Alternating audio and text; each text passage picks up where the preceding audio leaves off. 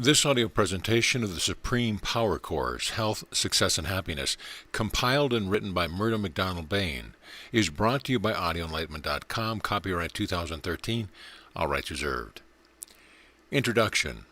This course has been compiled and written by Murdo MacDonald Bayne, a specially trained scientist who has studied in various parts of the world the secrets of the natural law, and the secrets of the physical body, the secrets of our mental and emotional activity, and the secrets of our divine power. The course includes 22 lessons of over 2,000 words in each lesson, over 50,000 words of concentrated knowledge on the scientific application of the natural laws, a guide to your life and health, your affairs, and your happiness.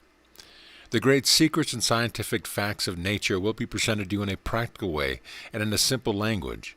In fact, anyone can understand the method by which the greatly desired health, success, and happiness will become theirs, their very own.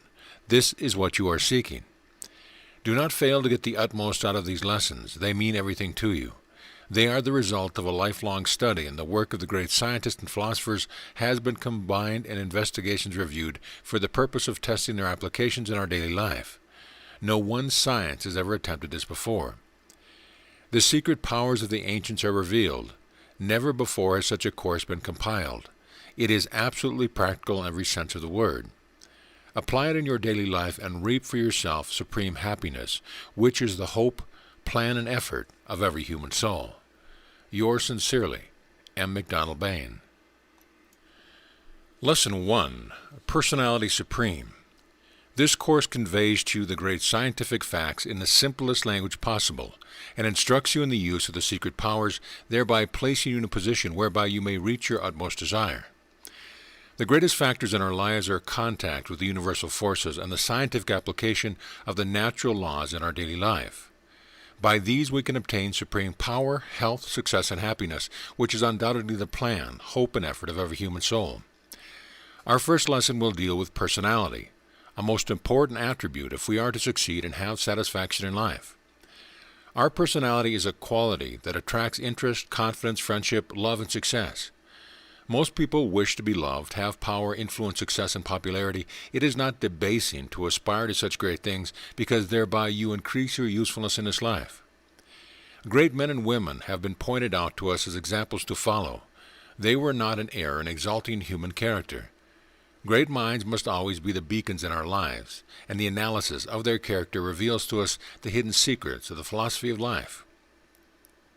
The first fact that you have to consider is that you are something like a storage battery, and that you are constantly receiving and discharging currents of attraction and repulsion. You are being acted on, with your will and against your will, continually and constantly. Please realize the importance of this fact. Our next consideration is that here we have a form of mental current. Is this thought? Well, not exactly. Because it manifests itself without thought, it is added to thought. Mental currents are very like electricity. In fact, it is the same force but a different manifestation. Electricity is an unknown force, and we will call this force personal magnetism, a name given to this unknown force. We can learn, therefore, to govern and apply this force as we can govern and apply electricity. We will now observe the operation of this force through the different people around us by examining their different characteristics and attributes. Men and women are equal in every respect in regard to the development of their personality. We will now examine the magnetic personality. When we come in contact with a strong magnetic personality, the feeling that comes to us is a sense of ease and rest. The magnetic person is not nervous, is not fidgety. You can recognize a hidden power, reserve strength, but you cannot localize it. There is something you cannot define, nevertheless you feel this powerful attraction. This power which you feel is really part of yourself, which we will understand much better as we proceed with this lesson. There is a fascination with this magnetic person. His eyes hold you. They are not staring. They seem to be glued on the root of your nose when he speaks. He is intent, but not offensive. You feel that he is your friend. When he speaks, he looks intent and masterful, but extremely kind. He is not self-asserting or argumentative. He is always polite. He knows what he wants and is in no hurry to get it, because he is confident he will eventually obtain it. This is part of the secret. He has the knowledge and the power. He understands the law of cause and effect. The weak grow weaker and the strong stronger. The positive must always affect the negative. The negative will always surrender to the positive. The old saying, "From him that hath not shall be taken away even that which he hath," is true in law as well as in sentiment. Now examine his conversation. In dissecting it, you will find that there is nothing that can be constructed as self-assertive or vain. He does not burden you with his opinions or his desires, but he generally gets yours. The trend of his conversation is on general topics.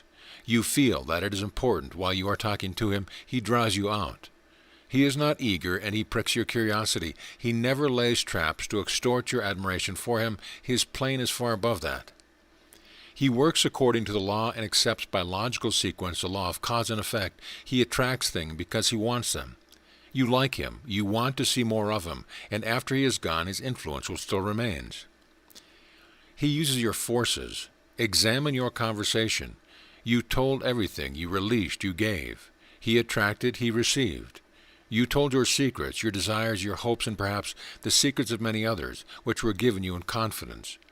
Had he willed it, you would have had to receive just what he wanted to give. It is the law. He knew, and you did not. He made a pleasant impression upon you. Knowing his power, he took the honey, just like the bee, and went his way. Remember, force accumulated attracts. Force released is wasted and neutralized. The non-magnetic personality. This will be a good place now to examine the non-magnetic person. When you come in contact with him, he irritates you. If you are peevish, he intensifies your peevishness. He is morbid and gloomy. He is a drag to your happiness. You feel his weight upon you. You are called to lift him up. He says he is misunderstood. He is full of grievance. He is a grumbler, a babbler. He tells his secrets and other people's too. He wants you to share his troubles. He is a dependent, a negative, and without reserve. You reach him easily by flattery. When he is gone, you feel relieved. He is drawn from you because you did not know how to safeguard yourself. Had you known, you would not only have been able to safeguard yourself, but you would have taken something even from his weakness. The reason of his lack of attraction is that he is a dependent, a negative, full of grievances, degenerating and destroying his personality. The strong man never vents his grievance, never tells his secret, neither does he bluster or threaten. He leaves that for the weak, who wish to be thought strong. He has the power to subdue his circumstance. He holds an attitude of mind which enables him to govern and control his environment. The weak person admits failure. He has no personality by his own confession. He is weak, inviting failure by his attitude of mind, and is doomed by the law of cause and effect. Therefore, pay attention. Do not air your grievances. Seek not sympathy nor flattery. Do not waste your energy. Make this force your own. How to cultivate a strong and magnetic personality.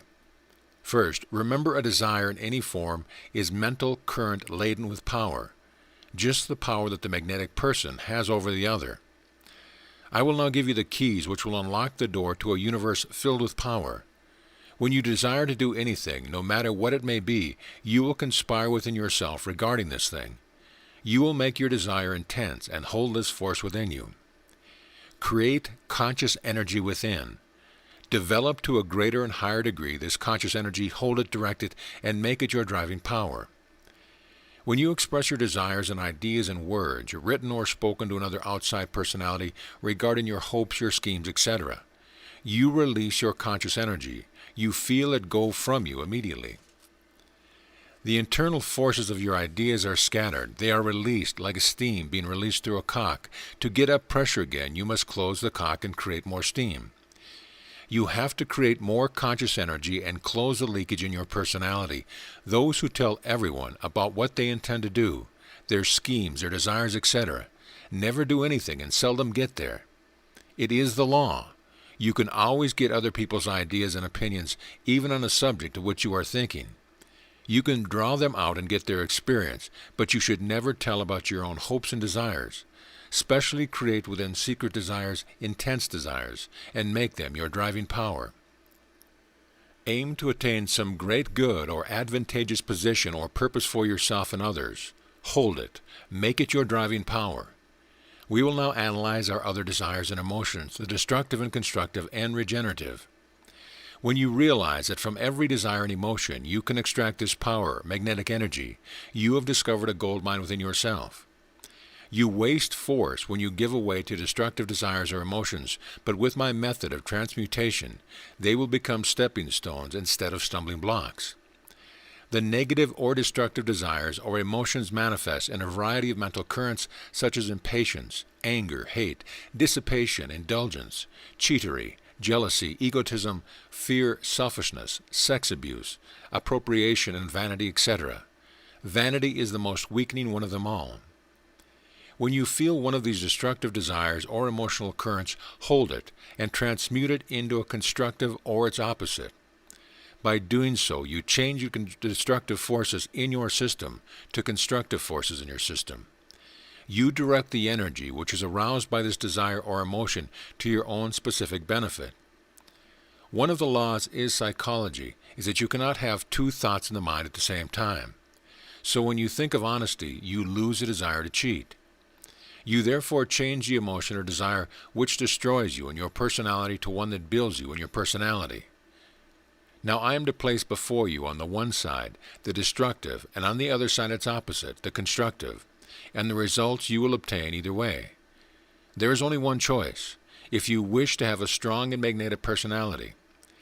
Take a person who desires to cheat. If he turns his mind to the results obtained by honesty, he loses his desire to cheat.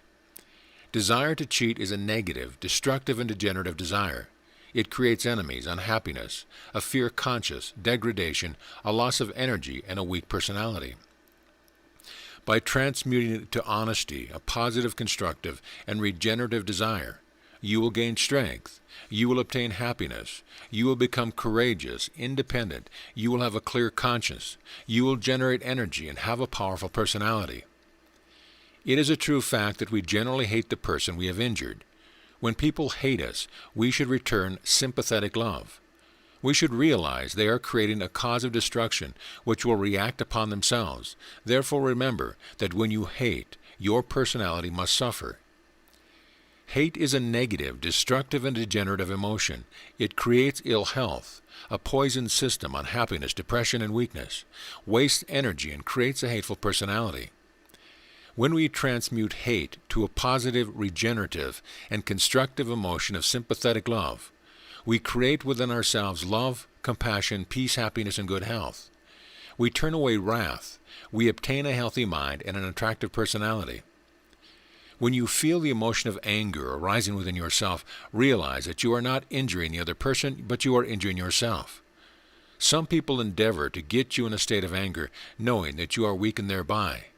There is a great truth in the saying, love your enemies, return good for evil. Love is the animating and constructive power of the universe, which protects us from all evil. Anger, the negative, destructive, and degenerative emotion, creates ill health, a poisoned system, premature old age, sickness, loss of energy, and a weak personality. But by transmuting it into its opposite, the positive, constructive, and regenerative emotion of peace and love, we obtain health, power, love, youthfulness, happiness, poise, an energized body, a strong mind, and a beautiful personality. Most people become jealous of those who are able to do better themselves, or are seemingly more attractive than they are. Instead of becoming jealous, which is an admission of failure, we should admire and endeavor to create within ourselves a quality which will enable us to achieve or even surpass the qualities of others. Jealousy is an admittance of failure and creates sickness, weakness, jaundice, loss of energy, diseased mind, and petty personality. By transmuting the negative jealousy to the positive admiration, you obtain inspiration, courage, action, achievement, greatness, and a strong and fine personality. Egotism. The egotist who becomes overbearing in his personality loses all of his friends. He becomes unhappy. He thinks he is misunderstood. He wastes his energy and is an admonition to every person with whom he comes in contact. He is absolutely devoid of personality. He must transmute his destructive character to the positive and constructive of quiet confidence. He then becomes popular. You sense a power within him. He is happy. He understands himself. He becomes attractive. He gains many friends and has a strong personality. Then we have humility on the one side and modesty on the other. Humility is really self-abasement, an admittance of failure, creating depression, unhappiness, and weakness, by the attitude of mind wasting energy and destroying the personality. This characteristic can be molded into a powerful one in modesty. When one realizes that the supreme power is working through him, he senses a terrific power at his back. The power of the universe, in fact, he becomes trustful, faithful. His thoughts are creative. There is great strength in his apparent weakness. He is internally happy and has an attractive personality. Selfishness can be transmuted into its opposite, kindness. The person who is grasping and continually scheming how he can snatch something from the other eventually loses all. He becomes miserable and unhappy in mind. He is tied to the transient and fitting things, and is torn asunder by the law of cause and effect. He sees things as they seem to him, thinks they are real. What an awakening awaits him! On the other hand, when one's selfishness is changed to kindness, which is the basis of a great law, learn to give before you can receive. He gains all wealth, happiness, success. It is the law of cause and effect. He sows good seeds and reaps abundance. He also sees things as they really are, not as they seem. He attaches himself to the real and not to the unreal. We know what abnormal fear does to us. It creates immobility, paralysis, nerve exhaustion, failure, disease, weakness, and a poor personality. On the other hand, when we transmute our fear to reason and courage, we gain confidence, nerve strength, success, health, calmness, a responsive body, and a strong and courageous personality. A great deal of energy is wasted by animalized sex thoughts and emotions. If we could but realize that there is as much energy wasted in one such sexual emotion that would otherwise keep our body functioning for several days, we would change this emotion to a pure love emotion. On the negative side, we have weaknesses, mental exhaustion, and a weak personality. On the other side, we have beauty, love, complete expression, and a powerful mentality, an energized body, and a beautiful personality. Now we come to indulgence. A great many people smoke too much, and energy is to be used to eliminate the excess poison from their body. Some drink too much alcohol, and their energy is used in cleansing the body and resisting attacks of the poisons which have been circulated in the blood. The majority of people suffer from overeating, and a great deal of energy is used up in getting rid of the excess matter. They suffer from what is known as food intoxication. Moderation in all things is your keynote. The most weakening of all emotions is vanity. The vain one gives away his secrets. He tells all about himself. He seeks flattery. He is a pompous fool. He is the weakest of the weak. He overdresses and is undignified. You will have gathered from the first part of these lessons how your personality is weakened when you give away secrets and talk about yourself. Vanity can be transmuted into a pleasant personality by the one who knows and understands. He is able to hold his secrets, is able to gain energy, draw others out. He understands the meaning of flattery. He uses it judiciously. He becomes self-confident.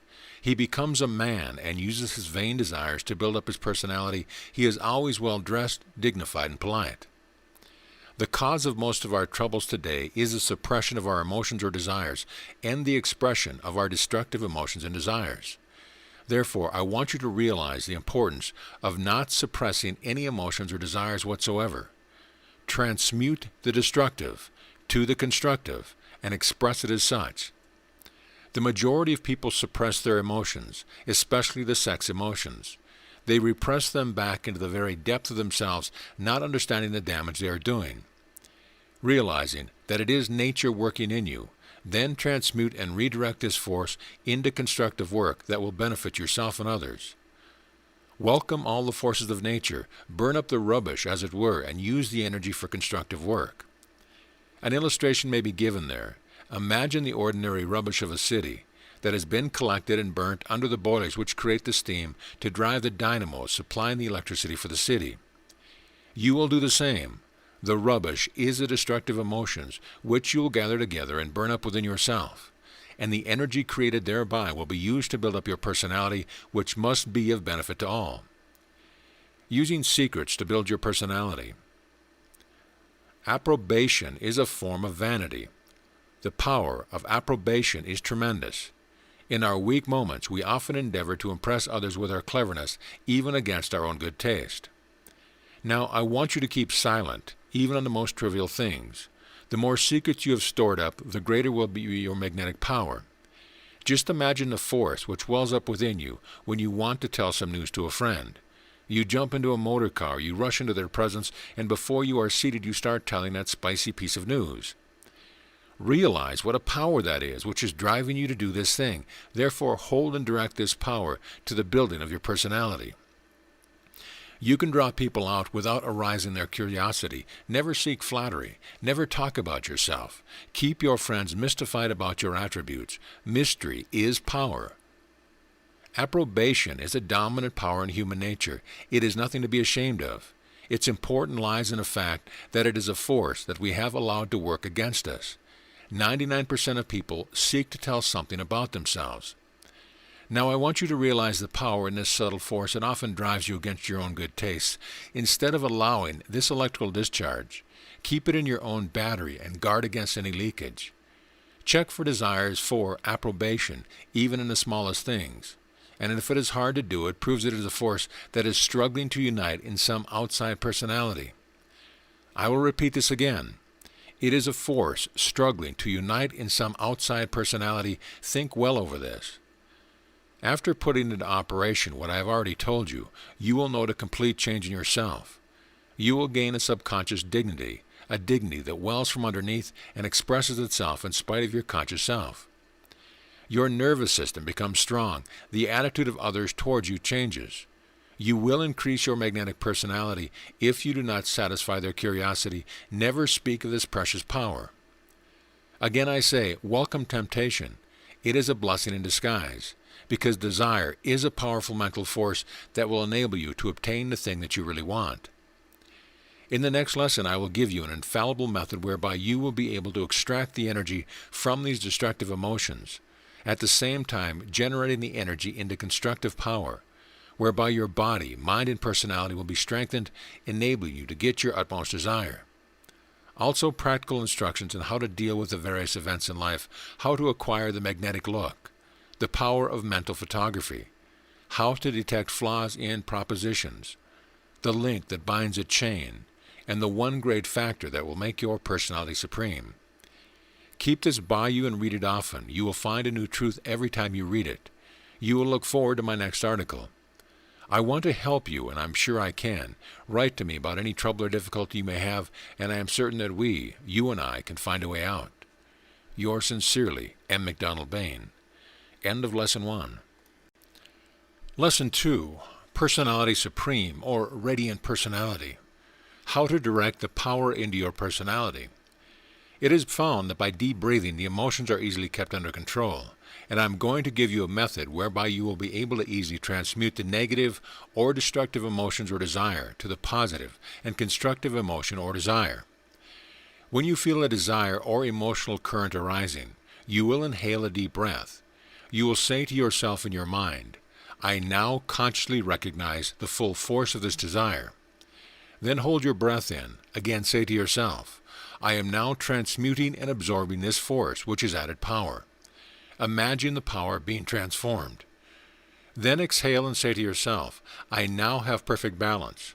I can control this magnetic force. I am strong, growing stronger and finer every day. Repeat several times if necessary. By this means, you are directing the energy of the desire into your personality. You are not repressing it back into your system to create a disturbance within, but you raise it up, as it were, and bring it under your mental control. It is directed and transmuted into an energized force which regenerates and enables you to overcome all of your difficulties. You rise above temptation. This is an instrument placed in your hands which will enable you to reach a position for which you have probably been struggling all of your life. Now I want you to consider this. Never blame others for your lack of attraction. Some people think it is the fault of others when they are not taken notice of. Those who think they are faultless generally have the most faults, and when their faults are pointed out, they become peevish. I tell you sincerely, be pleasant, be yourself, your real self. Be strong, silent, polite to others, and the energy you have stored up within will attract others to you. Things change, your eyes become brighter, your fears disappear, you are stronger, and others are attracted to you. Make the most of the precious power. The things you wanted will seem to drift your way. Do not be anxious. Wait. Allow the working of the law to take effect. When you get these things, they will seem of little value to you, but do not get discouraged. Glory in the sense of power, because there are greater desires beyond which you will eventually reach, and when you reach one summit, you will find other peaks beyond. You will feel happy. You will be in tune with the power, of which I will speak later on. Some practical instructions on how to deal with the various events in daily life. Sometimes you may be in a position to come in contact with or before a bully. The particular bully which we see sitting behind a desk or in an armchair, his one aim to make his brother man feel small. Now remember this fact. All such men are weak, and you can pierce his armor very easily if you will follow my instructions. You will make an impression on him he will not like to admit. You will employ the central gaze. You will speak to that teeny speck between his eyes at the roof of his nose. Because he is nothing more than a teeny speck, all such people are teeny specks in the eyes of a man who knows. His veneer is only a defense to hide an inferiority complex. He is to be pitied rather than despised. When you speak, speak forcibly and with confidence. Your bearing should be of an easy, quiet assurance, and a sort of unobtrusive calmness. And when he speaks to you, you will look away from his eyes to his coat or the desk or anything about him. Then when you wish to speak to him again, you will search out the little speck between his eyes and speak to that speck. When you have gone, you may be sure he will remember you, even if he does not like to admit the impression you have made upon him just because he does not know himself. A sneaking admiration will well up within him, and you may be sure that the next time you visit him, you will find him very different. He is anxious to know you. You must never hint that you are trying anything on him. That is your secret, and your strength lies there. You may take the more important way, vis-a-vis, by seeing the real man hidden behind the veneer. Every one of us has the Spirit of God within, which is true, good, and perfect, and expresses itself when we are true to ourselves and know ourselves. But most people do not know themselves and are therefore false to themselves and others. Confidence and how to acquire it, the searchlight of the mind. A great many people lack confidence, and a good way to obtain this virtue is to go into a room by yourself, place a chair in the center of the room, and imagine that there is someone sitting there to whom you wish to speak. Then express yourself regarding the proposition that you are interested in to this imaginary person. Speak out with confidence and calmness. You will find that when you are expressing your opinions, ideas, and desires, you will be able to rectify them. Also, you will be able to extend and rectify your proposition, and your subconscious mind will take up the matter, analyze and rearrange the facts. A day or so afterwards, express yourself again. You will not only find complete confidence welling up within you, but you will also find that the idea you had in the beginning are changing. They are being rearranged in a logical way. And you will see plainly that if you had put your scheme into operation, you would probably have had only medium results, whereby now you understand your proposition and have perfect faith in yourself, and your confidence will carry you through to a complete success. By this method, you will be able to make your interviews with other people a success. It will make your mind alert. You will be able to detect flaws instantly, and above all, you will gain complete confidence in yourself. Here you have a method by which you can express your ideas, secrets, and hopes without expressing them to an outside personality, thereby reserving your magnetic power. At the same time, you are creating conscious energy within yourself by your ideas and desires. You thus get a better view of your desires and how to put them into operation. You are also turning your desire into driving power. The power and influence of a handshake. A very important thing in a person's life is to know how to shake another's hand. A great many people either crush one's hand to a pulp or place their hand in yours as if it were a piece of meat. Now, the correct way to shake a person's hand is to hold the hand firmly for a second or two. Give it a gentle shake, at the same time looking straight into their eyes and flashing the thought, "You are a friend of mine, and I am a friend of yours."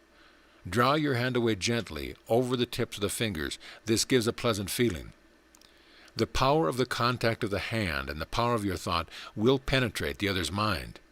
He will feel that he really likes you, but it is you who have put the operation this powerful reactionary force. There is much more in a handshake than one would imagine, but there is not room for a long discourse on this subject. I want you to think carefully over what I have said, put into operation this instruction, and see the result for yourself. The magnetic gaze and how to acquire it. Another important thing in a man's makeup is how he looks at another person, and how he can hold another person with his eyes. I am therefore going to give you the standing of dignity and power that you require. You will take a mirror and a place at a table. You will sit down in front of it in an armchair.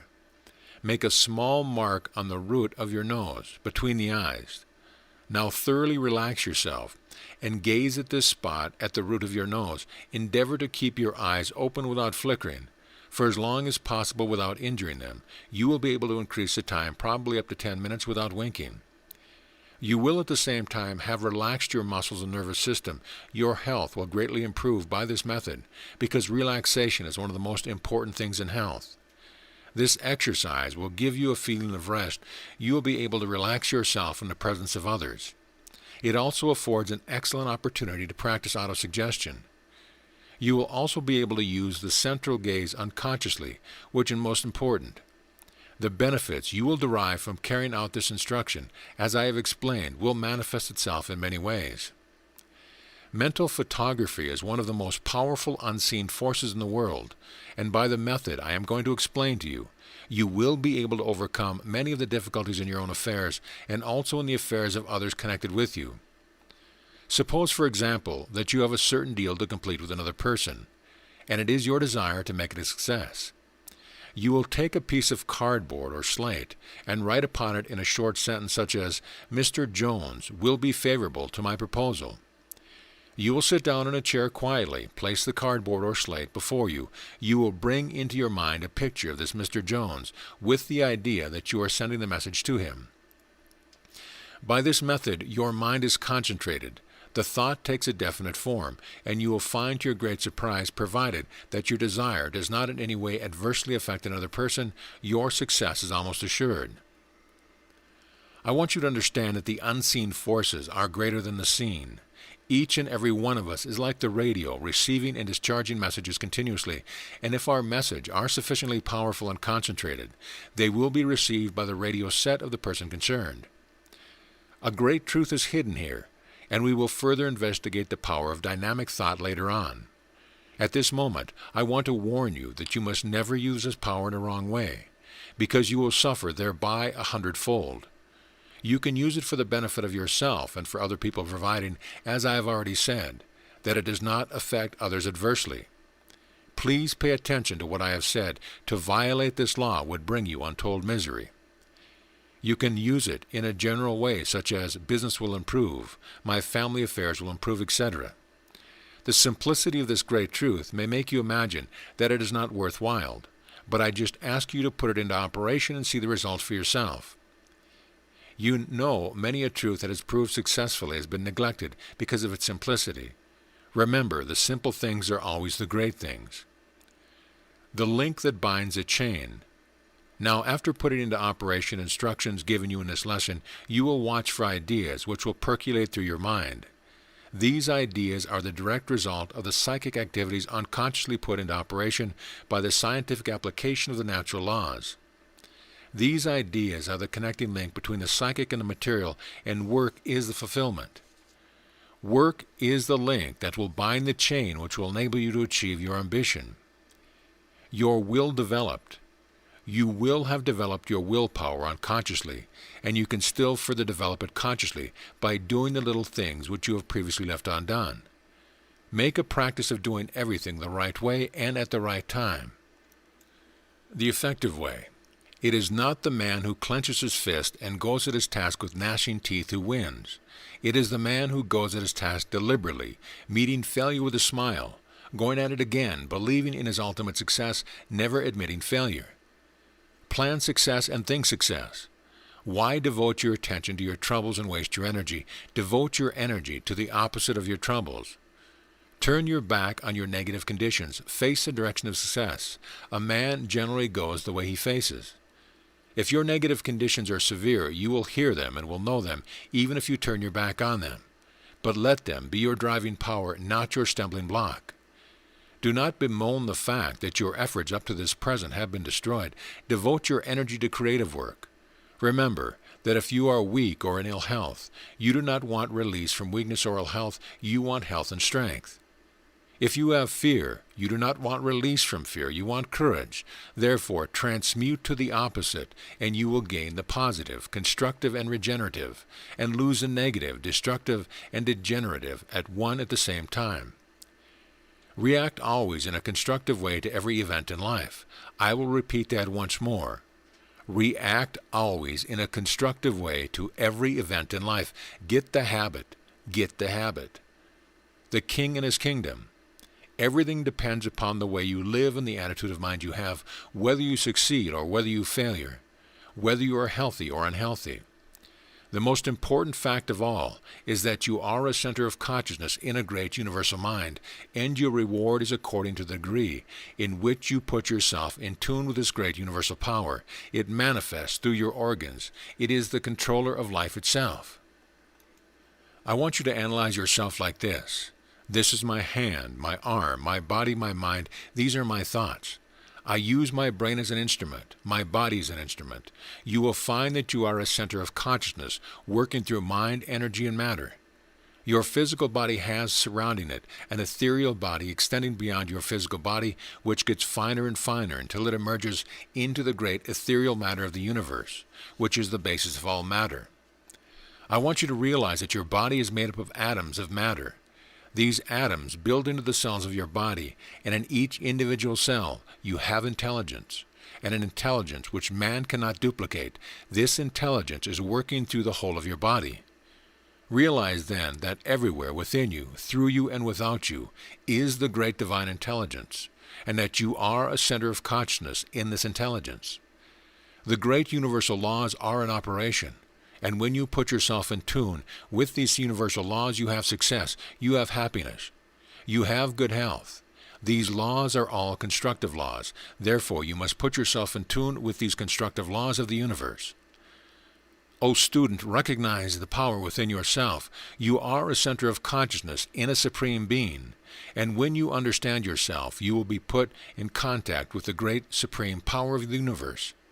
He will work through you and through your operations in a constructive way, just the same as he works through your body in a constructive way.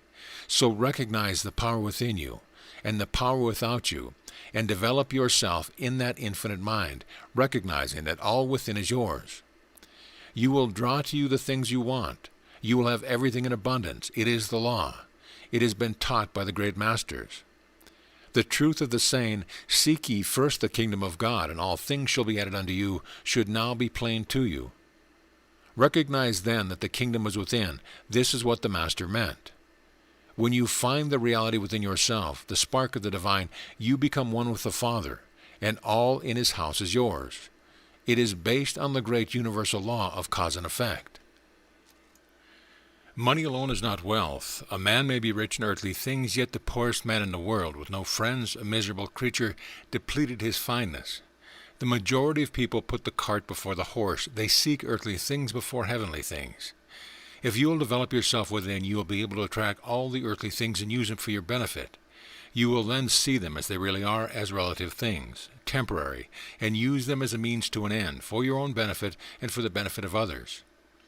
You will have personality supreme if you put yourself on the constructive plane, in tune with universal power. Build, build, build, and work in the plans in operation, not against them.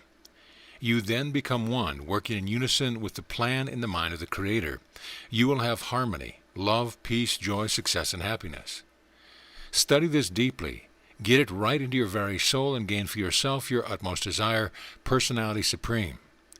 Our next lesson will show how the mind affects the health, the cause and cure of neurotic troubles, a trip through the invisible universe, showing how we function in all planes, scientific investigation with sensitized photography, the interpenetration and blending of the subtle powers within and through us, how we create defensive mechanisms within ourselves is thoroughly explained, the key to our repressions and how to eliminate their effects, how physical conditions are created by the mind, the only sure method of elimination, the analysis of fear, a primitive power of defense which actuates the body of the animals and how it affects the human being today, what our repressed memories are and how they come to the surface, why we must do to eliminate them, how to extract the essence from our life experience and apply it constructively. Keep this by you and read it often, and you will find new truth every time you read it. You will look forward to my next article. I want to help you, and I am sure I can. Talk about the course to the friends, but do not let these lessons out of your hands. You may lose them. If anyone wants this knowledge, advise them to join this college or send in their name, and we will pay you for the trouble. Yours sincerely, a MacDonald Bayne. Some questions of this lesson that you should ponder. What happens when you direct the power of a desire into your personality? What method would you use to examine your proposition? Also, how would you create confidence in yourself for a particular interview? Explain mental photography and its uses. Why should you act in a constructive way to every event in life? And why is money alone not wealth? End of lesson. Lesson 3, Mind and Health. The cause and cure of neurotic troubles. The question is often asked, does the mind affect the health? The majority of people know that it does, but have no definite idea why, and my duty to you in this part of the course is to explain in simple language, so that you can thoroughly understand the scientific facts underlying this problem. Neurotic troubles are generally called imaginary illnesses.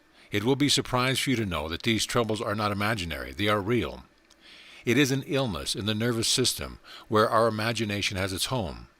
It is caused by a destructive element created by the repression or expression of destructive emotions and negative thoughts. To thoroughly understand why and how this condition exists, it is necessary to examine ourselves, and by understanding, we will be able to overcome our difficulties. Our first aim is to find out how we react to our environment, what really are our thoughts, our emotions, and what are their reactions. As I am condensing a large amount of scientific truth, it will be necessary for you to read these lessons carefully. You will find something new each time you read them. Let's take a trip inside the invisible universe. There are 3 great principles in operation throughout the whole universe. These principles are mind, energy, and matter, and they manifest in and through our physical bodies, as well as in every conceivable object in existence. Everything is created from these 3 great basic underlying principles. All matter can be broken up into its atomic form, which is the basis of matter. The atom itself is like a miniature universe. It has a central sun called a proton, and revolving around this proton are small centers of energy known as electrons, which create, as it were, an eddy or whirlpool in the unknown ethereal substance. These atoms correspond to the universe which we are in, the sun from which we take our life, and the planets revolving around the sun, making up our universe, which is really only one of millions of universes in the great universe. The infinitely great and infinitely small, all within and emanating from the mind of the Creator. It is necessary for you to grasp thoroughly what matter is, and I will give you an illustration to help you. If we take a block of ice and apply energy or heat to this block of ice, it turns to water. More energy is added to this water and it turns into steam and evaporates into oblivion, dissolving itself back to its original atomic form of oxygen and hydrogen. Now we can liquefy this air by a well-known scientific process. This air becomes water again. We can then freeze the water to ice, but the basis of the matter remains the same always. We can neither add to nor can we destroy matter. We can only change its condition. Take the tree for instances. The trees take from the ground and the air around them the matter that is necessary to build the cells which can become the giant oak and other trees. We see from the foregoing that the atom is the vortex of force. The energy in the atom is the electrons revolving around the proton which create the eddy or whirlpool. It is an action that is created by the central sun or proton, which really is the logos or mind of the atom, from which its intelligence and energy comes. It is just the same as our universe. The sun is the logos, or center from which we take our energy and life, the earth and the other planets being only parts of the sun, vitalized by the sun. Just as the planets maintain their orbits around the sun, so do the electrons maintain their orbits around the protons, so we see that in the atom we have mind, energy, and matter. Matter which is visible to the physical eye is nothing more or less than the coagulation of these atoms brought together by laws of attraction laid down by the great Creator. That explains to you briefly the three principles of mind, energy, and matter in their basic or original form of manifestation. We therefore have intelligence everywhere, energy everywhere, all vibrating, penetrating one another, creating matter. Mind and energy pulsating at different rates of vibration create the different grades of matter. Matter that is visible to the physical eye vibrates from 450 million to 750 million vibrations per second. But there are vibrations above and below this scale that are not visible to the physical eye. You, the real you, are a center of consciousness in spirit pulsating through mind, energy, and matter. Controlling the greatest organization, you are an electrode, as it were, drawing to you the various particles of matter, building innumerable cells. These cells have an intelligence within themselves, building up the structure of your body. You can now realize the great intelligence, the energy and the matter from which your body is built. You are a center functioning on all these planes, mind, energy, and matter, with a central powerhouse having a terrific organization of telephone wires and channels, carrying messages and food to each cell in your body. In every cell in your body is a small dendron, which is the life wire, the nerve that carries the intelligent, vital energy, and a small capillary in which the blood corpuscles carry the food to this conscious mass of cells, continually replenishing themselves and building the body intelligently. So you see you have a physical body, which is a living mass of matter composed of conscious combinations from the atoms, small cells, and individual organs to the complete structure of your body. Your body is not solid, but in constant motion. There is great intelligence behind, in and through, which is constantly operating. We are unable to discover what this mighty intelligence is. We can only see its effects, and we must learn to work in harmony with it. When we work against this intelligence or break the laws either ignorantly or knowingly, we suffer. Remember that you suffer just as much from the ignorant violation of the law as you do from the conscious violation of the laws. You will understand this better as we progress. Man has more than one body, proved by science. Western scientific investigation has proved that man has more bodies than the physical. By sensitized photographic experiments performed in the laboratories of psychological research, it has been definitely proved that the philosophy of the ethereal body is correct. The ethereal body interpenetrates and extends out from the physical body and emerges into the aura of the person, which projects ordinarily about 3 to 5 feet, both emerging into the atomic structure of the great invisible universe, which is really mind, energy, and visible matter. So, student, I want you to grasp the great truth, that your body extends throughout the whole universe, that you are part of one great whole and not separate as you imagine. The three manifestations of man. Now we see that there is a mental process everywhere in our bodies. This we call our mental body. The ethereal body, or the energized body, is the body affected by our emotions. We will call this our emotional body. The physical body is where we have sensation and manifestation, which is the action of mind and energy. And a consciousness is manifesting through this mass of cells, dendrons, and capillaries. You are the central powerhouse within. Health is nothing more than your physical body vibrating in perfect harmony and rhythm, your internal organs in tune, and your subtle bodies blending in vibration. Disease, then, is disharmony, nothing more nor less than disharmony. How our trouble originate and their effect on our bodies. Now let us see how our troubles come about, especially those which affect our nervous system and create nervous disorders, neurotic troubles, etc. I want you to remember that the food that you eat has something to do with the healthy condition of your body, also putting into operation the natural laws in connection with the care of the body. But this will be explained to you in a later lesson of this course. As present, I want you to understand how your thoughts and emotions affect you mentally, emotionally, and physically. Thoughts and feelings are modes of motion. Thoughts and feelings affect our mental and emotional bodies and create vibrations of harmony or disharmony in the subtle manner, which in turn affects the physical body, because they interpenetrate one another. Therefore, may I say that thinking and feeling cause vibrations in the subtle matter, and create corresponding vibrations in the physical matter, eventually revealing a change in the tissue structure. Further scientific experiments have been carried out whereby it has been proved that disease can be detected before it reveals itself in the tissue structure. It can be detected in the vibratory stage, which is the detecting of disharmonious vortices of force in the ethereal and physical body. We can go further and say that it is possible that this inharmonious vibration has its origin in our mental body, or we can call it a negative mind vibration or negative thoughts. Our senses reveal a universe with everything in vibration, and the only thing that matters to us is the response to these vibrations.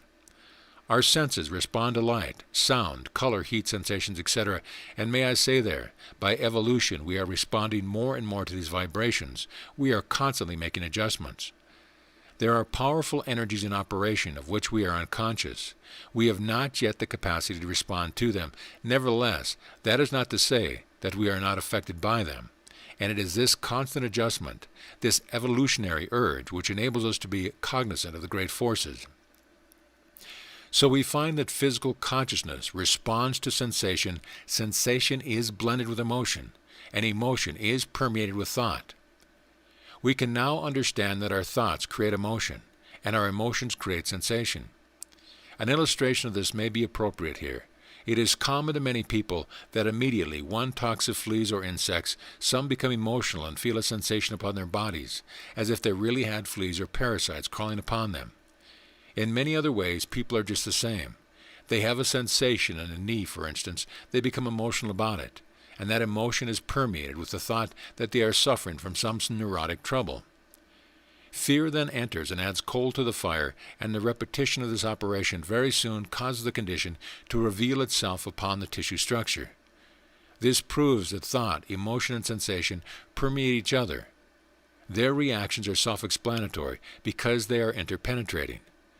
We will now take into consideration the destructive elements and will divide some into three sections.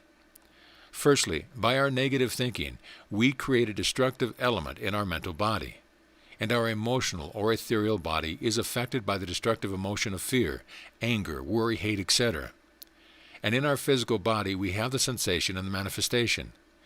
These three interpenetrate each other, and up and down the scale, reacting on each other, we have thought, emotion, and sensation, emotion, and thought.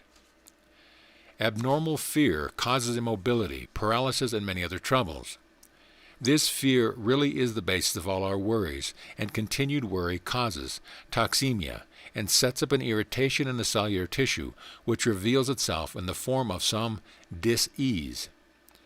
Anger creates sickness. The glands secrete a poison which is taken into the bloodstream, and consequently the body is affected thereby.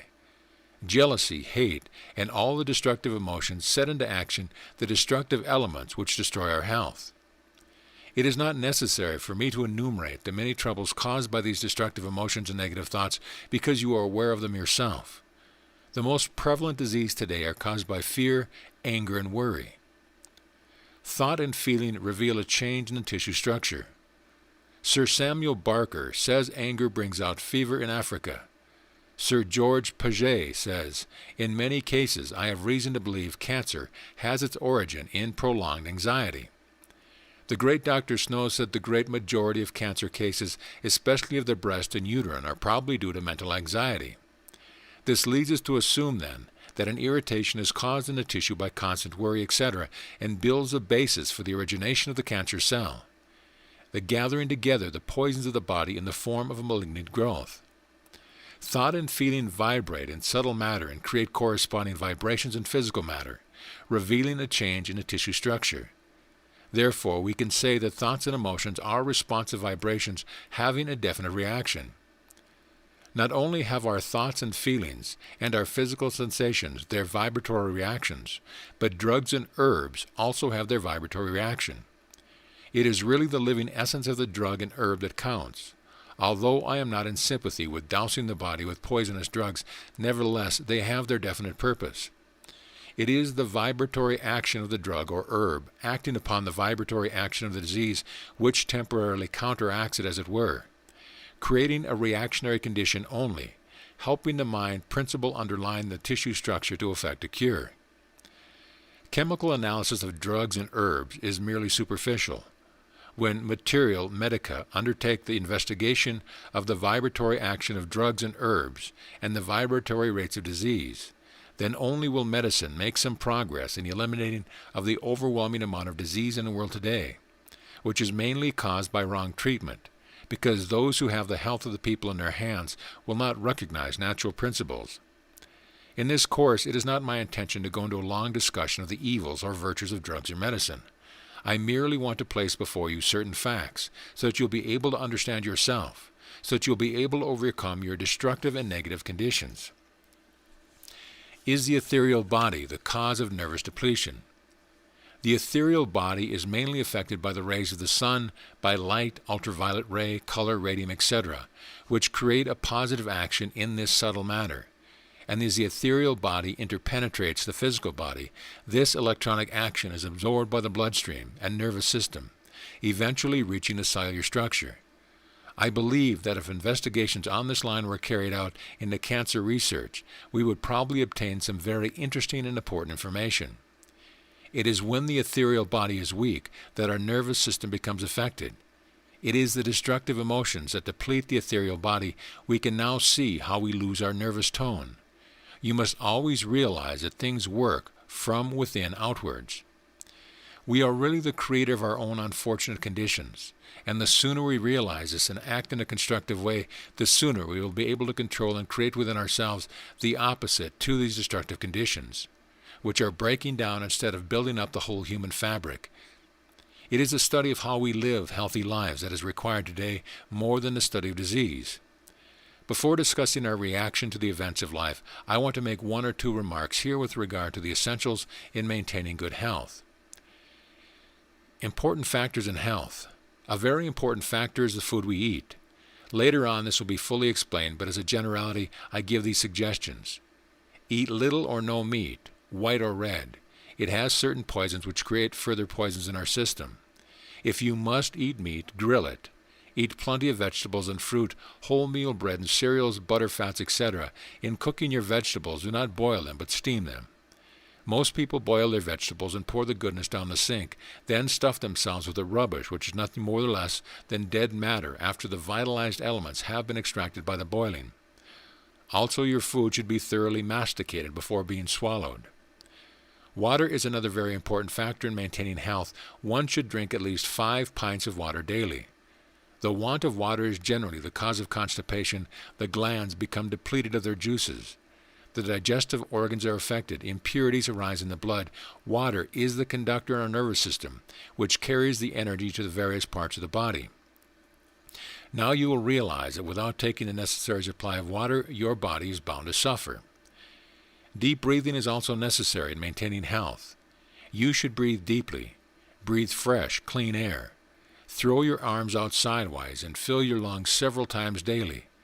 The oxygen you absorb burns up the poisons in your system. You will hear more about this later on. Relaxation is another necessary factor in relieving nervous disorders. You should completely relax your body and mind at least 2 or 3 times a day, giving yourself up completely to the universe as it were. Your health can only be restored while you are in a relaxed condition. That is why you go to sleep at night, to replenish the waste which has been created during the day. But all this will be explained in a later lesson. In the next lesson, I will show you how spontaneous suggestion takes place, how physical conditions are created by the mind, what our primitive features are, how physical pain is sometimes substituted for an indecision. Does man fear with his organs? Banishing our fears, how painful memories affect our health.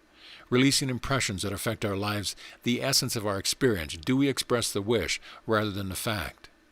Frank recognition of ourselves. Our ideas must change according to the evolution, the power behind, in and through us. Keep this by you and read it often. You will find a new truth every time you read it. You look forward to my next article. I want to help you, and I am sure I can. Questions related to this chapter. Explain briefly the principles in matter. Explain briefly the ethereal body. Why do mental and emotional vibrations affect the tissue structure? What does abnormal fear do to us? What is it that depletes the ethereal body? Why is it more important to study how to live healthily than to study disease? End of lesson. Lesson 4, Mind and Health, our reaction to the events in life.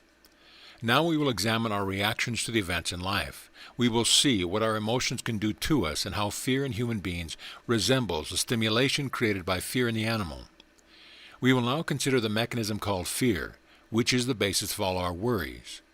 Abnormal fear plays a part in most lives, and a knowledge of how to eliminate it is of inestimable value. Animals act on instinct. Action follows perception, and a sort of mechanical reaction takes place. Man's perception is not immediately transferred into action. There is an interval for choice between perception and action when our imagination runs rampant. It is in this interval between perception and action that fear enters. Spontaneous suggestion takes effect. Ideas are set up in the subconscious mind unknown to our consciousness. We have not brought our reason into action, and a great deal of our mental makeup is the result of these spontaneous suggestions of which we are unaware. They create a destructive element which reacts on our nervous system. The nervous system must always be the first to be affected. It is not really a diseased condition that is set up. It is more like a disturbance in the conduction, a blockage as it were, but the cells of the body must eventually be affected. In most cases, it is the mind and functioning organism that are affected by these disruptive forces of which we are not consciously aware. Physical conditions created by the mind. Disease has three aspects: mental, emotional, and physical. Sometimes it is 90% mental and emotional and 10% physical. When we remove the mental and emotional effect, the physical disappears instantaneously. This is one of the reasons for instantaneous cures. Pain can be damped down by paying no attention to it. For example, take a soldier wounded in battle. He is very often unaware of his wound until the excitement of the battle is quieted down. We also have proof of this in the Christian martyrs when they were tortured to death. Their belief in their cause was sufficient to prevent the registering of pain. On the other hand, we have the condition of fatigue or insomnia, where sensation is transferred to pain. People beg for sympathy on the grounds of the physical rather than the mental pain. And here the magician waves his wand and transfers our mental pains to physical pains, pains created that can be talked about. I knew of a woman who had a big family. The family had been growing up and departed to different parts of the country, engaging in their own particular sphere of life. Mother felt very lonely. She had a severe mental pain coupled with strong emotional desire to have her children around her again.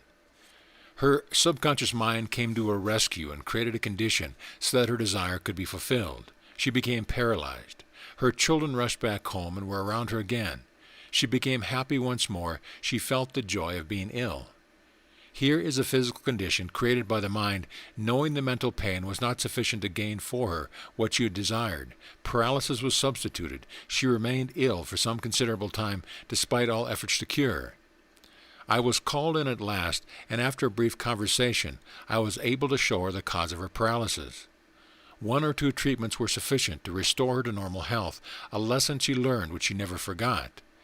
It was the making of that woman. She always now reacts in a constructive way no matter what happens, and is living happily today, having enjoyed her experiences. Physical pain is sometimes substituted for an indecision. It is a mechanism set up within the person to keep a balance between the two conflicts. A girl desires to marry. She does not want to leave her mother yet. She does not wish to give up her sweetheart. And she requires something so as to hang on to the balance.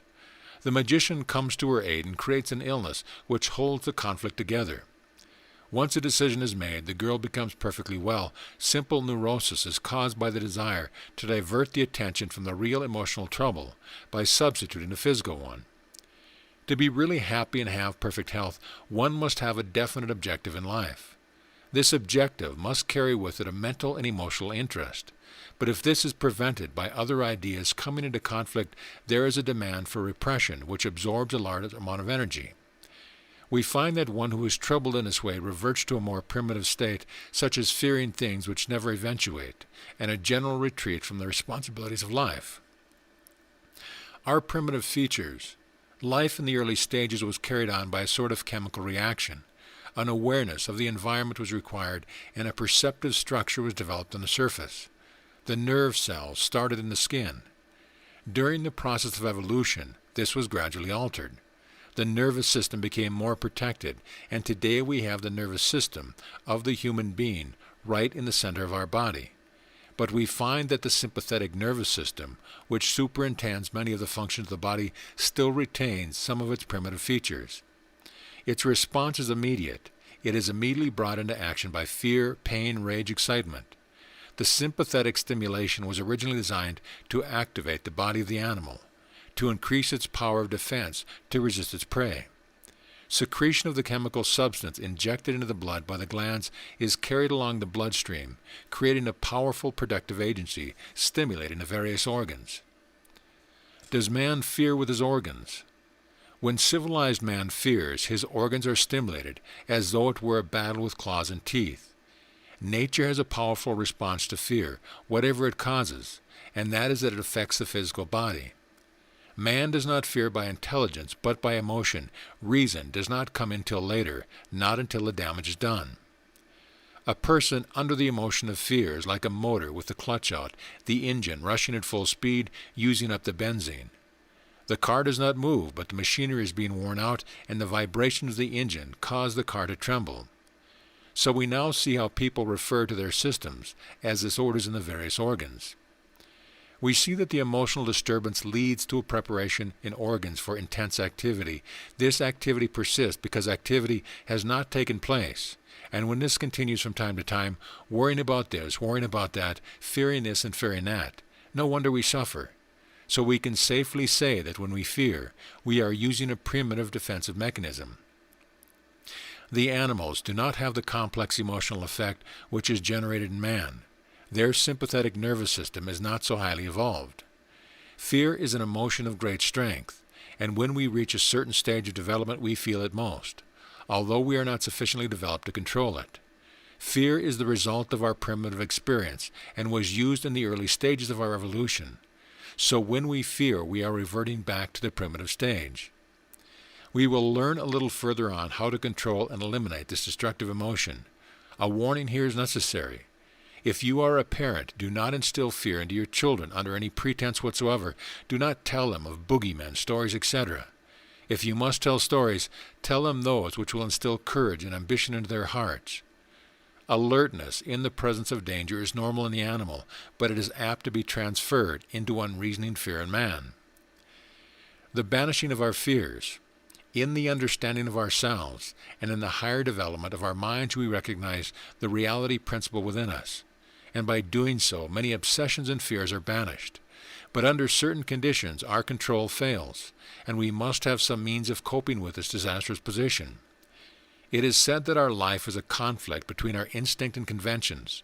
The energy generated by our instincts or lower emotions finds itself opposed by our environment, like a force rising to the surface, by being repressed by our new surroundings. It is here where transmutation comes in. In my first lesson, I thoroughly explain this, and those who have not this first lesson would be wise to get it. There is a mine of information in all these lessons. One is interlocked with the other. By means of transmutation, we transfer the destructive to a constructive. Thereby the energy generated by the lower instincts is diverted into the higher channels. Because if repression fails, we find this energy rising to consciousness by different routes, producing painful results.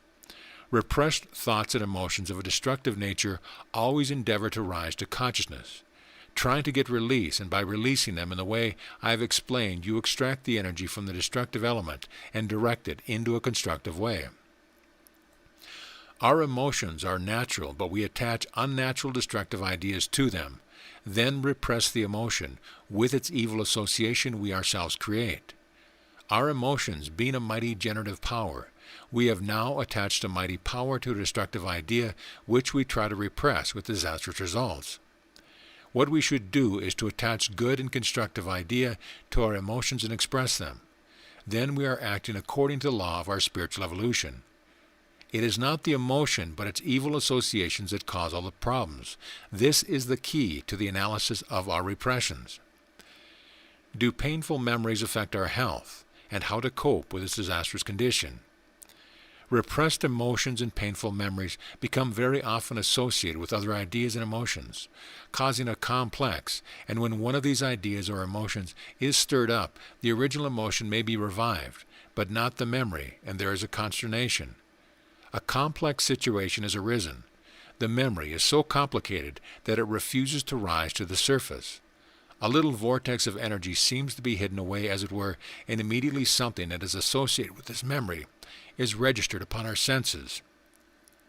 Either by hearing or seeing, the message is carried to this vortex, a little bell as it were. The bell is rung on known by us, and the emotion attached to it fires up through our bodies. It is carried really by the association. The emotion has been stimulated, and our body trembles. We wonder why. What is the reason? Oh, what is the reason of my trouble? When a memory is a painful one, we generally endeavor to repress it. And there is a defensive mechanism set up which has been really created by ourselves by the desire to forget this memory. And this defensive mechanism leads us away from the cause of our trouble, very often substituting some physical condition. These emotions set up a destructive disturbance which may attack any particular part of our body, and not having any knowledge of the cause, we become anxious. A defensive mechanism often causes paralysis, and many people today are suffering from such causes because of the fact that a person hates the work engaged in and is secretly wishing something to happen. A defensive mechanism may be created with disastrous result. But immediately one realizes the cause of the trouble, it disappears. Cases like this are quite common. When the cause of the effect is not recognized, fear is produced, and fear is an auxiliary force which further stimulates into action the destructive elements already in operation.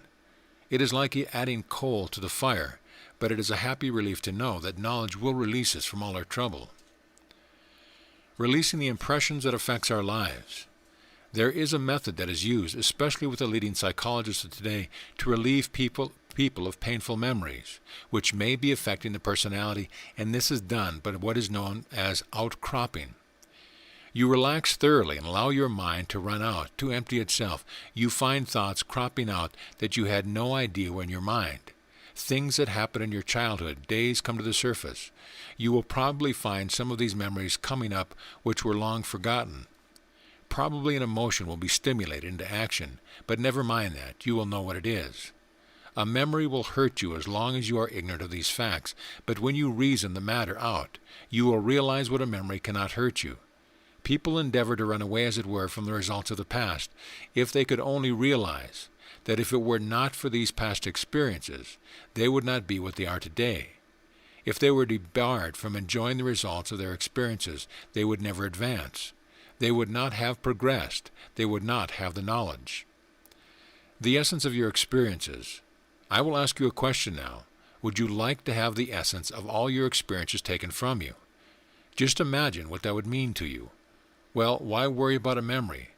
I hope this will be a lesson to you never to suppress an emotion or painful memory, but to transmute it into the constructive. Look upon your experiences of the past as stepping stones for the future, and be glad that they occurred to you, because it is the working off of some past violation of nature's laws.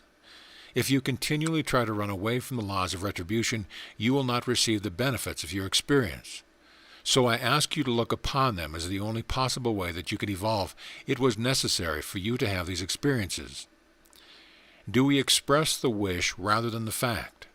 Our psychic development is so recent that we are puzzled by our environment. For instance, to give you an idea of what I mean, supposing that your great-grandfather came back to the earth and found all the various new inventions such as wireless, flying, television, etc., he would be puzzled by his environment. You are just that great-grandfather passing through the various stages of evolution, contacting new forces, constantly and continually. Therefore, our task is to see things as they are, not as they seem. Most people generally express the wish rather than the fact.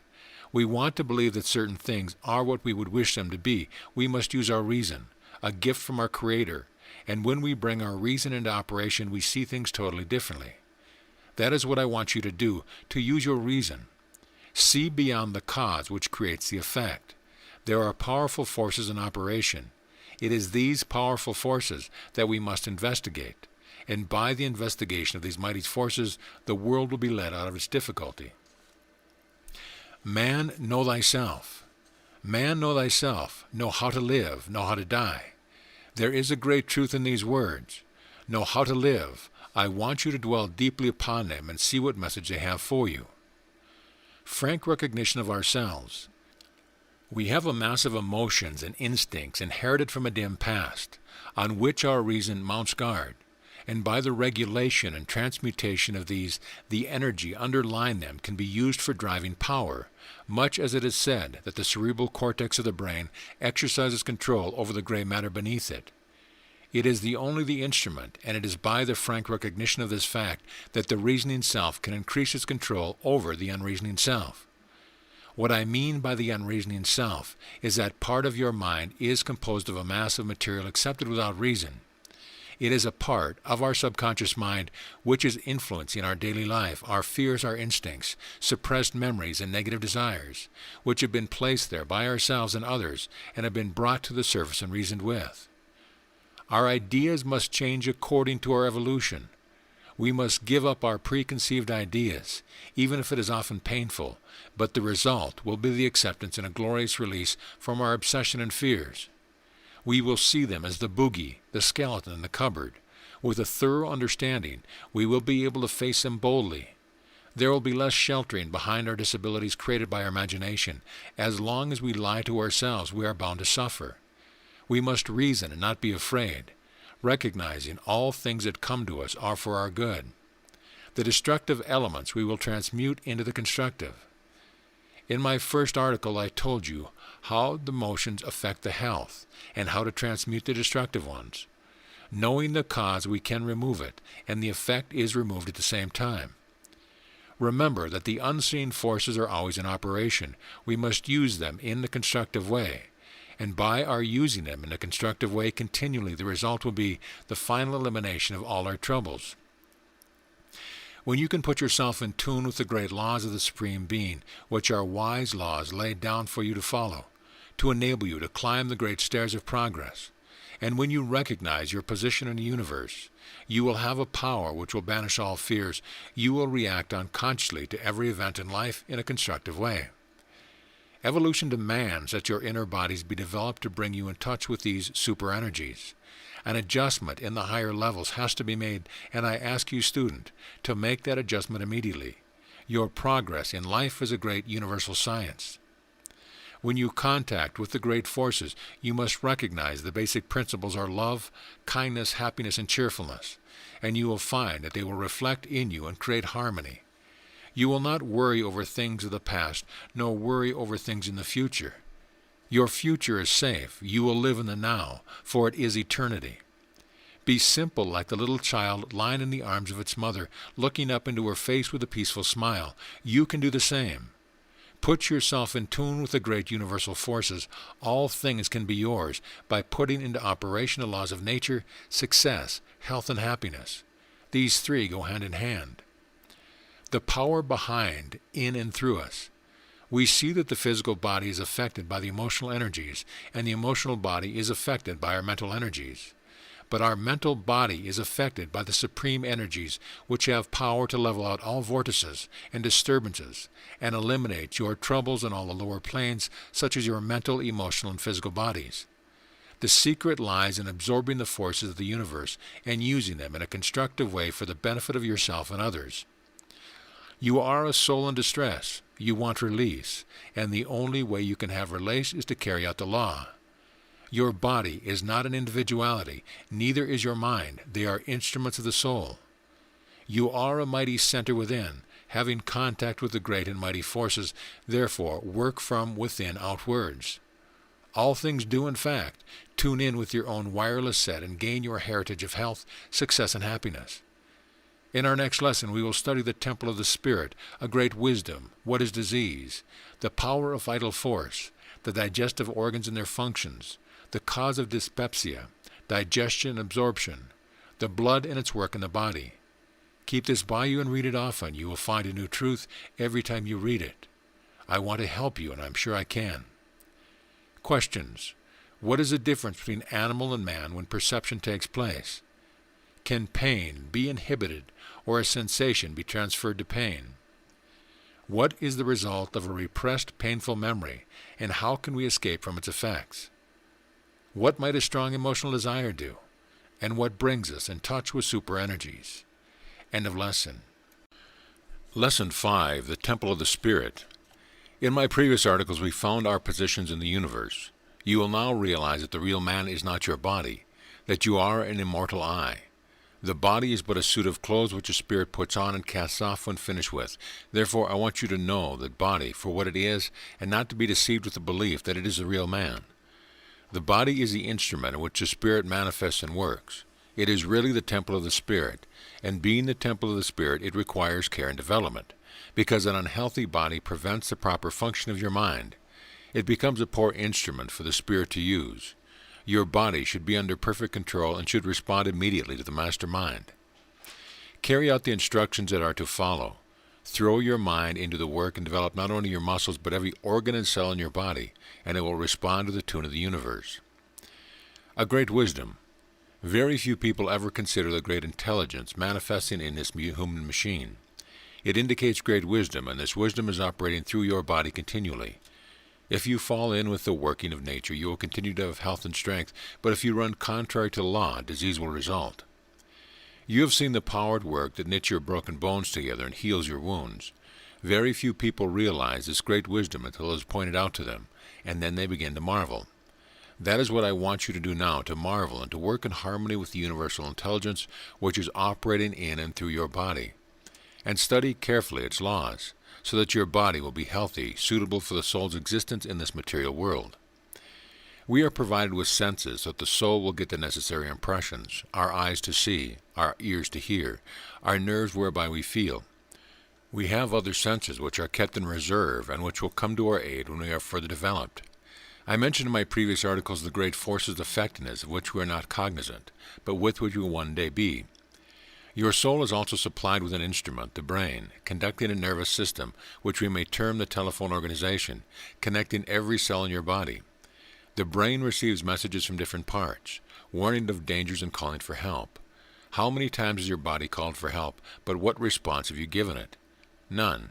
It has now come to the stage where it refuses to make any more calls for help, but when you put in operation my instructions, that call for help will revive again, and you will glory in the happiness of good health. You are supplied with a framework around which muscles and tendons are built so that you can move from place to place.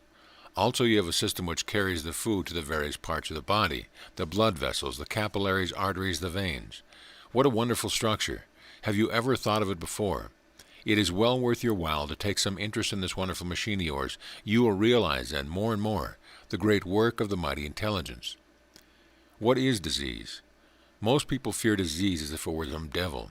The very fear of disease tends to bring you in touch with such destructive forces that I have told you about. Health is the natural state of man, and disease is simply the absence of health, nothing more. And if one follows the laws of nature, one will have good health. We wonder what man is coming to when we read a list of names of different diseases applicable to mankind. Oh, what a fallacy! Why study disease? Is it not more profitable to study how to prevent disease, how to live a healthy life? The power of the vital force. There is a vital power flowing through everything, the power that creates and the power that disintegrates. The principle of self-preservation is part of this mighty force, and this self-preservation works unconsciously through our system. It is always at work, it never tires. It is sometimes hindered by our negative thinking, but our wrong feeling and carelessness in its care of the body. But we can always be assured that the power will work for us even under bad conditions. If we give it a free hand, it will keep us in perfect health. If we restrain it by unnatural living, we hinder its work. Nevertheless, it will fight for us, irrespective of our stupidity and in spite of ignorance. Have you ever seen how a seed planted underneath a heavy flagstone will lift the flagstone? Even if a seed is placed in the crevice of rock, it will render it in two. Have you noticed where trees are growing and their roots extend under the roadway, how they raise the roadway up? Imagine the power in this great and vital force, then listen to what I have to say. Allow this force to work with you. Most people do not eat, drink, sleep, breathe, or walk as nature intended them to do. Is it any wonder that they are suffering from ill health? The digestive organs and their functions. We will now take into consideration the digestion and assimilation of food which nourishes the body. Have you ever wondered what happens to the food you eat? If you knew what happened, you would be a little more careful in choice of your food. In a later lesson, I will go into the food question exhaustively, and you will then realize the great importance of eating the right kind of food. I will also give you the various foods necessary to help you eliminate the troubles already created by wrong feeding, and at this juncture I want to explain how the body functions and how to look after it. One of the most important things in digestion is the thorough mastication of your food. Food should be thoroughly masticated in your mouth and saturated with saliva juices before swallowing. In fact, it should almost melt away in your mouth. When this is done, it is prepared for the action of the gastric juices in the stomach, which reduce it to a liquid form that is easily assimilated and absorbed into the body. The majority of people today bolt their food. One would imagine they were like a fowl having a gizzard. Remember, your teeth were given you for a purpose. It is necessary for you to use them, for if you do not do so, you will very soon lose them.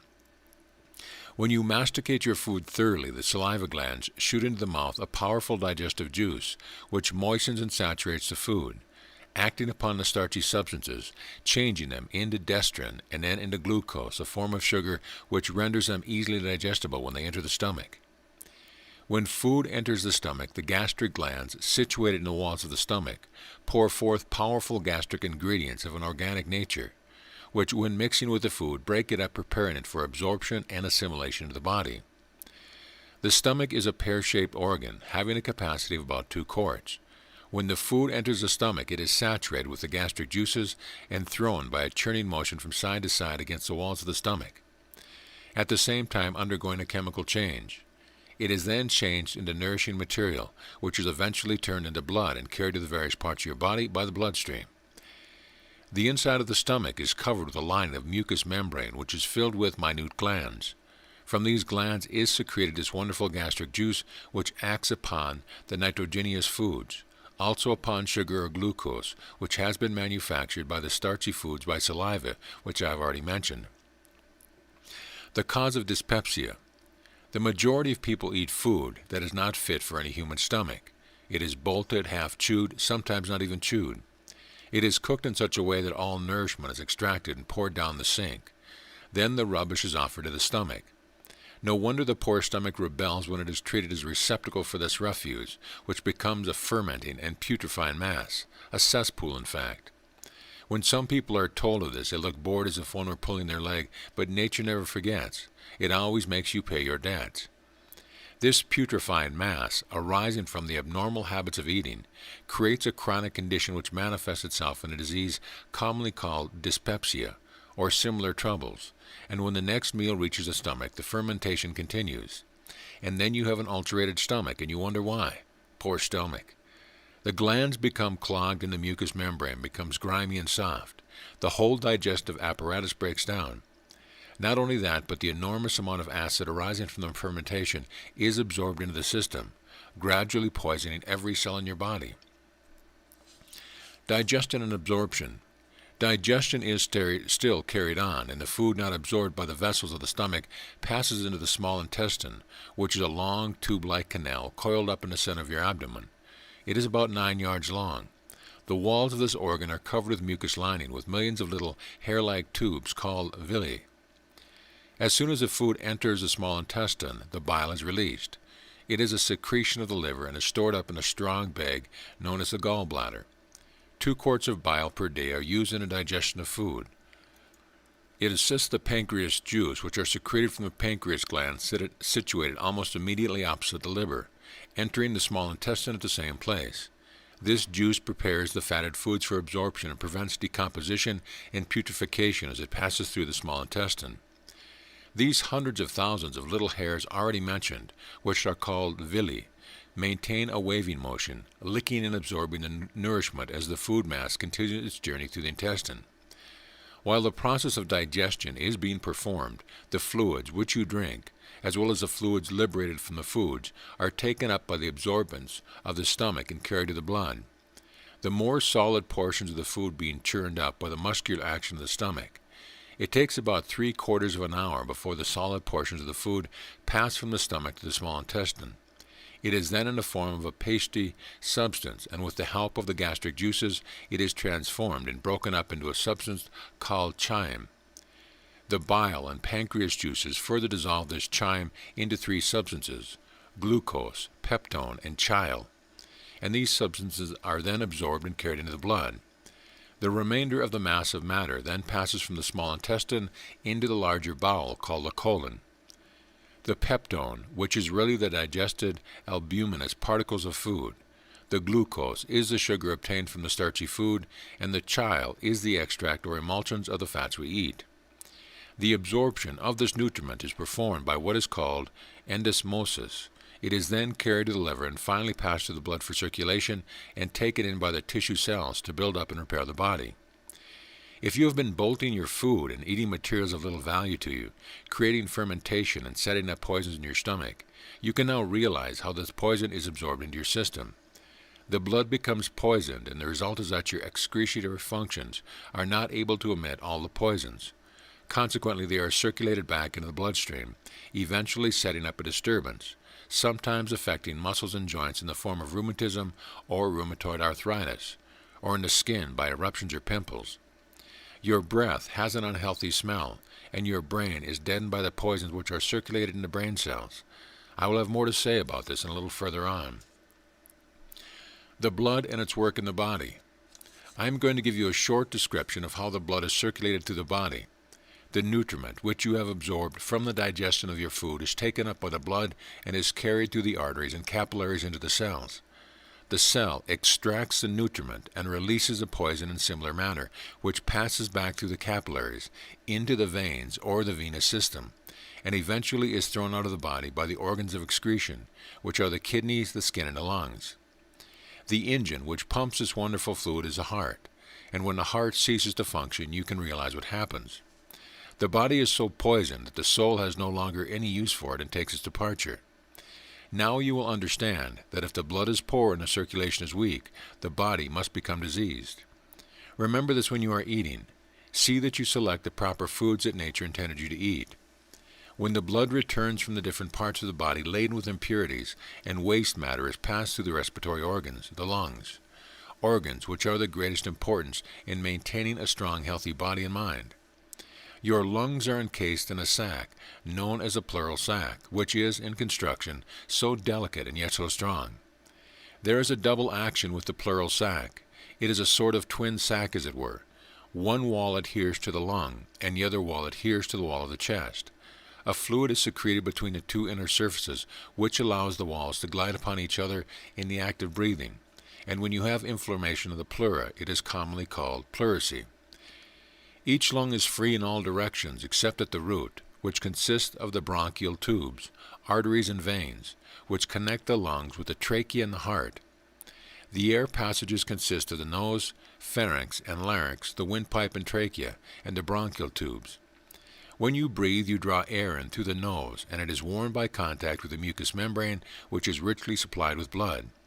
It then passes through the pharynx, larynx, windpipe, and into the bronchial tubes, which in turn divide into small air passages into the lungs, of which there are millions and millions.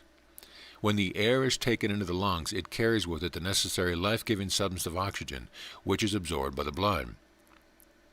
The blood starts its journey bright red, laden with these life-giving qualities to the various cells of the body, and returns by the venous route, with the poisoned substance released from the cells. This poison stream passes through the right auricle of the heart.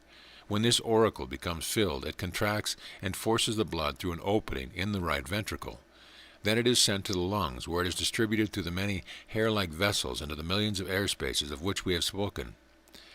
The operation is this. A breath of air is inhaled, and the oxygen comes in contact with the impure blood through the thin walls of the thin blood vessels of the lungs, whose walls are thick enough to hold the blood, but thin enough to allow the oxygen to penetrate. When the oxygen comes in contact with the blood, a form of combustion takes place. The blood takes up the oxygen and releases carbonic acid gas, which has been taken from the cells of the body. The blood is thus purified and enriched by oxygen, which is carried to the left auricle of the heart. It is forced into the left ventricle of the heart and is then pumped through the arteries, through the small capillaries, reaching each individual cell of the body. It is estimated that in 24 hours, 40,000 pints of blood pass through the lungs. It will be perfectly clear to you that unless sufficient quantities of fresh air reach the lungs, this foul stream of venous blood cannot be purified, and the body is robbed of nourishment. The waste products are not destroyed, but are returned back into circulation and gradually poison the system. Therefore, breathing is very important. In fact, your life is absolutely dependent on the act of breathing. Breath is life. When a child comes into the world, the first thing necessary to enable it to carry on life independently is breath. The infant draws a deep, long breath, retains it for a moment, and extracts it from its life-giving properties, then exhales, and lo, its life upon the earth has begun. The old man gives a faint gasp and ceases to breathe, and he passes from the earthbound body. From the first breath of the infant to the last gasp of the dying man, life is a series of breath. Therefore, breathing is the important, if not the most important factor. Man can exist without eating or drinking for some time, but he cannot live without breathing. Unfortunately, the great majority of people today have lost the art of breathing. Civilization has robbed them of nature's gift. If you want to learn how to breathe again, I will advise you to watch a little child carefully and follow its example. It knows how to breathe properly. You can see the great universal mind principle in action there. Not only will correct breathing give you a healthy body, but it will also give you mental power, self-control, clear-sightedness, happiness, and spiritual growth. I am going to give you now one exercise that will enable you to fill your lungs to their utmost capacity, and if you are wise, you will repeat it several times a day. You will stand erect, empty your lungs. Now as you are drawing in a breath, you will raise your arms, palms uppermost, and as you are breathing in, your arms will gradually rise until you come into a horizontal position. Your lungs will then be completely filled. You will hold your breath for a moment, then turn your hands at the wrist, the palms downwards, and gradually lower the arms until the whole of the air is expended. You will do this several times. Not only will this exercise oxygenate your blood and clear your body, but it will stimulate your organs into activity. It lifts the diaphragm slightly, massaging the various organs. As a test, try breathing without lifting your arms, filling your chest to the uttermost. Then lift your arms as I told you, and you will find that you will be able to inhale still more and with perfect ease. In a later lesson, I will give several breathing exercises explaining more fully the wonderful power that can be obtained by breathing. A great deal of money has been paid by people to learn breathing, but I have found that the complicated exercises given in some of these courses are generally of little value. And I am sure that the information you will derive from any lesson on this important subject will more than compensate you, yes, 100 times over for the price you have paid for the complete course. You will look upon proper breathing as a method whereby you can digest your food thoroughly. Your blood will be purified. You can eliminate disease. Your nervous system can be strengthened. Your brain can be made more active. Your soul can be evolved. And you can obtain happiness and success. What more does a man want? Follow my instructions, and I am sure you will get your heart's desire. In the next lesson, we will study nourishment first and last, natural hunger versus acquired appetite, the great secret of absorbing energy from the food we eat, the life-giving fluid and how we should use it, and how we can eliminate most disease. Some questions to contemplate. Why is the body the temple of the spirit? What is disease? Explain the power of the vital force. Why should you masticate your food? What happens when you bolt your food? And what does air do in the body, and why must it be pure? End of lesson. Lesson 6, the temple of the spirit. Nourishment first and last. Now let me say something about nourishment. Nourishment is the only thing that should count when considering the food you eat. It is your duty towards your body that it should be thoroughly nourished with a supply of new, fresh material to replace the worn-out and discarded material. Overeating is not nourishment. Sometimes overeating is the cause of disease. People eat so much that their digestive organs are unable to digest, and they have an undigested massive putrefaction in the stomach which cannot be absorbed by the body. It clogs up the various glands of the stomach and requires a great deal of energy to expel the excess amount of matter. Consequently, the digestive organs give up in disgust. Your nourishment is obtained from the proper mastication of your food. Eat the plainest foods possible. Encourage your taste to simple taste, and keep away from all rich pastry materials and expensive triumphs of the various wonderful cookshops. They are only palate ticklers, and there is little or no nutriment in any of these kind of foods. Some people live to eat, but I advise you to eat to live. When a person gets on in years, he does not require half the amount of food he did when younger, and overeating often affects the heart. I have been called into many heart cases, and after examination I find that although heart specialists have treated for heart disease, my simple method of decreasing the diet and eating simple foods has relieved the supposed heart disease. In fact, the trouble has been nothing more than a dilated stomach pressing against the walls of the heart, setting up a nervous reaction affecting the smooth running of that wonderful organ. Natural hunger versus acquired appetite. Now let me see what sort of natural hunger you have. Do you like cold water? Why, I have known people who hated water. Do you know why they hated water? Because they have a craving for sweets, ginger ale, soft drinks, etc., or for beer or alcohol. What a perversion of nature's gifts. Man has to live, and nature's food were created for him, but we have forgotten these foods of nature and have chosen the artificial, which we call food and drink. No wonder that we are victims of all sorts of disease. Can you wonder at yourself? For your benefit, give up all these acquired appetites for tobacco, liquor, chewing gum, etc., and all other drugs and foods which are not fit for mankind. Even the dog will not touch them. He knows better. You spoil the child of its natural hunger. You replace it by an acquired appetite when giving it such things as sweets, etc. Why not give it fruit in nature's food instead of all the conglomeration of modern civilization? Allow it to retain its natural taste. Your child will thank you when he grows up. Natural hunger and natural thirst express themselves through the nerves of the mouth and throat. The thought or mention of food causes a sensation in the mouth which causes the saliva glands to inject saliva into the mouth. The stomach does not come into evidence whatsoever in such circumstance, but with a false appetite habit, there is a faintness, an emptiness, a gnawing sensation in the region of the stomach. All the characteristics of real hunger have vanished. Therefore, cultivate a natural hunger and return to the first principles of life, and you will be a boy or girl again. I am sure you can remember the day when you felt real hunger coming home from school. That is the kind of feeling you want to have today. The majority of people are overfed and undernourished.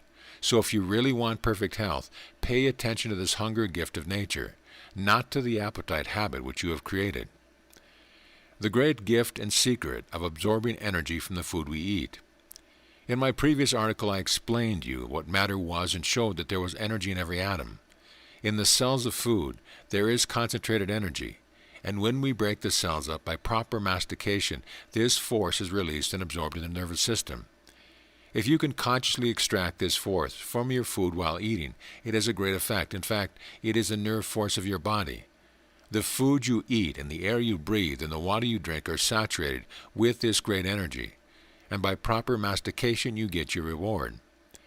The proper drinking of water is really the sipping of the liquid slowly, and proper breathing is breathing in tune with the universe. See article on breathing in Lesson 7. And the proper eating is to masticate your food till it almost melts away in your mouth. These have a twofold action: the replenishing, building and repairing of the body with food matters, and the absorbing of energy through the nervous system. Therefore, by following out my instructions, you will gain a greater amount of nourishment from the food you eat. Food half masticated and insufficiently salivated goes to waste and is passed from the system in the shape of a fermenting mass. Your teeth and gums will be greatly strengthened by proper mastication. Pyorrhea is a result of bad eating. In fact, proper eating and the eating of proper foods will undoubtedly cure that much dreaded disease. Start today. Make up your mind that every mouthful of food shall be thoroughly masticated, and obtain the maximum amount of nourishment. With a full supply of energy, your machinery will not wear out so soon. You will live much longer. You will have comparative youth in your old age. Your skin and flesh will be strong and firm. Your eyes will be bright and your brain clear. In fact, I could go on indefinitely enumerating the results you will obtain from following out my instructions. Also, do not forget the mental attitude every time you are eating. Masticate your food and extract the full amount of energy and nourishment. The life-giving fluid and how we should use it. I have stressed on several occasions the importance of drinking water. Now I am going to say something on this subject. You will probably say to yourself, "Why should I drink water? I don't feel thirsty." Well, if I may say to you, the cause of your not feeling thirsty is the fact that you have put off nature's demand for so long that nature demands no more. You have refused to hear nature's call. It is astounding to see so many people who drink scarcely any fluids whatsoever, and some even think it is not good for them. Why, don't you know that 75% of your body is made up of fluids? You can remember when you were a boy or girl how lovely it was to drink water out of a running brook, and how you always desired water and drank it with relish. Those were your natural days. A large percentage of the sick people are sick because their bodies lack the necessary fluids. Just as the plant dies from the want of water, so are many people doing the same thing, slowly dying for the want of fluids. You would not think of depriving a plant of water, nor would you deprive your most faithful animal of water, yet you deprive yourself of the pure, life-giving fluid. You suffer the consequence and wonder why. Make up your mind from today that you will in future give your body the amount of fluids it requires. The system is continually excreting moisture through the pores of the skin in the form of sweat. Experiments have shown that when perspiration is prevented, human beings and animals die. Sweat, which is excreted from the body, is loaded with all the waste products, refuse, and filth of your system. Without a sufficient supply of water in the system, the body would remain in a poisoned state, bringing disease and death as a consequence. And if this waste matter is allowed to remain, it serves as a breeding and feeding ground for germs and microbes. Germs do not bother the clean and healthy body to any extent, but when they arise in any one of these water haters with a body full of refuse and filth, it is seldom they ever recover. I wish to impress upon you the importance of water. 8 out of every 10 need this advice, so do not pass it by, even if it is simple. Without the necessary amount of water, the glands of the skin become clogged and dry and do not function. The skin, being the supplementary organ to the kidneys, is necessary for the excretion of waste product, and without water the skin is unable to function and throws an extra amount of work on the kidneys. That is why so many people today suffer from kidney troubles. Half the kidney troubles could be eliminated by a sufficient drinking of cold, clean water. A normal adult excretes about 2 pints of water every 24 hours through his skin, exhaling through the lungs about 1.5 pints, and about 2 quarts by urination, and about 1 pint through the excretory process of the bowels. Therefore you see that water is needed for a number of purposes. It regulates the combustion which is constantly going on in your body, arising from the chemical action of oxygen, taken in by the lungs, coming in contact with the carbon in the system. This combustion goes on in the millions of cells, producing the natural heat of the body, and the water regulates its combustion and gets it under control. Water is also used in your body as a common carrier. It is the basis of your blood which flows through your arteries and veins, carrying the food to the various parts of your body. Without fluids, the quantities of blood must decrease, and consequently your body must suffer. It is also necessary for the carrying off of the poisonous matter of your body. It is necessary for the digestion of the food. Your glands have to be replenished with fresh juices. Your nervous system requires a conductor which carries the messages to the different parts of the body. Without fluid, nature's work cannot be carried on. You know that if the body cannot get sufficient fluids in the ordinary way, nature finds a way of obtaining fluids the best way she can. And sometimes it is necessary for her to extract the moisture from the feces, the rotten mass of matter lying in the colon awaiting excretion. Just imagine the fluids extracted from the matter being circulated through your system to your glands again, secreted again for the digestion of your food, and again circulated through your blood. You now know how people are saturated with filth, disease, and germs who do not drink the necessary amount of water. 9/10 of the cause of chronic constipation arise from the want of water. I have known people to be speedily cured by drinking plenty of water. See all those bloodless, anemic people with dry skin and unhealthy appearance. They remind one of the dried prune that requires soaking to become plump and normal. Your body needs water all over. Every part must be thoroughly irrigated.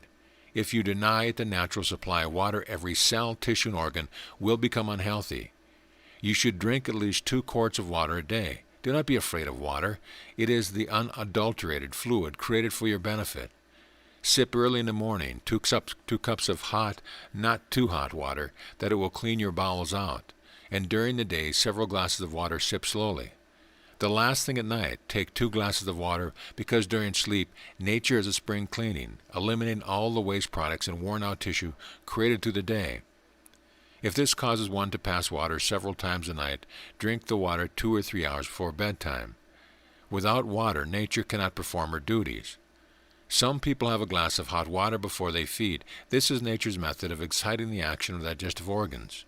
There is no greater stimulant in the world than a cupful of water. Try it out for yourself.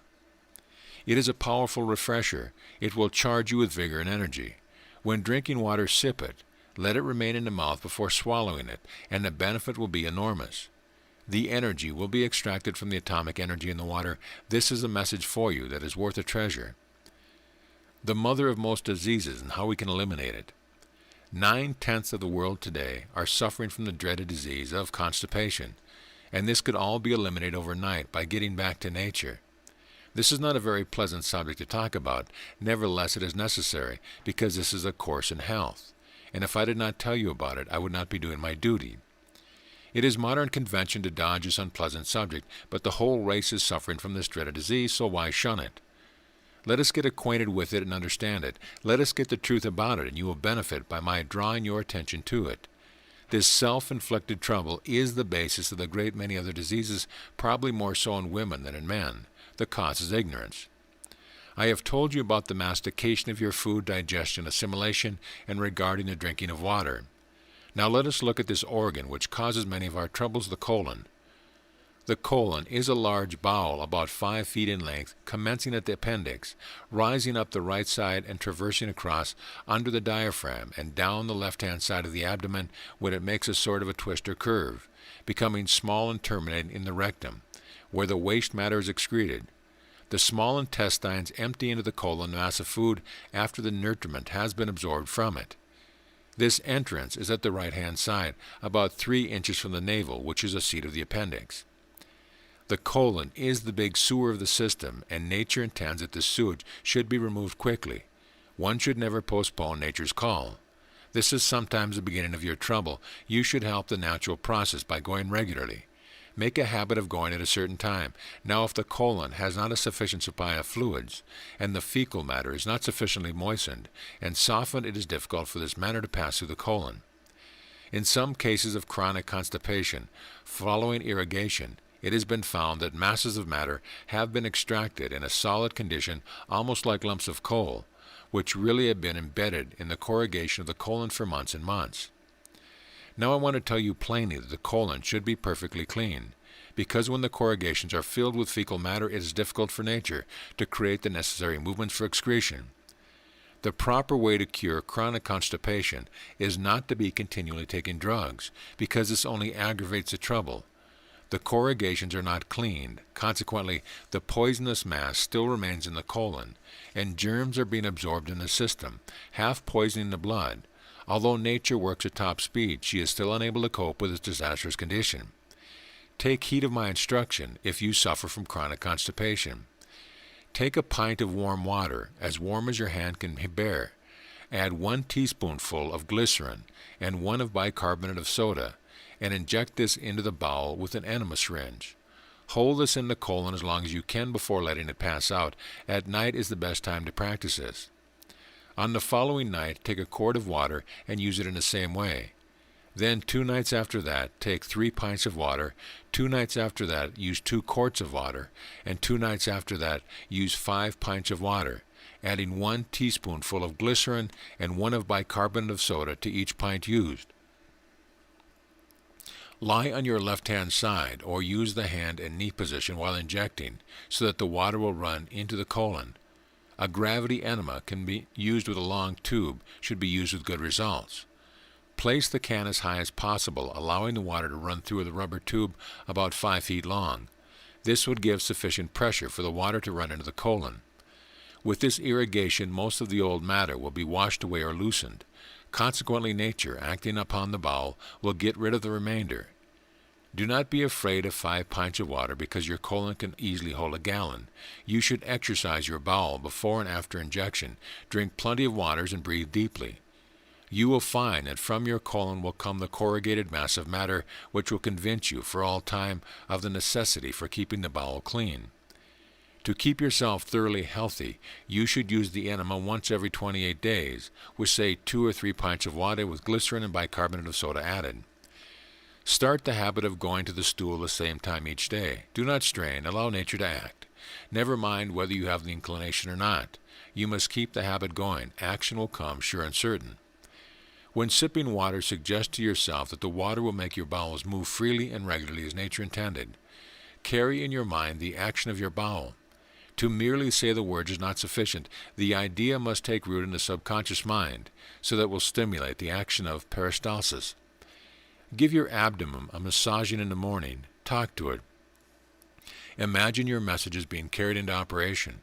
If this part of the course alone has been a means to bringing you health, giving you beautiful skin, relieving you of foul breath, sluggish liver, bloated skin, and a poisoned body, it has been well worth the time and money you have spent on it. You are in harmony with nature, the great mighty power some call God.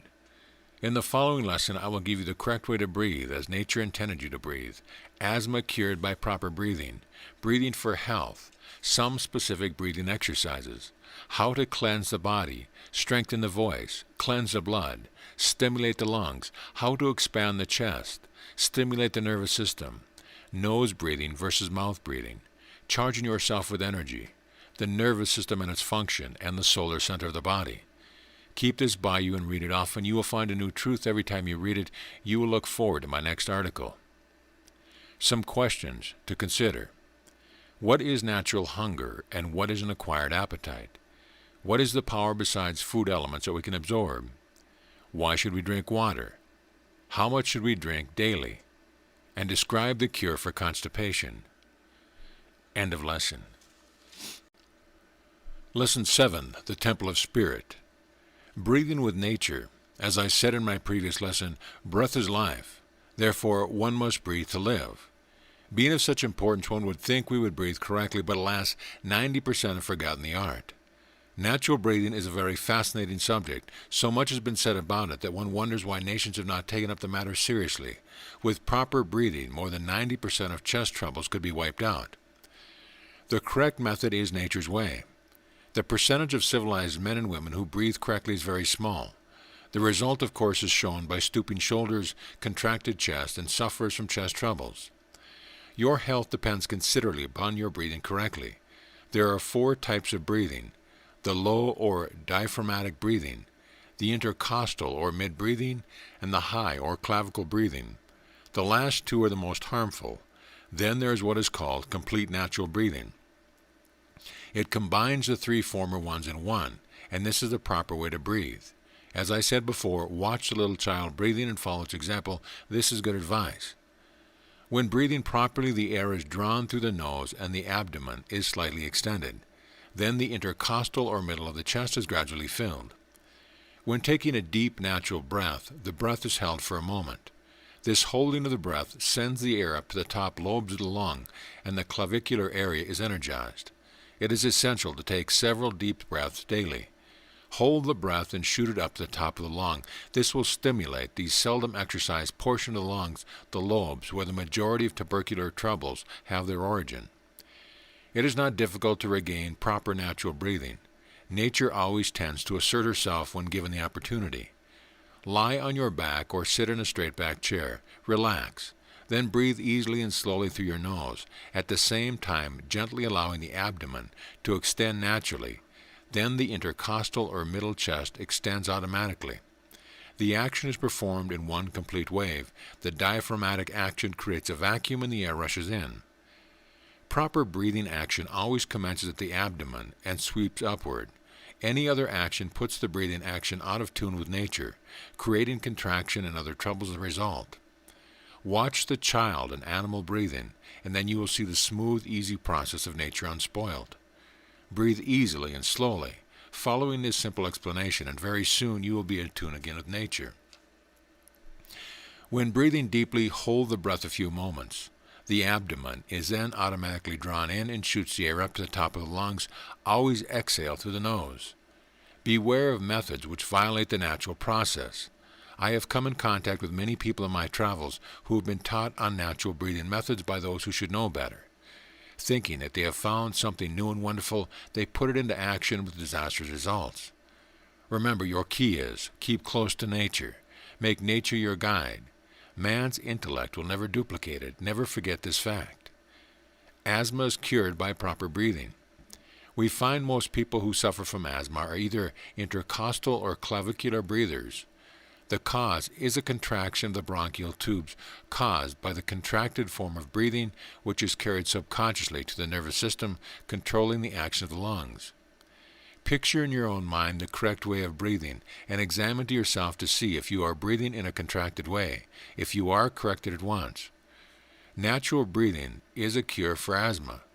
I have known people who have suffered from asthma all their lives, and in a short time, natural breathing has completely cured them. You know that asthma is more of a nervous than an organic nature. The entire respiratory organism will respond to the method of natural breathing. The maximum amount is derived from the minimum amount of energy expended. You will find that your chest cavity will increase, and the function becomes easier and more natural. I want you to understand that breathing is not a forced or abnormal thing. On the contrary, it is one of nature's greatest principles. I want you to practice the natural breathing because only by practice will your mind lose the habits created by civilization and take on the habit that nature intended. Breathing for health. Without proper breathing, you know that your blood will become impure as previously explained, and your stomach and your organs of nutrition will suffer. The food you eat requires to be oxygenated before it can be digested and assimilated. Therefore, the more oxygen you can get into your system, the healthier you will become. And the best way you can obtain oxygen in its free state is by breathing. The nervous system requires oxygen and energy. The brain also requires oxygen and energy. And by proper breathing, your brain will become clear. You will lose many of the petty troubles which irritate you. Not only will a natural breathing do what I have said, but it will also massage your organs, such as liver, stomach, glands, etc., and will stimulate their natural action. Now for some breathing exercises. How to cleanse the body. Stand erect. Inhale a complete natural breath. Now hold the breath. Clench your fist. Contract the muscles of your arms and legs. Let go and exhale slowly. This has the effect of sending the blood from the extremities of the legs and arms to the chest cavity, and the exhaling will get rid of a great deal of waste matter. You will find after doing this 2 or 3 times a cool, sweet feeling all over the body. This is the result of cleansing your system. A voice production breath. Inhale a complete natural breath, hold for a moment, then exhale by whistling as hard as you can. This tends to strengthen the muscles of your throat. The pressure of the air passing through the small opening in your lips causes the muscles of your throat and mouth to be exercised. Speakers and singers will find this of great value. The following is a good voice producer. Inhale a deep natural breath very steadily and as slowly as possible. Retain the breath for a few seconds, open the mouth wide, and empty the lungs completely, pressing in the abdomen with your hands. After doing this, whistle, then speak or sing and mark the difference. Speak with the lips, similar to the action used in whistling, allowing the sound to vibrate up the nasal cavity. You will then find a vibrant, resonant, clear, and beautiful tone. To cleanse the blood, take a deep, natural breath at the same time raising your arms up to a horizontal position. Then drop your arms by your side loosely, hold your breath as long as you possibly can, and then exhale vigorously through the open mouth. The blood is cleansed by holding the air in the lungs for a considerable time, which gives an opportunity for the blood to be fully oxygenated and give up its waste matter. The vigorous expelling of the air through the mouth has the effect of cleansing the lungs themselves. Stimulating the lungs into action. For those who are in the first stages of tuberculosis, this exercise is excellent. Stand erect, breathe in slowly, and as you are breathing in, gently tap the chest with the fingers, from the bottom of the lungs upward, finishing at the top of the clavicular area. Use both hands. When the lungs are filled, retain the breath and tap the chest up and down several times. This tends to bring into activity those cells which have been dormant for some considerable time.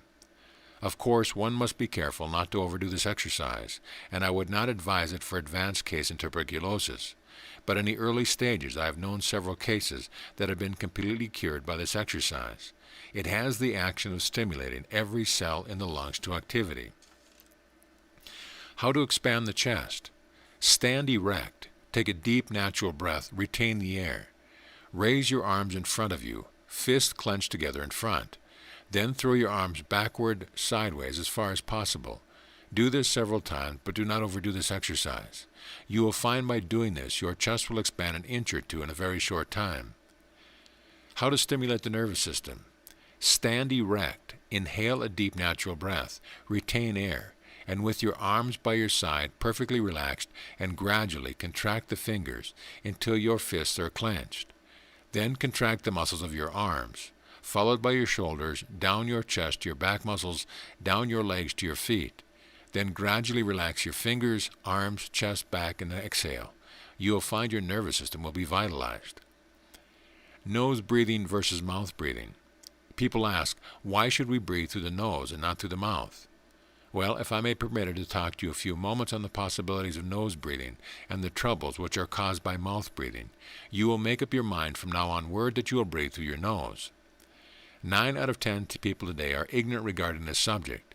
We find many in all stages of life, people who should know better, breathing through their mouth and allowing their children to follow their horrible and disgusting example.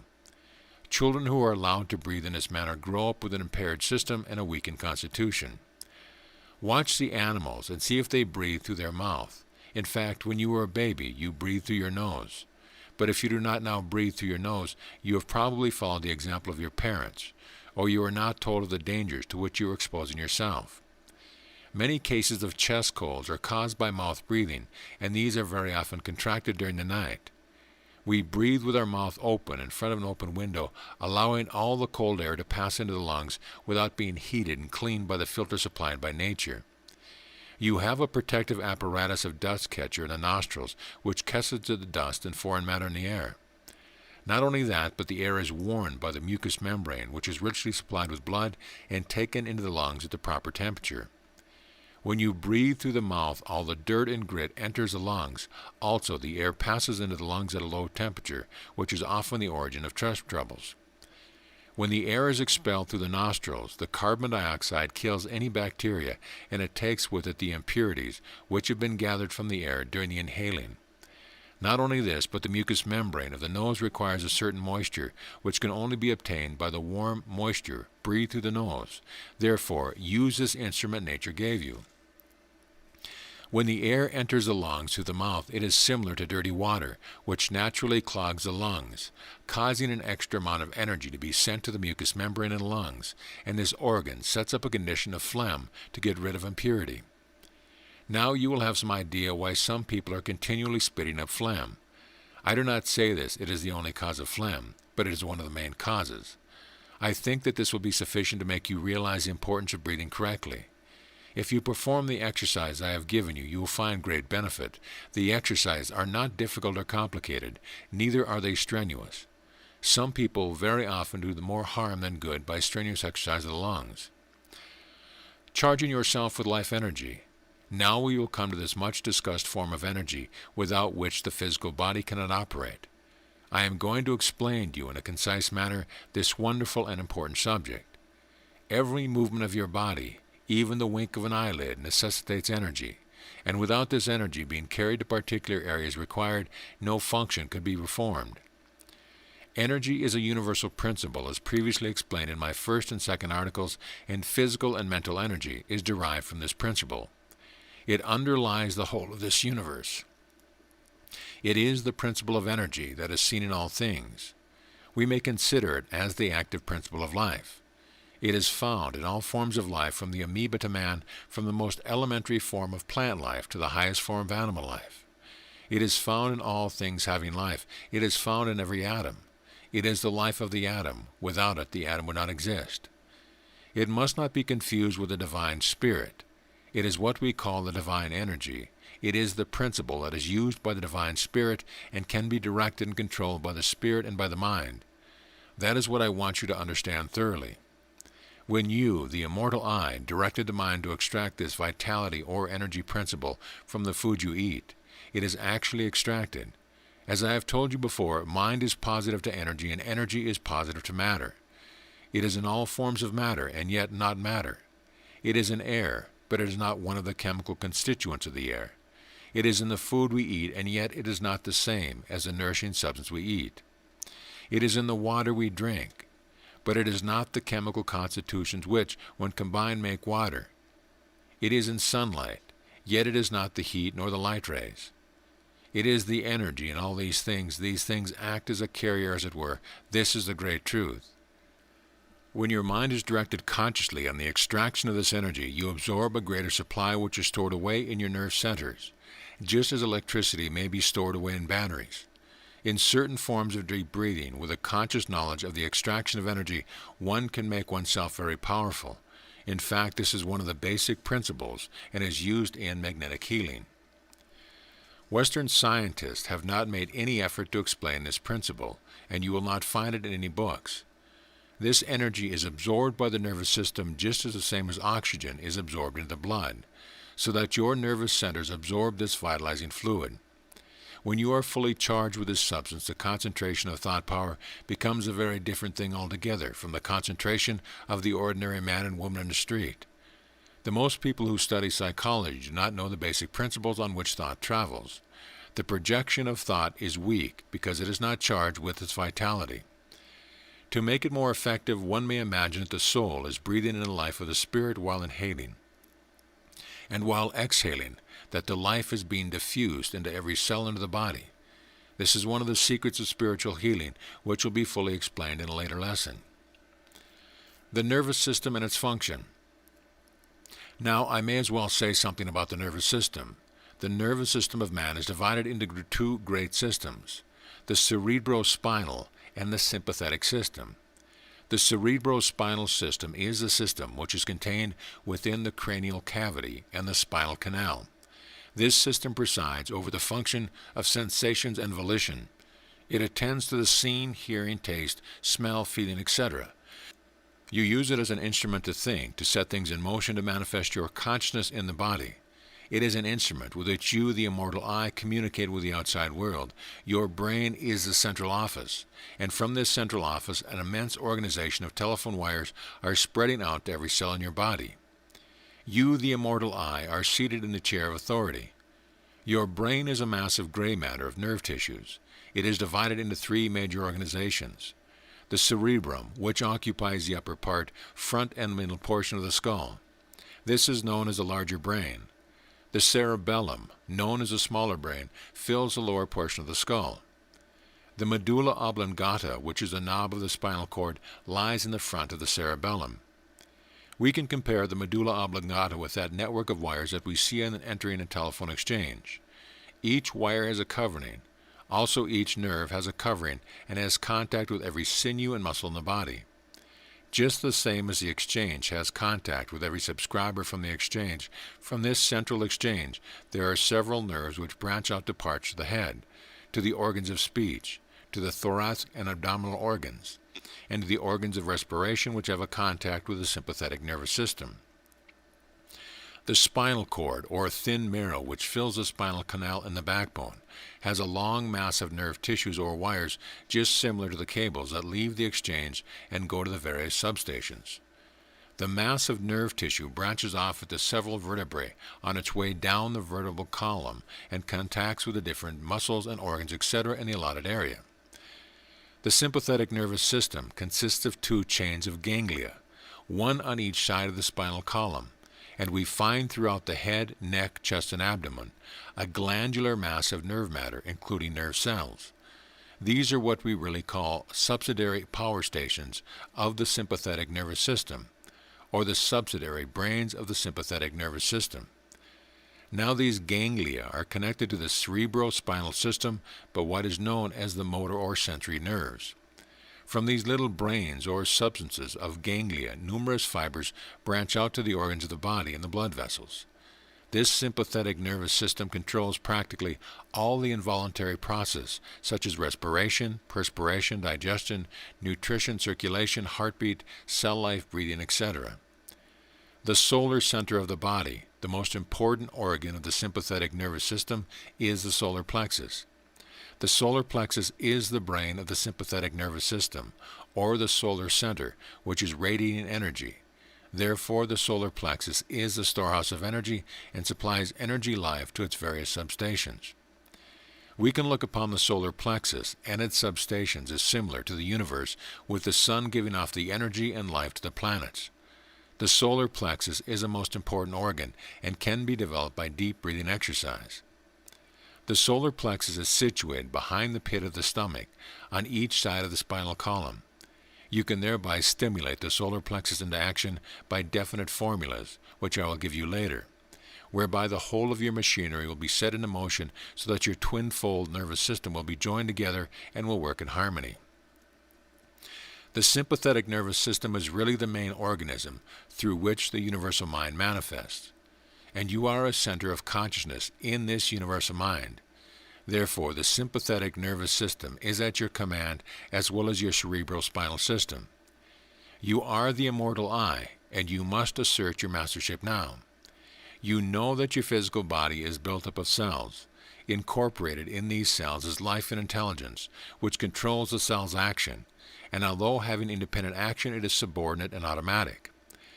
This intelligence is subordinate to your control and is ready to obey orders given consciously, superconsciously, and subconsciously when you realize and recognize your authority.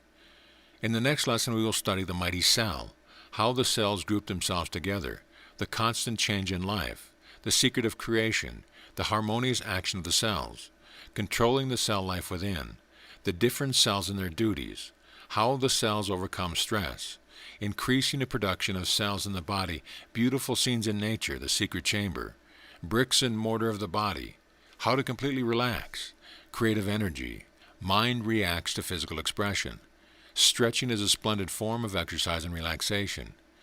Keep this by your side and read it often. You will learn a new truth every time you read it. Some questions to consider. Describe the proper method of breathing. Why should you breathe through your nose? Explain the principles of energy as applied to our lives. Describe briefly what function the cerebrospinal and sympathetic nervous system control. What is the most important part of the sympathetic nervous system and why? End of lesson. Lesson 8, The Secret of Life. The mighty cell.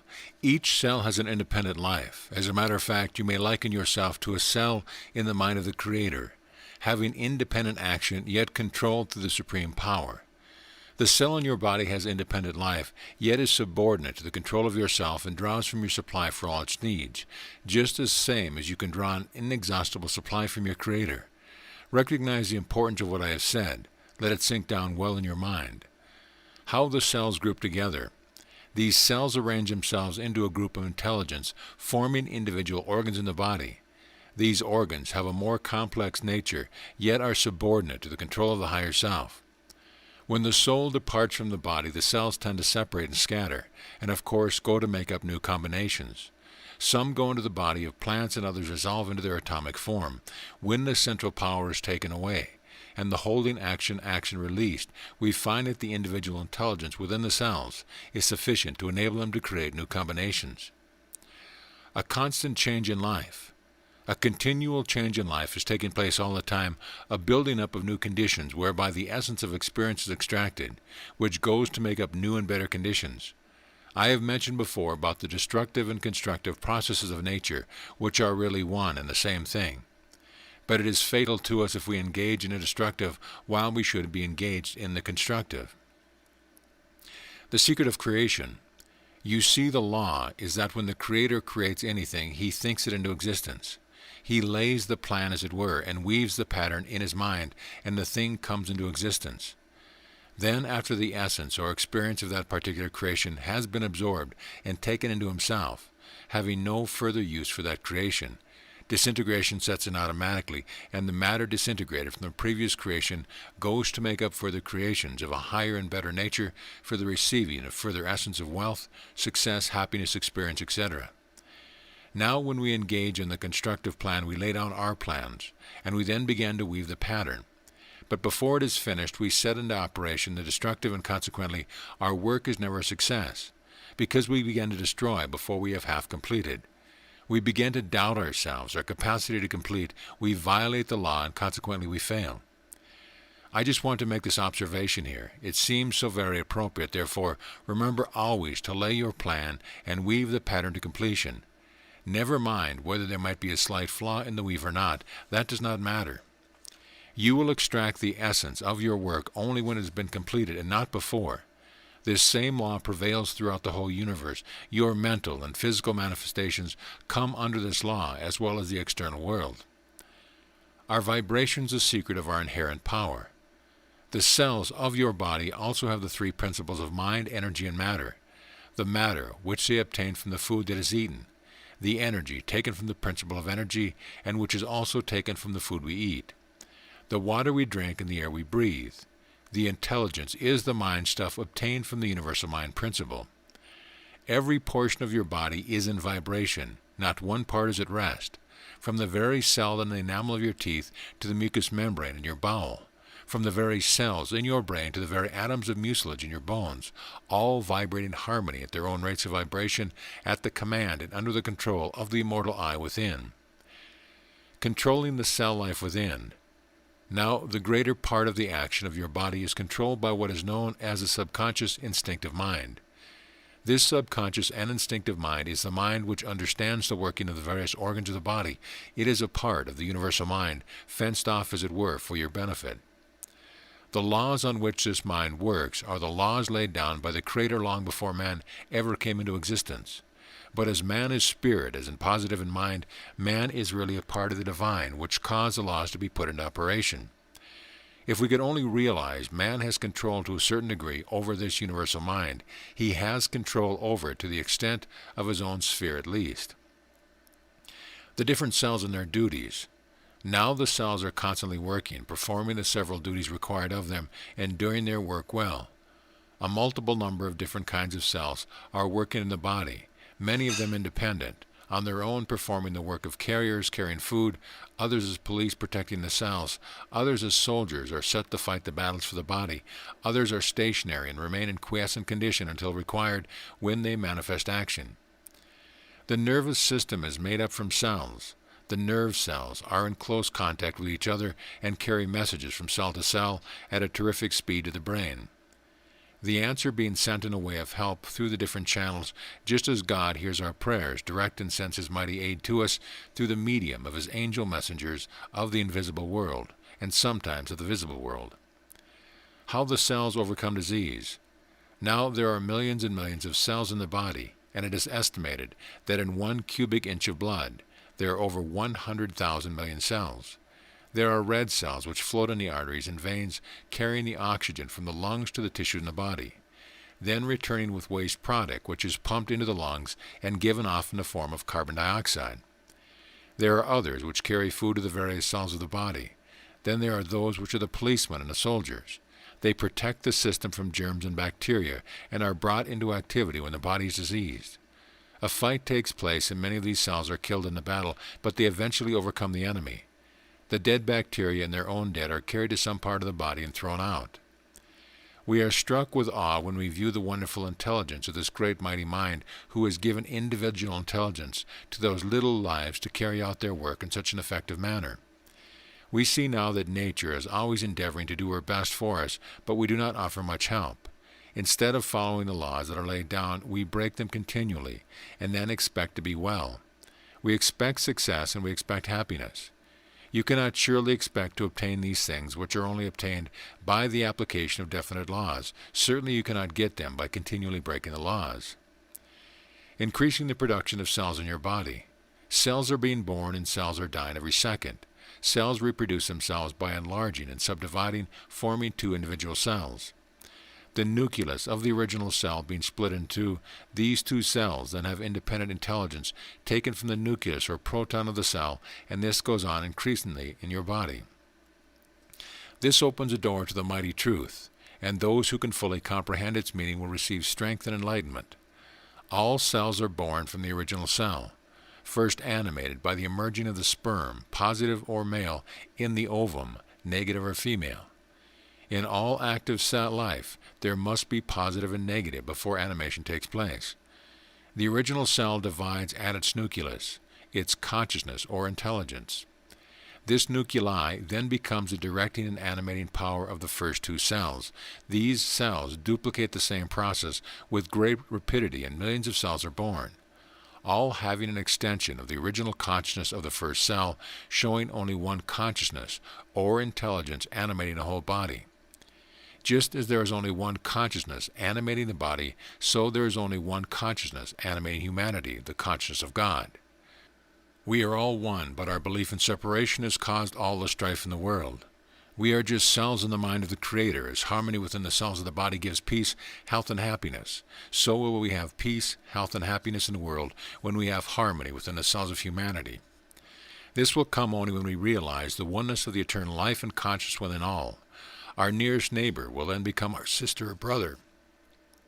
And the nations of the world, the organs of the body of humanity, will live in peace and harmony, and God's ideal for humanity will then exist on earth. Continuous activity in cell life. Every part of the human body is undergoing constant change. The tissues are being constantly renewed. It takes about 4 weeks to replace skin that has been either burned or destroyed, and about 4 months to replace a fingernail. It takes about 6 weeks to thoroughly knit a bone. They are all made up from cells. There is not room in this course to go into a complete study of cell life. It is a wonderfully interesting study, and I advise you to take it up as soon as you find the time. Beautiful scenes in nature, or the secret chamber. Now let us suppose that your body is injured and tissues are torn. The blood vessels, the glands, the lymphatic vessels, the muscle, the nerves, and the bones are affected. The nerves at this particular contact carry the message to the brain, calling for immediate help. The instinctive mind then comes into action, and messages are sent here and there all over the body. The workman, the policeman, and all different kinds of cells are rushed to the scene. The blood is pouring forth from the injured part and strives to wash away most of the foreign matter, and the blood, coming in contact with the outside air, coagulates and forms a substance similar to glue covering the wound. Then we see the intelligence at work. Tissues are being built up, blood vessels are rebuilt, the nerves are reconnected, bringing millions and millions of new cells into activity. New cells are now being built by the millions and are sent by the bloodstream to the wound, and the terrible gash or torn surface of the body is turned into a beautiful, orderly scene in nature. This brings us face to face with a mighty intelligence which prevails throughout all nature. Nature sometimes draws the curtain aside and lets us have a peep into the secret chamber. But we are poor, ignorant fools who do not heed her invitation. We pass on, wasting our time by indulging in silly and useless pursuits. Now that we have seen the action of the cells at work, I want to remind you that it is absolutely necessary for the 3 principles of mind, energy, and matter to be in unison before a cell can perform its duty. Mind creates the energy that is acting through matter. As in the small cell, so in the great universe. The same laws prevail everywhere. Do not forget this fact. Bricks and mortar of the body. The cells are used as building bricks, and the food is the mortar. Without the proper material, the cells cannot build. So pay attention to the way you live, to what you eat, what you drink, and to how you think, because your negative thoughts interfere with the instinctive mind and hinder the progress of your work. If the food you eat is of inferior quality, the body will then be built of an inferior material. It works both ways.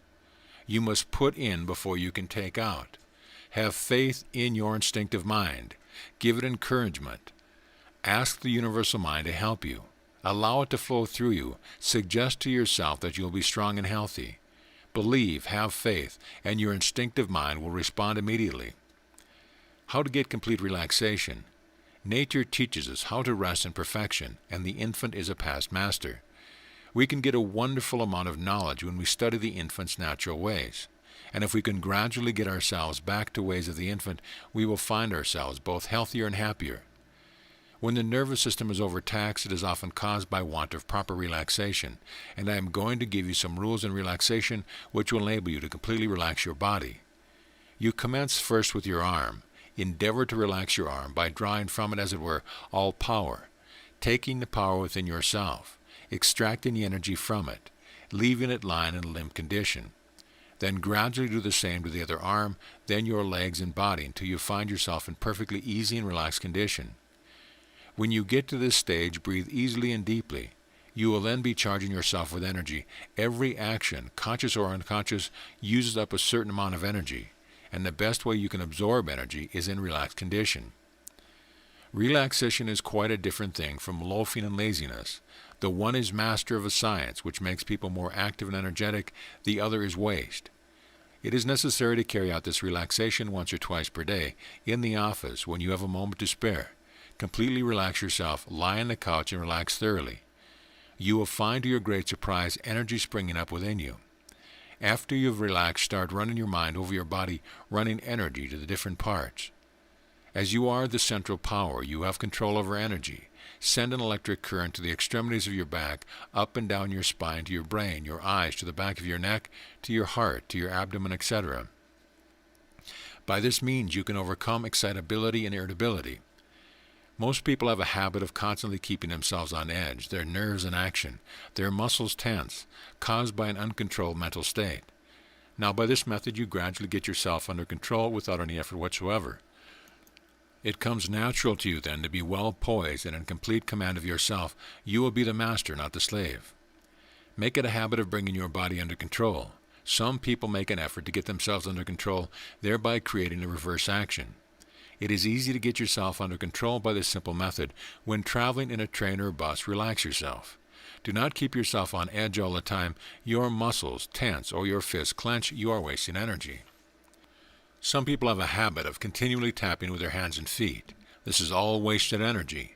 When you carry out my instructions by consciously relaxing all your muscles, and then by consciously sending energy or a message to the extremities, you are automatically and unconsciously getting yourself under control without any effort.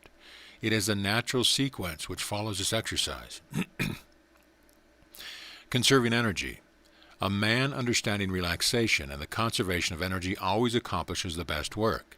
He has a power in reserve and he directs his power to his objective. It is not wasted or thrown away. The person not understanding the law uses up probably 50% more energy than is needed, and does not do his good work, because he does not understand the laws of relaxation and the laws of directing energy. You can always recognize this kind of person immediately you come in contact with him. He makes exaggerated movements. He talks about himself. He scandalizes other people. He wastes his energy on things of no importance. He has in himself well in hand, neither mentally or physically. How to relax and be alert. The cat tribe will give you a lesson on relaxation. Watch the cat before it pounces on the mouse. How beautifully every muscle is relaxed. And when response is needed, it comes instantaneously. When a person is taught, response does not come instantaneously because there is a continual waste of energy which prevents alertness. Try this out for yourself. Lie perfectly relaxed on a chair, then immediately bring yourself into action, springing forward. You will find without any effort you can come into action. Sit down in a taut condition and endeavor to bring yourself into action and see the difference. The action is sluggish. There is not that defined alertness. The reason, of course, is that instead of conserving your energy for the purpose of movement, you have been dissipated by the contraction of your muscles. Consequently, you have not the energy for quick action. Let this be a lesson to you and use it in your daily life, both physically and mentally. Mind reacts to physical expression. Here are a few exercises for you to follow out. If you ever become annoyed at any time, relax your body and gradually bring a smile to your face. Do not show your teeth. Keep your lips easily closed. Just imagine that you are creating the nicest smile you ever created. Think of some pleasant recollection. The reaction upon yourself will surprise you. I have come to the conclusion that when one gets into a violent temper, one is temporarily insane. It is a form of insanity, and continually allowing emotion such as anger to fire up within oneself eventually turns to some chronic disease or insanity. Many people are in the asylum today because of fear, anger, and worry. The people who are most powerful are free from bluster and threats, as I said in one of my first lessons. The strong man never blusters or threatens. He leaves that for the weak, who wish to be thought strong. It is when you control your negative emotions by transmuting them to their opposite or constructive that you become strong. It is then that you become a magnetic personality, and it becomes a conscious and subconscious reality to your friends. One of the best ways to relieve yourself from negative emotions is by practicing relaxation. These things may seem simple to you, but the simple things are the great things, and truth lies in simplicity. If you do not obtain relaxation in the first 1 or 2 trials, carry on. You will find that you improve gradually. You will find yourself getting complete control. No one can have themselves under control unless they can thoroughly relax, so please remember this. Stretching is a splendid form of exercise and relaxation. One can stretch and relax several times, giving about 3 minutes for the relaxation after stretching and about 30 seconds for stretching. Stretching enables all the cells of the body to be stimulated. Poisons are released from the cells by blood being forced into the extremities, and relaxation comes natural after stretching. Carry in your mind the let-go attitude. Give your mind a rest by raising your thoughts high. Imagine that you are lying in the bosom of the universe. that you are floating on a sea of energy. Keep your imagination high and you will find a peaceful condition coming into your mind. Something may happen to you. You may come into new realms of thought. You may come into contact with forces you have never experienced before. Do not be alarmed, you are perfectly safe. You eventually have to reach these regions, and by this method it is easy. When you come back to your body, you will find yourself a different person. You can then rise and stand straight up, your head erect and your shoulders back. Let your arms hang loosely by your side. Take a deep breath at the same time. Raise your arms gradually to a horizontal position, also rising gradually on your tiptoes. Then gradually exhale and allow your arms to go down with your palm turned downward. Drop down on your heels and you have a feeling of power. You come in contact with forces you have never realized were in existence. In the next lesson we will study getting rid of waste matter through the skin, the sun, what it is, how it affects us, how to obtain nature's blessing, how to get the maximum amount of rest and health from sleep, releasing the rejected self. Contentment brings on sleep, nature's most powerful manifestation, toning up the reproductive organs, transforming nature's great power. Is our mental attitude reflected in our body? The master, the feat that cannot be duplicated. Keep this by your side and read it often. Questions to ponder. What is it that is constantly changing? Describe briefly the different cells and their duty. How is a wound healed? What is necessary to make good bricks and mortar for the body? Why is relaxation so important to health? And why is stretching a good exercise? End of lesson. Lesson 9. The proper use of nature's mighty manifestations. Getting rid of waste matter. Bathing. It is absolutely necessary that the skin should be cleansed once a day because of the eliminating process which takes place. The poisons of the body being excreted through the skin, they are placed outside by the normal evaporating process of the skin. If this dead matter is not cleansed off, the pores become clogged and the body is not able to get rid of its waste product. Poisons are eliminated by means of the skin, the breath, and the kidneys. And if our pores are clogged, then we overwork our kidneys. The pores are little canals which reach the surface of the skin. There are approximately 3,000 of these little canals to the square inch of the skin, and they are continually exuding a moisture which is laden with the impurities and waste matter of the system. You know that the body is constantly tearing down tissues and replacing it with new. Therefore, it must get rid of the worn-out material, and the skin is one of the main channels of getting rid of this waste product. If it is allowed to remain in the system, it acts as a breeding place for bacteria and germs. Your skin, to be healthy, should exude an oily fluid which keeps the skin soft and pliable. In fact, the skin itself undergoes a change, just as any other part of the body does. Although a great number of these cells are rubbed off with the clothing, there are always a large number left which can be removed by washing only. A little way back in the course I explained to you the necessity of water. When you drink plenty of water, this acts as a carrier for the waste matter which is thrown outside the skin. Therefore, you should not only drink water to get rid of waste matter, but wash this matter off after the water has carried it to the outside of the body. Everyone should wash the body at least once a day. It is not necessary to have a hot bath every day. You can manage with a towel and a basin of water sometimes.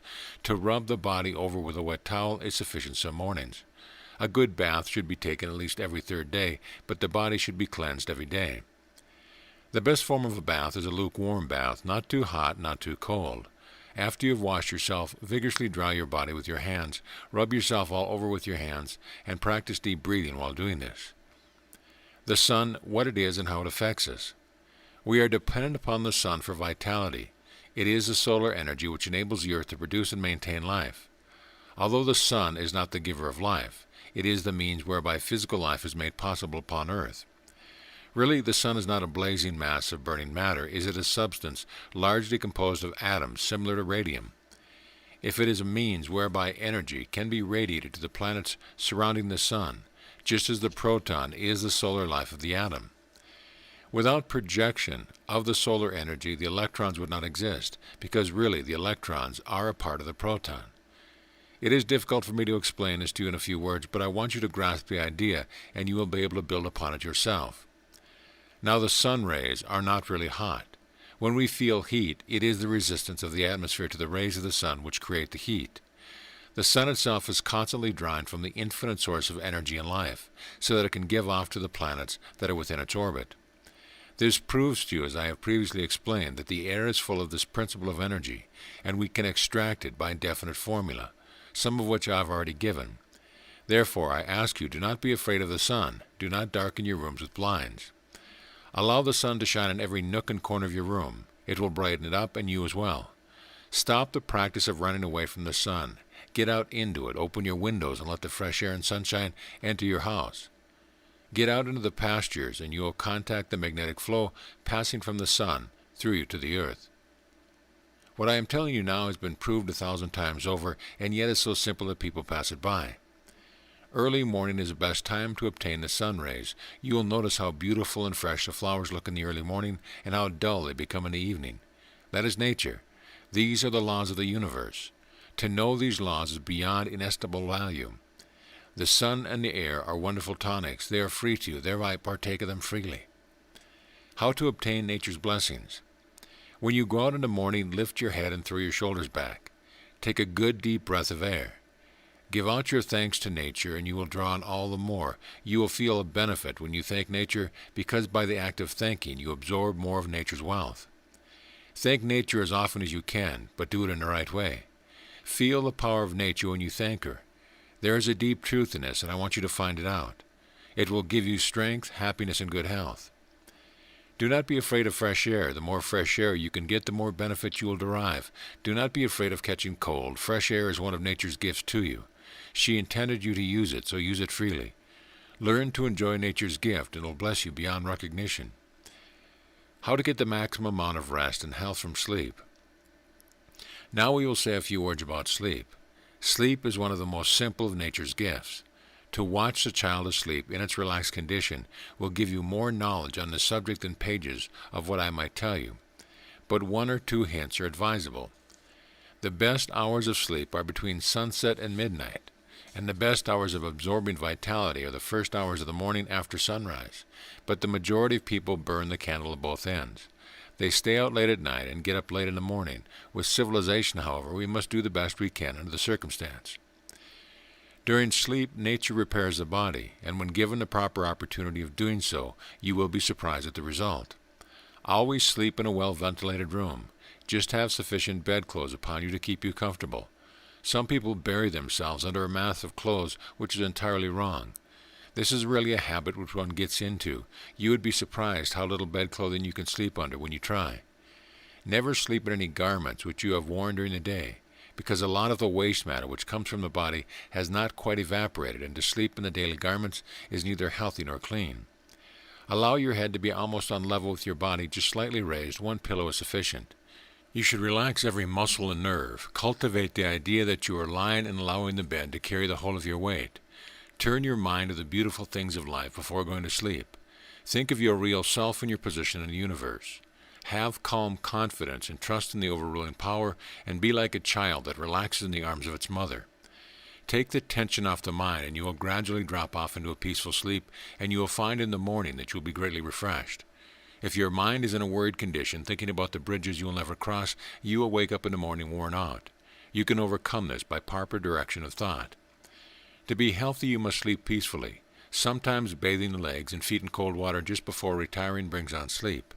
The reason of this is because the contraction of the blood vessel forces the blood out of the legs. Then the reaction takes place and creates a feeling of warmth, relaxing the arteries, and blood rushes back again, bringing a larger supply, relieving the brain and creating more even circulation. Sometimes concentrating the mind on the feet will help to direct the circulation to the lowest part of the body and relieve the brain. Relax, almost close the eyes, and endeavor to keep awake. The reverse action created often brings on sleep. It is better, however, to follow the natural process rather than creating any complex situation, as it may lead to other difficulties. Some people try to go to sleep. This is impossible. You can never sleep if you try to sleep. It is far better for you to assume a don't care attitude, believing that you are enjoying a good relaxation in a half-drowsy state. At the same time, suggesting to yourself that during the night your body will be thoroughly repaired and replenished. Suggest to yourself all the good things of life, building up these things in your mind. This will help you immensely and also strengthen your subconscious mind. Be an optimist, not a pessimist. The last thoughts before sleep are the ruling thoughts. Automatically releasing the rejected self. Contentment brings on sleep. Another good method is to lie in that relaxed condition and allow the mind to empty itself out. You will find things out the past that have happened many years ago coming to the surface.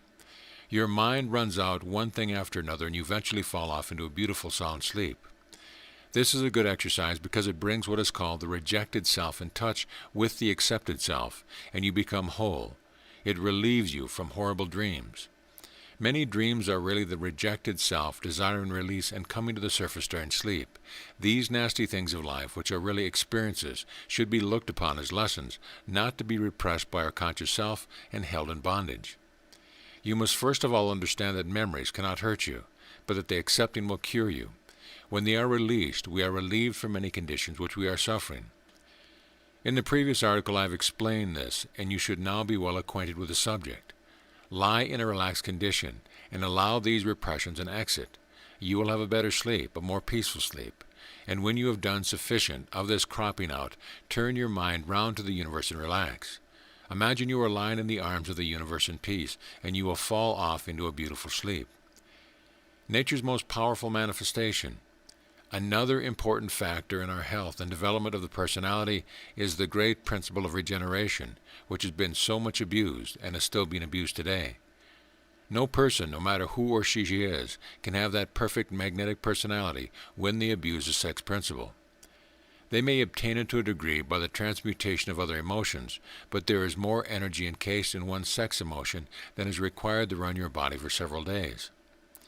The principle of sex and sex relation is a subject of great importance, although sometimes it is kept in the background because it is not thought conventional. But this is ridiculous. It is a gift of nature enabling souls to be brought into the physical world. But man has brought his intellect into the function of sex and has perverted the instinctive principle. We see that the animals have this instinct in a natural way, but unfortunately some people ruin the beauty in sex relationships. Proper sex relations tend to elevate, strengthen, and ennoble, instead of degrading and weakening the participants, as in the case when the relations are based on mere sensuality. This is the reason why there are so many unhappy marriages today. It is caused by the feeling of discord that may arise when either the husband or wife rises to a higher plane of thought and finds that his or her partner is unable to follow. You must remember that there must be mutual relations upon all planes, the spiritual, mental, and physical, and they should bind and blend. Then they are ennobled and strengthened. But when performed as in the matter of lust or physical sensation, only the energy is wasted.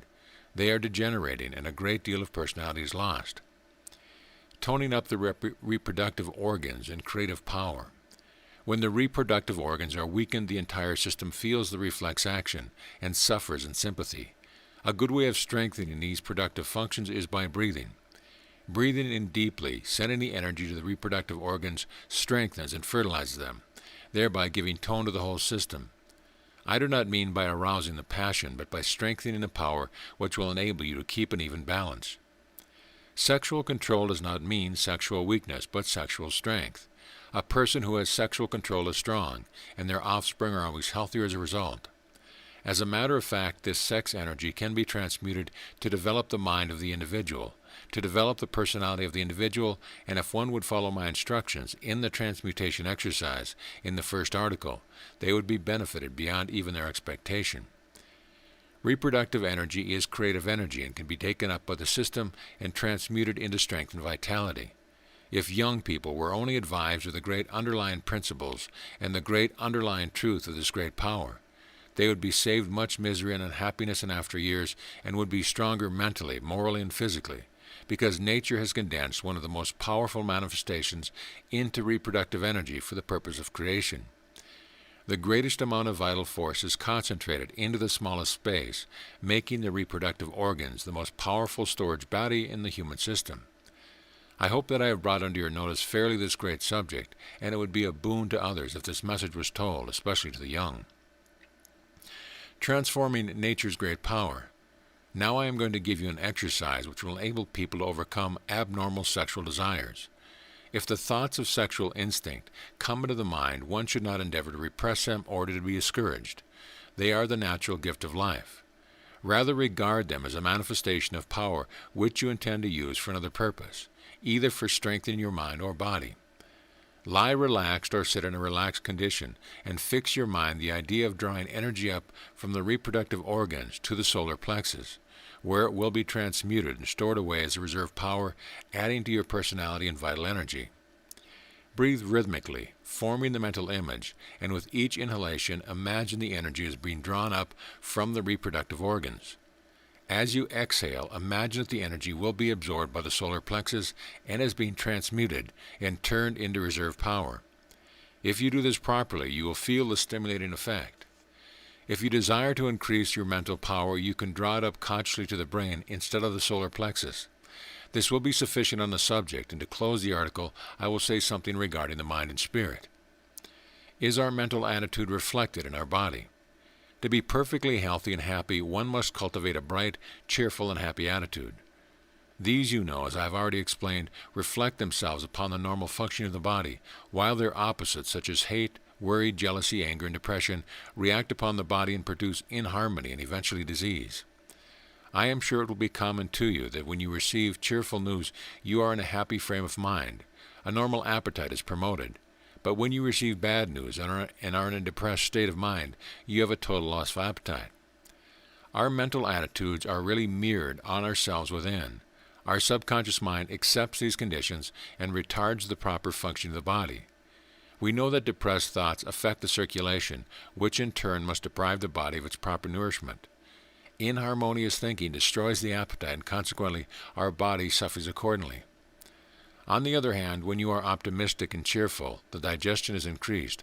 Also the circulation is stimulated and acts as a tonic to assist it. You know that anger in a mother poisons the milk and the babe becomes cross, irritable, and sick.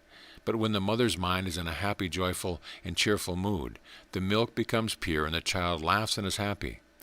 The child absorbs the vibration in the food just as you absorb the vibration of thought. Therefore I suggest you to repeat the words, bright, happy, cheerful, love, joy, peace often and often, and endeavor to manifest these words into physical action. Do not only say them, but act them, and you will find yourself stimulated both mentally and physically. I have a great deal to say regarding this subject, which will come later on. It is most interesting and a fascinating study. The Master. As I have said before, the body is the temple of the Spirit, and you are the Master. The I Am is Master. You are master of your mind and master of your body. The Spirit works through the most elementary forms of the mind principle, up through the many stages, until it reaches the high manifestation of the mental principles in us. Sometimes we interfere with the duties of the subconscious mind by sending it messages of ill health and inharmony, instead of messages of harmony and health. The intellect, as a matter of fact, endeavors very often to get away as far as possible from nature. But it is your duty as master to bring the intellect back again to nature, so that your instinctive mind, your intellectual mind, and intuitional mind will act in harmony together, and your rejected self and your accepted self become one. The feat that cannot be duplicated. I want you to realize now that there is something within you that attends to the wants of your body and knows its business pretty well, and that your intellect cannot duplicate the feats of this wonderful intelligence within. Then learn to trust this mental principle as a friend, giving it encouragement to do its work. And as we advance along in harmony, we will unfold many things within ourselves. Our intuition will lead us through the stony paths to nature's way, and we will find happiness and good health. One should believe that the Spirit prevails in everything and manifests also in the physical, or rather through it, as well as in the higher mental states. You can eat and drink with the Spirit, as well as think with it, and if you do this, you will have the best in life. Understand that you are a spark of the divine flame, a drop out of the ocean of Spirit, as it were, that you are a being, growing, developing, and unfolding, moving forward to a great goal, and the urge is always upward and onward. Form an idea of a perfect body and endeavor to live it so that it will grow accordingly. Return to nature and allow the great life to flow through you freely. Let the power do its work for you. It only asks for confidence. You will find that within you have the power, and the planet has been placed there by the Creator. Your soul is evolving and returning home to its great majesty and power. Therefore recognize that you have this power, by which you can accomplish many things. By placing your will in contact with the will of the Creator, your will and His will become one, and great is your reward. If you can read through these lines, I am sure you will find great strength. I know at least that if you follow out these instructions, you'll have a healthy, strong, and virile body. The next lesson will be exercises for all grades and types of people, a complete physical culture system, which will do more good than all the high-priced courses of instruction, either personal or by mail. They are up-to-date, simple, and effective. Try them and be strong. Some questions to ponder. Why should one bathe daily? How can you obtain nature's blessings? What is nature's most powerful manifestation? How would you transform nature's great power? And why should we allow our subconscious mind to work without being hindered by our conscious negative thoughts? End of lesson. Lesson 10. Exercises for all grades and types of people. Now for a few physical exercises. For those who are working in offices and do not get sufficient outdoor life, it is necessary that they should perform a few exercises which are neither difficult nor strenuous. Sometimes strenuous exercises do more harm than good, and when doing these exercises it is necessary to use the mind. Get the knack of sending a message to the desired part being exercised. This will do away with the resistance brought about by a doubting mental attitude, and the energy will be immediately circulated through the parts in operation and will stimulate not only the muscles in action, but the cellular tissue. These exercises are very simple, but the simplicity should not debar you from carrying them out. The fact is that difficult exercises are devised for the purpose of extorting money from people, believing that the complicated exercises are of great value. But this is not true. The simple, easy exercises are the best and the most beneficial. I am now giving you some exercises that are carried out in one of the brotherhoods of the East. Not only a lifelong study has been made, but an age-long study in development of the body, and you will find these exercises of extreme value. Each exercise must be begun by your standing in a natural manner, that is, with your feet slightly apart, head erect, eyes front, shoulders back, chest expanded, abdomen drawn in, arms at the side. Exercise 1. Extend your arms straight out in front of you on the level of the shoulder with palms of the hand touching each other. Swing back the hands until the arms stand out straight sideways from the shoulders, or even a little further back if they will go there easily without forcing. Return briskly to the first position and repeat several times. The arms should be swung with a rapid movement and with life. This exercise develops the chest and shoulder muscles, etc. In swinging the hands backward, it is an improvement if you will rise on your toes during the backward sweep, sinking on your heels as you move the arms forward again. The repeated movements should be rhythmical, backwards and forwards, like the swinging of a quick pendulum. Exercise 2. 1. Extend the arms straight out from the shoulder sideways with hands open. 2. With the arms so extended, swing the hands around in circles, not too wide. Keep the arms back as far as possible, and not allowing the hands to pass in front of the line of the breast while making the circles. Continue making the circles until 12 are made. To improve this exercise, inhale a full breath and retain the air until several circles are made. This exercise develops the chest, shoulders, and back. Take interest in it and put life into your exercise. Exercise 3. 1. Extend the arms straight in front of you, letting the little fingers of each hand touch each other, the palms being upward. Then, keeping the little fingers still touching, bring the hands straight up in a curved circular movement until the tips of the fingers of both hands touch the top of the head. Back of the forehead, the backs of the fingers touching, the elbows swinging out as the movement is made, until when the fingers touch the head, when thumbs pointing to the rear, they point out straight sideways. 3. Let the fingers rest on the top of the head for a moment, and then with the elbows pressing back, which forces the shoulders back, force the arms backward with a slanting motion, until they reach the sides at full length, as in the standing position. Exercise 4. 1. Extend the arms straight out sideways from the shoulders. 2. Then, still keeping the upper arms extended in the same position, bend the arms at the elbow and bring the forearm upwards with a circular movement until the tips of the extended fingers lightly touch the tops of the shoulders. 3. Keeping the fingers in the last position, force the elbows out to the front until they touch or nearly so. A little practice will enable you to touch them together. 4. Keeping the fingers still slightly touching at the tops of the shoulder, swing the elbows as far back as you can get them. A little practice will enable you to get them much further back than at the first attempt. 5.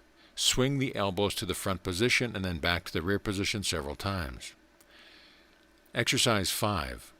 1. Place the hand on the hips, thumbs to the rear and elbows pressed back. Bend the body forward from the hips as far as you can, keeping the chest protruding and the shoulders pressed back. 3. Raise the body to the original standing position, hands still on hips, and then bend backwards. In these movements, the knees should not be bent and the motion should be made slowly and gently. 4. Then, hands still on hips, bent gently to the right, keeping the heels firmly on the ground, knees unbent, and avoid twisting the body. 5. Resume original position and then bend the body gently to the left, observing that the precautions given in the last movement are followed. This exercise is somewhat fatiguing. You should be careful not to overdo it at the start. Proceed gradually. 6. With hands in the same position on the hips, swing the upper part of the body around in the circle from the waist up. The head describing the largest circle, of course. Do not move the feet or bend the knees. Exercise 6. Standing erect, raise the arms straight up over the head, hands remaining open with the thumbs touching each other when the arms are fully extended, upward, palms to the front, of course. Then, without bending the knees, bend the body forward from the waist and endeavor to touch the floor with the extended fingertips. If you are unable to do this at first, do the best you can, and you will soon be able to do it properly. But remember that neither the knees nor the arms must be bent. Rise and repeat several times. Exercise 7. Standing erect with hands on the hips, raise yourself on the balls of the feet several times, with a sort of springy motion. Pause a moment after you have raised yourself on your toes, then let the heels sink to the floor. Repeat as above. Keep the knees unbent and the heels together. This exercise is especially beneficial in developing the calf of the leg and will make it feel sore the first few times if it is tried. If you have an undeveloped calf, here's an exercise for you. With hands still on hips, place your feet about 2 feet apart and then lower the body into a squatting position, pushing a moment and then resuming the original position. Repeat several times, but not too often at first, as it will make the thighs feel a little sore at the beginning. This exercise will give one developed thighs. This last movement may be improved upon by sinking down with the weight resting on the ball of the foot instead of upon the heel. Exercise number 8. Stand erect with hands on hips. Keeping the knee straight, swing the right leg out about 15 inches, keeping the toe turned out a little and the sole flat. Then swing back to the rear until the toe points straight to the ground, keeping the knee stiff all the time. Repeat the swinging backward and forward motion several times. Then do the same with the left leg. With hands still on hips, raise the right leg up, bending the knee until the upper leg thigh stands out straight from the body. If you can raise it still higher, you may do so. Place your foot again on the ground and go through the same motion with the left leg. Repeat several times, first one leg and then the other, moving slowly at first and gradually increasing your speed until you are executing a slow trot without moving from the one spot. Exercise number 9. Stand erect with the arms extended straight in front of you from the shoulders and, of course, on level with the shoulders. The palms must be down, fingers straight out, thumbs folded under, and the thumb side of the hands touching each other. Bend your body forward at the hips, stooping forward as far as possible, and at the same time swing the arms forward with a swinging movement, sending them down backwards and upwards at the back, so that when the body has reached the limit of bending forward, the arms are extended back and over the body. Keep the arms stiff and do not bend the knees. Resume standing position and repeat several times. Exercise number 10. Extend the arms straight, sideways from the shoulder, and hold them there stiff and rigid with hands open. Close the hands forcibly with a quick motion, pressing the fingers well into the palms. Open the hands forcibly and quickly spread out the fingers and thumbs as widely as possible, forming a fan-shaped hand. Close and open the hands as above stated several times as rapidly as possible. Put life into the exercise. This is splendid for developing the muscles of the hand and for acquiring manual dexterity. Exercise 11. Lie upon your stomach, extending your arms above your head and then bowed upward and your legs stretched out full length and raised backward and upward. The correct position may be carried in the mind by imagining a watch crystal or a saucer resting on a table on its middle with both ends turning upward. 2. Lower and raise the arms and legs several times. Then turn over on your back and lie extended at full length with arms extended straight out, over the head with the back of the fingers touching the ground. Then raise up both legs from the waist until they stand straight in the air like the mast of a ship, your upper body and arms remaining in the last position named. Lower your legs and raise them several times. Resume position number 3, lying flat on the back at full length with arms extended straight out upward over your head and backs of fingers touching the ground. Gradually rise the body to a sitting position with arms projecting straight out in front of the shoulders. Then go back gradually to the lying position and repeat the rising and lowering process several times. Turn over on the face and stomach again and assume the following position. Keeping the body rigid from head to foot, raise your body until its weight rests upon your palms, the arms being stretched out straight in front of you, at one end and upon your toes on the other end. Then gradually bend arms at the elbow, allowing your chest to sink to the floor. Then raise up your chest and upper body by straightening out your arms, the entire weight falling upon the arms with the toes as a pivot. This last is a difficult motion and should not be overdone at first. Exercise to reduce a large abdomen. This exercise is for those troubled with too large of an abdomen, which trouble is caused by too much fat gathering there. The abdomen may be materially reduced by a reasonable indulgence in this exercise, but always remember moderation in all things, and do not overdo matters or be in too much of a hurry. Here is the exercise. 1. Exhale the breath. Breathe out all the air in the lungs without straining yourself too much. And then draw the abdomen in and up as far as you can, holding for a moment, then let it resume its natural position. Repeat several times, moving it in and out. It is surprising how much control one may gain over these stubborn muscles with a little practice. This exercise will not only reduce the fatty layers over the abdomen, but will also strengthen the stomach muscles. 2. Give the abdomen a good, but not rough, kneading and rubbing. A setting up exercise. This exercise is intended to give one a graceful and natural manner of standing and walking, and to cure one of the habit of slouching and shambling along. If faithfully practiced, it will cause you to manifest an erect, graceful carriage. It enables you to carry yourself so that every organ has plenty of elbow room, and every part of the frame is properly poised and counterpoised. The exercise is as follows. 1. Stand erect with heels together, toes slightly pointed outward. Raise the arms up by the side with a circular movement until the hands meet over the head, thumbs touching each other. 3. Keeping knees stiff, the body rigid, the elbows unbent, the shoulders bent well back as the movement is made. Bring down the hands slowly with a sideways circular motion until they reach the sides of the legs, and the little finger and the inner edge, the chopping edge of the hand alone touching the leg, and the palms of the hands facing straight to the front. You get the right position by touching the little finger of each hand to the seam of your trousers. Repeat several times slowly. With the hands in the last position having been placed there by the motion stated, it is very difficult for the shoulders to warp forward. The chest is projected a little, the head is erect. Neck is straight, the back is straight and hollowed a little. The natural position and the knees are straight. In short, you have a fine erect carriage. Now keep it. It will help you to stand in this position and then, keeping the little finger along the trouser seam, walk around the room. Now relax your shoulders and arms, allowing your arms to fall in the usual walking position. You will find you are properly set up, all the organs in the right position. This exercise gives you a perfectly balanced feeling. A little practice of this kind will work wonders with you, and you will be surprised at the improvement which you have wrought upon yourself. But it takes practice and perseverance, and so does everything else worth having. This little system of exercise is simple and unpretentious, but wonderfully effective. It brings every part of the body into play, and if faithfully followed, will indeed make you over physically.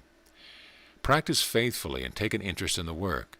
Put your mind into it. Remember always what you are doing exercise for. Carry the thought of strength and development, and you will get much better results. Do not exercise soon after a meal or immediately before one. Do not overdo things. Start with a few repetitions of any exercise at first, and then gradually increase until you have reached a fair number of repetitions. Remain at each exercise till you are proficient, going through the preceding exercises once, and when you are proficient in all of them, do the whole series once or twice a day. Do not attempt to do too much at first. Progress easily. This little physical culture system will do as much for you as will many high-priced courses of instruction, either personal or by mail. They have stood the test of time and are still up to date. They are as simple as they are effective. Try them and be strong.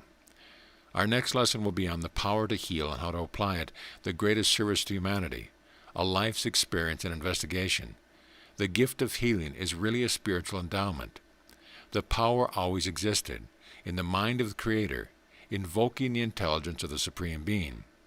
Where the force is transformed and projected, how to absorb power, acquiring the healing power, channel of projection, instilling confidence into the patient, cultivating of the sweet breath, your manner in question. Keep this lesson by your side. You will find a new truth every time you read it. You will look forward to my next article. Some questions. What results have you obtained through the exercises? And what should you keep in mind when doing your exercises? End of lesson. Lesson 11. The power to heal and how to use it. The greatest service given to humanity is curing the afflictions of the mind and body. It has been proved over and over again that diseases which have resisted all artificial means, and this includes medical treatment, respond instantly to the power of the life energy which permeates the whole universe. By applying scientifically this great universal healing power, most afflictions, including so-called incurable and chronic disease, can be effectively and permanently cured. Imagine the agony which strikes into the heart of those poor suffering souls when sentenced for the remainder of their lives by those words, "We can do nothing more for you," uttered by their doctors who know little or nothing of this mighty healing power. There is still hope for those poor souls if they would but realize that the divine spark within can make union with the great divine power, and that by the scientific application of the natural laws, a transformation will take place. They will say, "Lo, a miracle has been performed." There is no miracle. It is just the result of the scientific application of the great universal laws. In lessons 11, 12, and 13, you will be given concise and complete explanations and instructions in healing by the universal power. A life's experience and investigations. During the last 20 years, I have studied, investigated, and used all the different healing methods.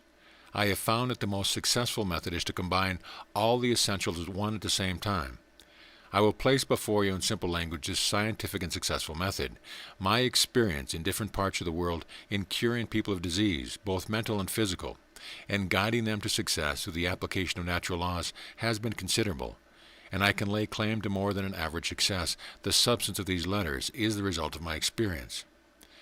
Those who wish to master the healing work should make a complete and close study of lessons 1, 2, 3, 4, 5, 6, 7, 8, 9, 10, 14 to 17, which contain a mass of information on health principles, being of great importance, and used properly, successful results are assured. The gift of healing is really a spiritual endowment. The power is dormant in every human being and only needs to be awakened and developed. It is the greatest of all gifts because by its use, great service can be given to suffering humanity. Many persons have this gift developed in a minor degree, but only a few have it developed to a high degree, and they are specially endowed with great healing powers. This power always existed. From the earliest times in history, this power was manifest. The same power exists today as existed through the ages. You can acquire this power by training and development, whereby you will be able to cure disease in yourself and others. The gifts of the Creator are not announced with blaring trumpets. The great forces of nature are silent forces, and those who wish to embrace His power as a means of doing good will find it ever ready to spring into life. In the mind of the Creator, each individual can be looked upon as a cell in the mind of the Creator, similar to a cell in our body. Cells can be energized sufficiently to take in more life, more matter, more intelligence, and then express themselves by affecting the cells surrounding them, by energizing and stimulating them. Just the same as you can be energized, cell in the mind of the Creator, and absorb the intelligence which incorporates the healing power.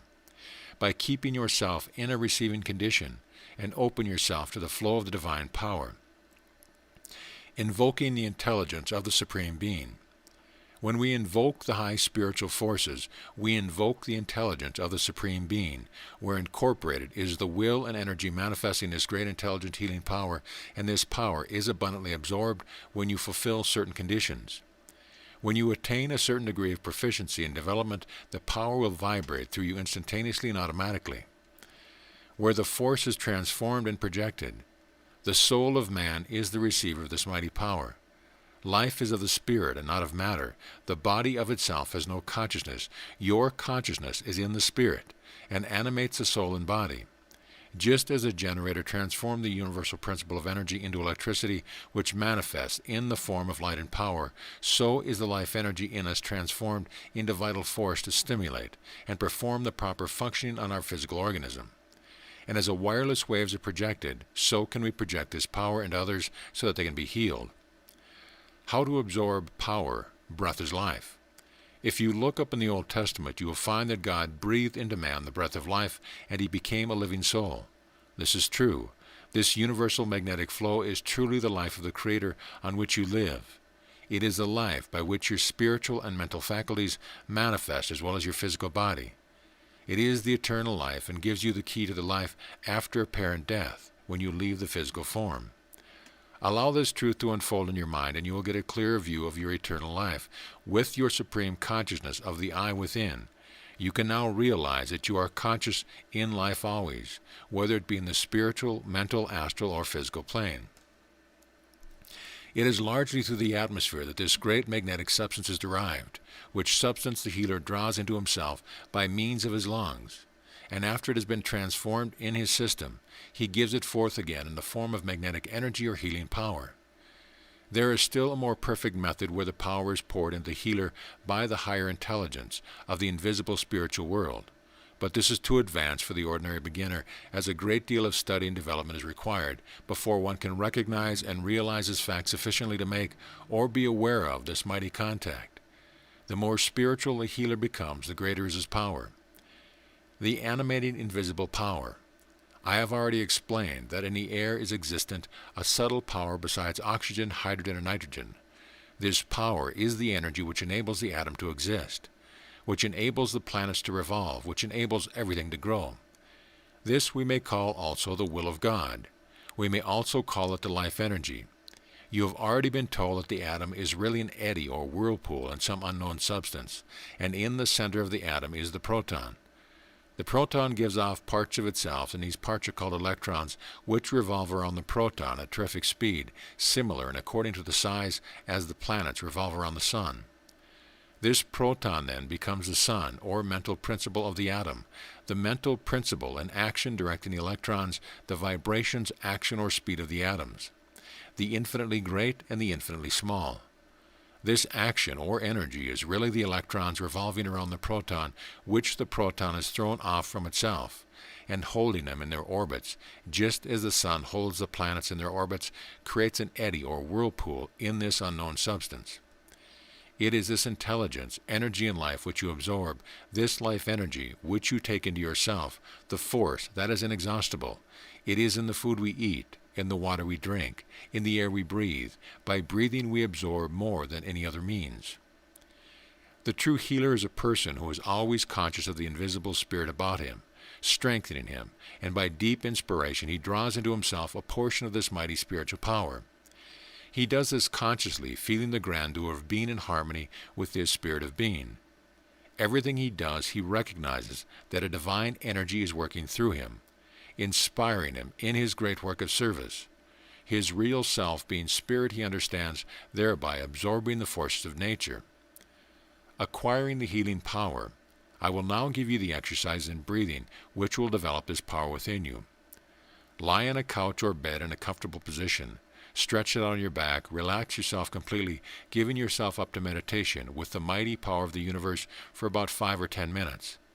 When you get yourself in tune with this power, commence taking long, deep, sweeping breaths. Complete rhythmic breathing from an abdomen, sweeping upwards into the intercostal and clavicle areas, holding the idea that you are absorbing the power as you breathe. Gradually increase the length of duration of each breath. Everyone's heart beats at a different rate, and this is true time for each individual. You may commence as follows. Inhale a breath, taking 6 heartbeats. Hold 3 heartbeats. Exhale, taking 6 heartbeats. Suspend 3 heartbeats. Then increase to 8 heartbeats. Hold 4 heartbeats. Exhale 8 heartbeats, and suspend 4 heartbeats, and so on. See the following table. You can time the heartbeats by your finger on your pulse till you can automatically judge a time. Your mind concentrated on absorbing the power. First 3 days, inhale for 8 heartbeats. Hold for 4 heartbeats. exhale for 8 heartbeats, and suspend for 4 heartbeats. The next 6 days, inhale for 12 heartbeats, hold for 6 heartbeats, exhale 12, and suspend for 6. The next 12 days, inhale for 16 heartbeats, hold for 8, exhale for 16, and suspend for 8. The next 24 days, inhale for 18 heartbeats, hold for 9, exhale for 18, suspend for 9. The next 36 days, inhale for 20 heartbeats, hold for 10, exhale for 20, suspend for 10. You should practice about 10 minutes twice daily. Keep your mouth closed and breathe through your nose. Do not strain yourself in doing this. You can increase the duration by easy stages, and do not be discouraged if you do not reach the breath of perfection, which takes about 60 seconds to complete. The main thing is to establish rhythmic breathing. You then become in tune with the rhythm of the universe. When you establish this automatically, you will feel the pulse of the universe within you. You are in tune with the power, and you become a medium through which the power will flow. Assert your I consciousness in the divine spirit, and the force of nature will respond to your call. An excellent method is to imagine that the soul, not the body, is breathing in spiritual life as you inhale, and when you exhale, imagine this power being diffused throughout the whole being. There are also certain centers which can be developed by concentrating as if you were breathing through them. Breathe 3 times through each center as follows. Number 1, the whole being, at the same time saying, divine life fills me. Number 2, the forehead, divine light fills me. Number 3, top of the head, divine inspiration fills me. Number 4, the back of the head, divine life fills me. Number 5, the solar plexus, divine power fills me. Number 6, the small of the back, divine strength fills me. Number 7, the navel, divine love fills me. Number 8, the genital organs and up and down the spine, divine vitality fills me. Number 9, the heart. My heart is one with the divine. I am in tune with the infinite. These are secret that were conscientiously guarded by the ancients. They have a mighty developing power and should not be regarded lightly. Rules the healer should observe and apply: the channels of projection. There are 4 avenues through which the power can pass from the healer to the patient: the hands, the eyes, the breath, and the mind. Practice projecting the power through these channels, always remembering that the power is under the direction of the eye or the spirit within, through its instrument, the mind. The hands. Before beginning treatment, always wash the hands thoroughly. Dry them carefully and rub the palms briskly together until heat is generated. Raise your hands above your head in a loose fashion, then allow them to hang down by your side loosely, willing that the power should pass through the tips of your finger. You will probably feel a tingling sensation. Then rub your hands together. If your hands become moist during the exercise, so much the better. The power passes from the hands more easily when they are slightly damp. Instilling confidence in the patient. You must have perfect confidence in yourself, at the same time instilling this confidence into the patient, assuring him that you are going to eliminate his pain and trouble. Assume that calm assurance of power. Do not allow the slightest doubt to interfere with you and your patient. You must act in a positive manner. The more positive you are, the more power you will generate. If you can create a sensation of vibration in your patient, he will have more faith. It is up to you to create this vibration.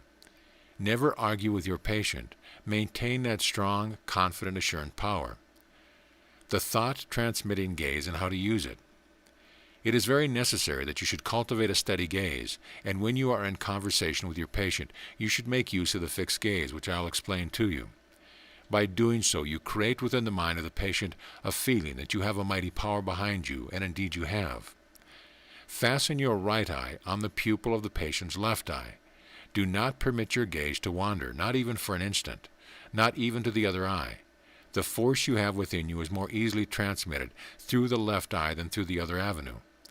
By focusing of your power to one spot, it is concentrated, and with your powerful determination to heal, you overcome the resistance, which is sometimes shown by some patients who are slightly doubtful of your ability to cure them. Never mind how your patient's gaze might wander. Do not allow your gaze to wander for a moment, but keep in front of your mind the idea that you are boring right through into his mind a consciousness of power. Cultivation of a sweet breath. Remember that no healer can be successful unless the breath is sweet and clean. I have known people who attempted to heal with a breath the flavor of a foul house and who expected success. This is impossible. The very moment you convey to your patient the slightest sensation of bad breath, the patient absorbs the idea that you yourself are not in a fit state to treat anyone. Therefore, I advise you to avoid any stimulants and strong-smelling foods like garlic, etc., because the slightest whiff of a disagreeable breath will prevent the patient from passing into the condition of nervous harmony which you endeavor to establish. Your manners. You should always greet your patient with a cheerful smile and a kind word. Your speech should be the spirit of hope, your touch magic to dispel suffering. Your bearing should be dignified and confident. Our next lesson will be a continuation of the power to heal and how to apply it. Find the root of the trouble, relaxing the patient, filling the patient with power, the power in action. Keep this and all the other lessons by your side and read it often. You will find the truth every time you read it. End of lesson. Lesson 12, the power to heal and how to use it. How to heal the patient. Find the root of the trouble. First of all, make your preliminary investigations and endeavor to get at the root of the trouble. It may be a mental trouble, a repression or a conflict in the mind, or it may be that the soul of the individual is out of step with the infinite. Or it may be a physical condition caused by the violation of nature's law. You should treat accordingly. Relaxing your patient. You will place the patient in a relaxed condition on a couch or chair. Tell the patient to close his eyes. Explain that with a wireless, you have to tune into a radio set before you can hear the music. The vibrations are there all the time but cannot be received until you tune into the station you require. The patient is just the same. He is being tuned into the power which is always in existence. He is now going to receive an extra supply. The fact that he understands he is being tuned in to receive the power in a similar way the radio enables his mind to grasp the idea. His body responds and a complete relaxation will probably take place. To further help relaxation, you will palpitate his arms. Tell him that relaxation is taking place. See that his legs are also relaxed. When the limbs are relaxed, the remainder of the body relaxes automatically. Filling the patient with power. Your next procedure is to fill the patient with power by giving him a general treatment. Stand in front of the patient if he is sitting in a chair. If he is on a couch, you can stand over him. Concentrate your mind on filling the patient with this mighty energy, making sweeping passes with your hands from the head to the feet, with the idea that you are filling him with the power. At the same time, get his assistance in his absorbing as much of the power as possible by breathing deeply and easily. The patient must always be relaxed before he can be treated successfully. The power in action. A feeling of warmth may be felt by the patient, or he may feel a vibrations in any part of his body, especially at the seat of the trouble. The circulation of the blood will be increased. His mind and body will be in harmony. Assure him that the effects that you are producing upon him are the beneficent action of the healing power. Contacting with the will and the mind of the Creator. Raise the vibration of your mind and contact your spiritual mind and will to the mind and will of the Creator.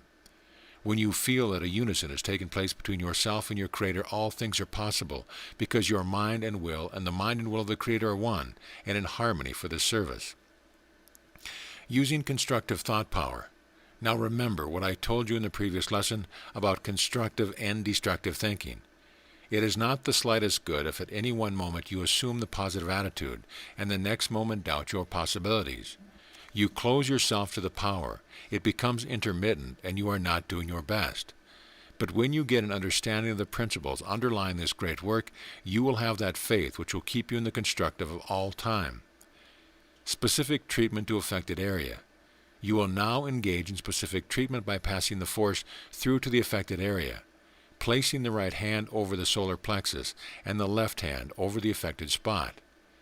Now imagine the power flowing through your right hand, through the solar plexus and making contact with the left hand. Breathe easily and deep. You will join forces with the will of the patient and direct the patient's mind to the healing operation by explaining that the blood is rushing to the affected part, that the arteries and veins are dilated, and the blood, combined with the healing power, will eliminate the troubled condition. Reaching the patient's subconscious mind. If you are treating properly, you will be making contact with the conscious and subconscious mind at one and the same time. This is most important because by this means you can eliminate instantaneously the mental and emotional condition attached to that trouble. You were told in the beginning of Lesson 4 that disease had three aspects: mental, emotional, and physical. And sometimes the trouble is more mental and emotional than physical. Very often we come across a trouble 90% mental and emotional and only 10% physical. The physical effect is only too real to the patient, yet it is only 10% of the trouble. When you remove the mental and emotional condition of the physical part disappears instantaneously. This is sometimes the cause of immediate cures. We know that man has three bodies: mental, emotional, and physical. These three interpenetrate and affect each other, and when disease is of long standing, the tissue structures may be affected, then it takes longer to effect the cure. When you reach his subconscious mind, you reach his emotional and mental activities, getting down to the very root of the trouble, changing the negative condition into a positive one, and the healing power is set in action. Getting the patient to breathe rhythmically. Advise him that by so doing he will make greater contact with the power, and that he will probably feel it flowing through him. By this method you connect the mind principle of the patient with the life principle of the universe, and intelligent healing action takes place. In Lessons 1, 2, and 3 you learn that the spirit is positive to mind, and mind is positive to energy, and energy is positive to matter. Spirit and mind is positive to both and directs energy and matter. Therefore, by using the mind principle, you bring into play vital energy, as well as directing the patient's mind to the healing power in operation. Always speak confidently. Be positive. Say something like this: "You have a condition here, but the very opposite to that which created this condition will cure it. This trouble has been caused by a destructive element, but we are going to change its destructive elements to a constructive element, so that in time, if not immediately, this condition is going to disappear, and you are going to be perfectly healthy and strong."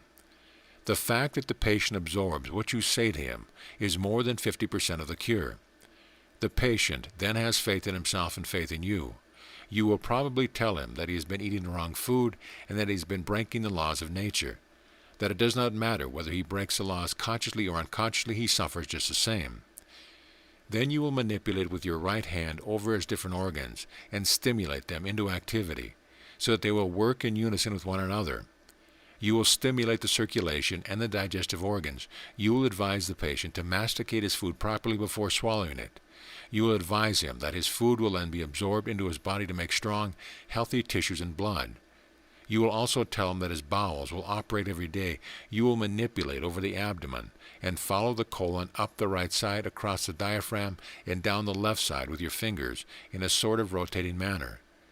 This, coupled with a direct thought, will set in motion the paraelastic action of the bowel. You may do this several times. Making the cure permanent. Remember that the healing alone is not sufficient.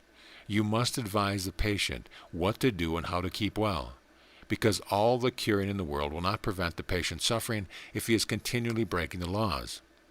For instance, you must realize that if the patient is suffering from rheumatism, he is probably eating the wrong food. He is also probably not having proper regular motions every day, and toxins are being absorbed into the bloodstream, affecting the muscles and joints. Before you commence treatment, you must ask the patient various questions. Endeavor to get at the root of the trouble. You must place the patient on the high road to health by explaining the law. You know that constipation is the mother of many of the diseases from which we are suffering today, and my lectures on the body should enable you to advise the patient what to do. For instance, in chronic constipation, where the patient has probably suffered a lifetime from this dreaded disease, and ordinary methods are not sufficient to cleanse the bowels, he or she must be advised how to clean the bowel, as I have already explained, by drinking plenty of water and by irrigation of the colon. I want you to remember this. When Christ healed the sick, he said to them, "Go and sin no more," meaning not to break the laws of nature. Make sure that you have unearthed the patient's destructive elements. You should be well equipped for this work if you have thoroughly studied the previous lessons. Directing the power within the patient. Advise the patient that within him is the power to cure. Really, this is the great secret in curing disease, to place within the patient such faith in himself that he can absorb the power to eliminate his trouble. Your instruction should be, you will during the day go into solitude. You will relax the whole of your body and your mind for a few minutes, and when you have properly relaxed, you will tune in. You will join your will with the will of the Creator, and the power will flow through you. You will breathe easily and deeply. As you are breathing in, you will be absorbing this power, and as you are exhaling, you will feel a stimulating effect. The patient will probably feel an inrush of the force. By this method, the mind is brought into action unconsciously and without any effort. This imagination is brought into play, and imagination and the will become one. You know Emile Coué stated in his book on treatment by suggestion that if the will and the imagination are contrary to one another, the imagination will always win. This means that an idea in the mind becomes dominant. It is a vortex of force, and when you try to eradicate this vortex of force, you only add more energy to it. Consequently, that dominant idea is stimulated into action, and instead of getting a curative action, you get the reverse. This is what Coué meant by the reverse effort. You get the stimulation of the trouble instead of the elimination of it. I want you to grasp this thoroughly and understand it. You must understand that no effort must be made whatever by the patient to cure his trouble. All the patient has to do is to absorb the healing power and follow the laws of nature. The subconscious or universal mind in the patient will do the rest. It understands what is required, and without trouble and without any effort whatsoever, the blood will flow into the affected area. The dilation of the arteries and vessels will take place, and the phagocytes and the leukocytes will be rushed into the particular area, and the elimination of the disease will commence. The waste matter will be excreted from the body. The red blood corpuscles will carry fresh material and build up strong, healthy tissues, etc. By breathing, deep oxygen and energy will be absorbed into the blood at the same time. Therefore, deep breathing during the process of healing is very important. In self-healing, it is better to think of the undesired, allowing the subconscious mind to fill in the details. One should repeat this mantra 20 or 30 times. In every way, God is making me better and better every day. Note the verb is making me better now. Not shall or will. There is a deep psychological fact here. The patient should be in a relaxed state and should repeat this mantra in a dreamy condition, thinking of nothing else. Should the patient fall asleep whilst doing so and the effect would be greater, the soul opens the floodgates and the life energy flows in. Or you may say, day by day in every way, God is making me better and better. It has the same meaning. Some find it easier. You can use the one that best suits you. Healing by the advanced method. Healing can also be performed by an outpouring of the power, by mental projection of the power into the patient. When a patient seated before you, stand a little away from him, say about 2 feet. Advise this patient to relax, close his eyes, etc. Then join your will to the will of the Creator and project the power over the patient through your mind. Your arm should be stretched out, the tips of your finger almost touching his shoulder. In the first article I explained to you that we are all one, we are not separate, and that our ethereal bodies emerge into the great ethereal matter of the universe. Really, our bodies extend everywhere, and our minds are an extension of the mind principle. Therefore, your ethereal body and the ethereal body of the patient are mingled together. Also, your minds are in tune with the universal mind, and by directing the power, you energize his ethereal body and his mental body corresponding according to your own power and development. Superconscious concentration. Remember that you will not be able to do this for some time. It requires a good deal of development before you are able to perform it with any degree of success. It is not done by hard conscious concentration. It is performed by expectant, faithful concentration, a positive feeling within yourself that the power is entering into the patient. There are 2 kinds of concentration. There is conscious concentration and superconscious concentration. The latter is a concentration performed by the spiritual mind, and is the method used in this type of healing. When you practice it sufficiently, you will get the feeling that you are really using another instrument apart from your ordinary consciousness. You will also use your will to direct extra power through your hands, and this power passes from the tips of your fingers into the patient. Another mighty secret is hidden here. You know by now that matter is force. It is not solid, but in constant motion, vibrating at a certain speed. Now when a person is sick, their mind and body are vibrating at a low vibration. When you raise the vibration, you eliminate disease. When ice is turned into steam, you only raise the vibration of the substance. When you turn this vapor again to ice, you lower the vibration. Should there be any impurities in the ice in the first place, they would be entirely eliminated. This is the method Christ used in healing the sick. Christ fully realized that all is in the mind of God, and his intelligence is in and through all things. In reality, all is mind, God's consciousness or will being the animating power. Christ recognized his oneness in consciousness with the Father of all. His desire then became the will of God. Faith is necessary to the healer and the sick, faith being the acceptance of God's great gifts. This is also the key to materialization and dematerialization, but I regret we have not the space at our disposal in this course for the elucidation of these occult secrets. Directing the force through the sympathetic nervous system, when making contact with the hands of the patient to establish the magnetic circuit, the right hand is usually placed on the solar plexus and the left hand on the seat of the trouble. You thereby stimulate the sympathetic nervous system, and the force passes from your right hand through the solar plexus, making contact with your left hand at the seat of the trouble. Remember that your right hand is the positive, and your left hand is the negative. By this method, the vital force makes a complete circuit. The nerve energy is stimulated, creating a healing action at the seat of the trouble. The law of giving. Nature is kind, and she gives more freely to those who give. You will find that the more patients you treat, the more power you will receive. People have often remarked, you must feel tired after treating all those patients. But the fact is this, nature will always give you more in return for what you give.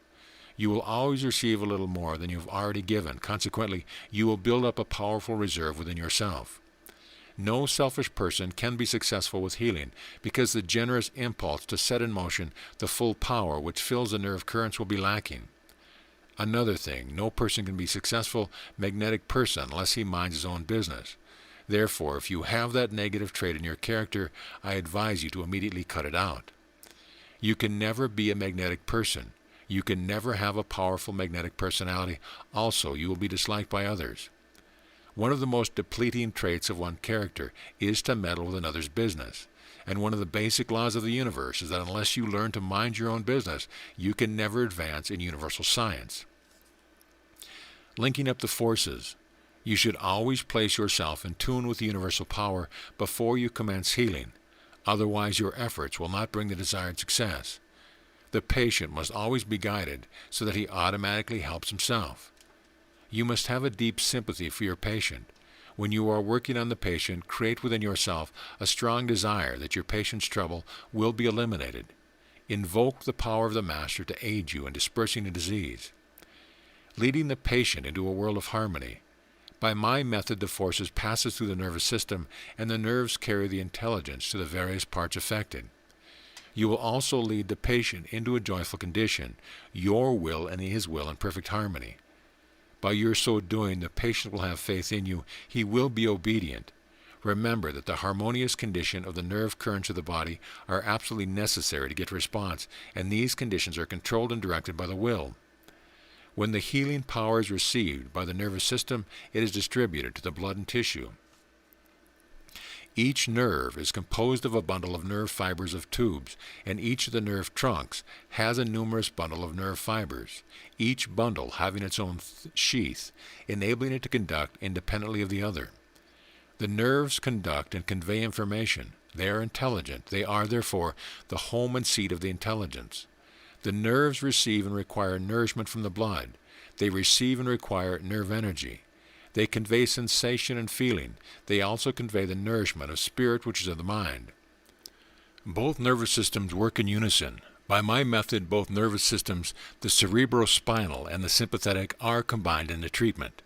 The motor nerves act upon the muscles, and any stimulus to the motor nerves produce physical action, while the sympathetic system acts upon the cell life, circulation of the blood, and functional organism, etc. The sympathetic nervous system possesses two ganglionic chains running parallel to the whole vertebraic system. The nerves have within themselves intelligence, the aid of understanding. As a matter of fact, the brain is no longer the sole interpreter of the organs. A message is first understood and sensed by the nerve center associated with that organ. The brain is informed of this matter and aids the sensation by bestowing attention upon it. When there is a pain in evidence, this pain will disappear as soon as the nerve currents have been established there. The harmonious action of the force aids the still pain and creates an electrical current of nerve energy, re-establishing the interrupted circuit.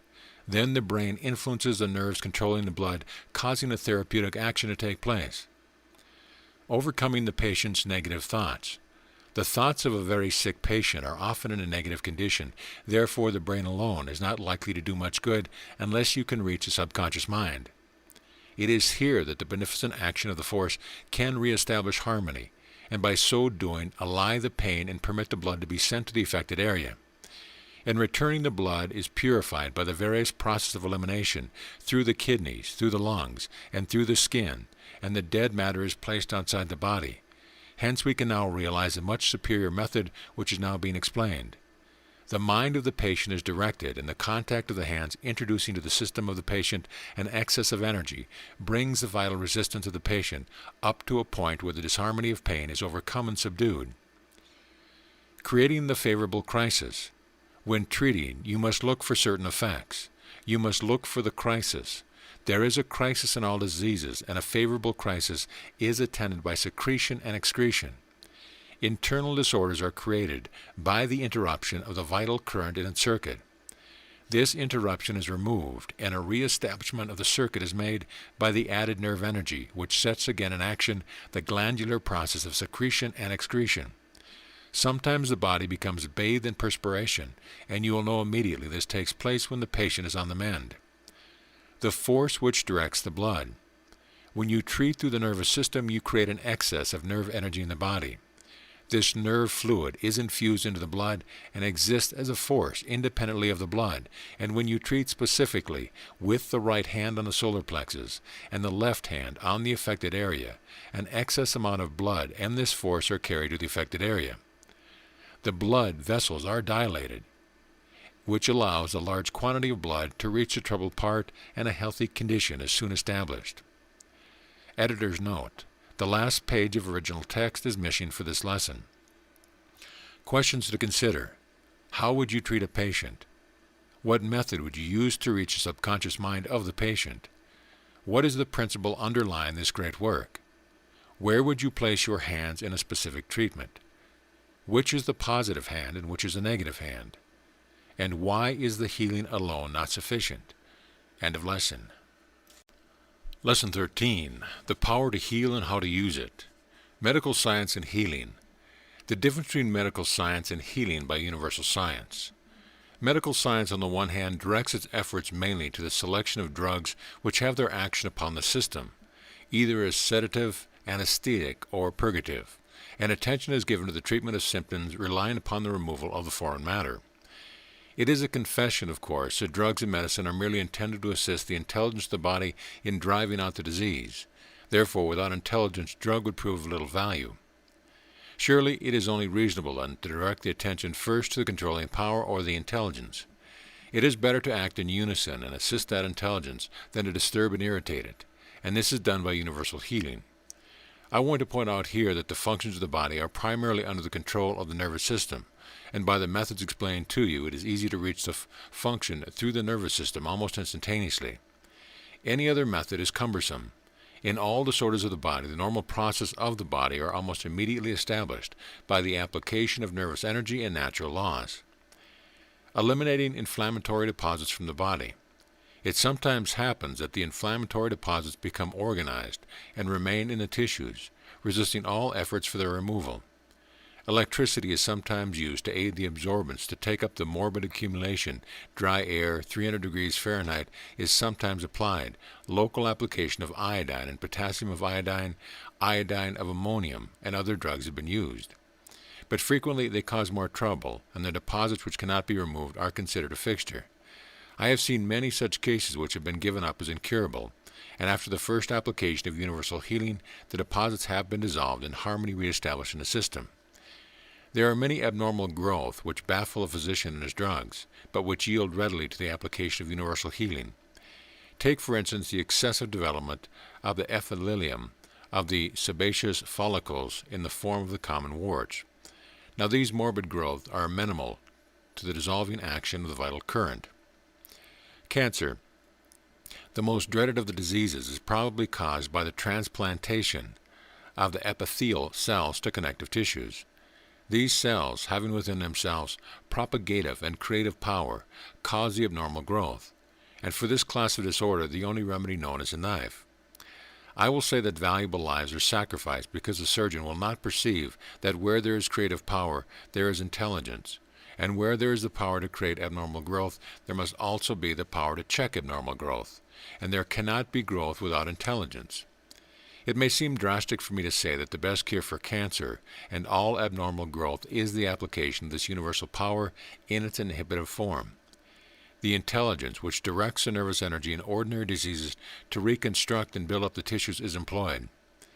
In the case of abnormal growth, for dissolution, disintegration into the blood, which is then excreted from the system, following the application of the vital force. Relieving pain. There is no form of pain which cannot be dispelled, and there is no form of disease which you cannot relieve by the application of the universal power. Your attention should be first directed to the relief of pain by the introduction of the vital force through the nervous system, leaving the eradication of the disease to the beneficent action of the vital force working in harmony with the nervous energy of the patient. Specific instructions on how to treat the most common diseases. We will direct your attention for a little while to dealing specifically with the various diseases. You have now a thorough knowledge of how to proceed with treatment. You have already been told of the necessity for relaxation and the charging of your patient with the power before commencing specific treatment. These specific instructions are only the bare necessities. You must fill in as you have already been instructed. The most common of all is headache. Request the patient, if the face is flushed, to sit upright in a chair. Place right hand on solar plexus, left hand on the base of brain, back of head. Retain this position for 5 minutes. If the face is pallid, showing anemia, a state of local congestion, request the patient to lie on a couch with head slightly raised above the level of the body. Treatment the same. Right hand solar plexus, left hand base of the brain. After 5 minutes treatment, remove the left hand, then tap the forehead gently with fingertips. Allow the fingers to trail gently over the scalp, around the back of the head with a circular movement, down to the first cervical division of the spine. This relaxes the scalp and relieves the pressure of the nerve terminals, which relieves the pain. Asthma. The patient should sit upright in a chair. Place right hand on solar plexus, left hand on spine, flat between the shoulder blades.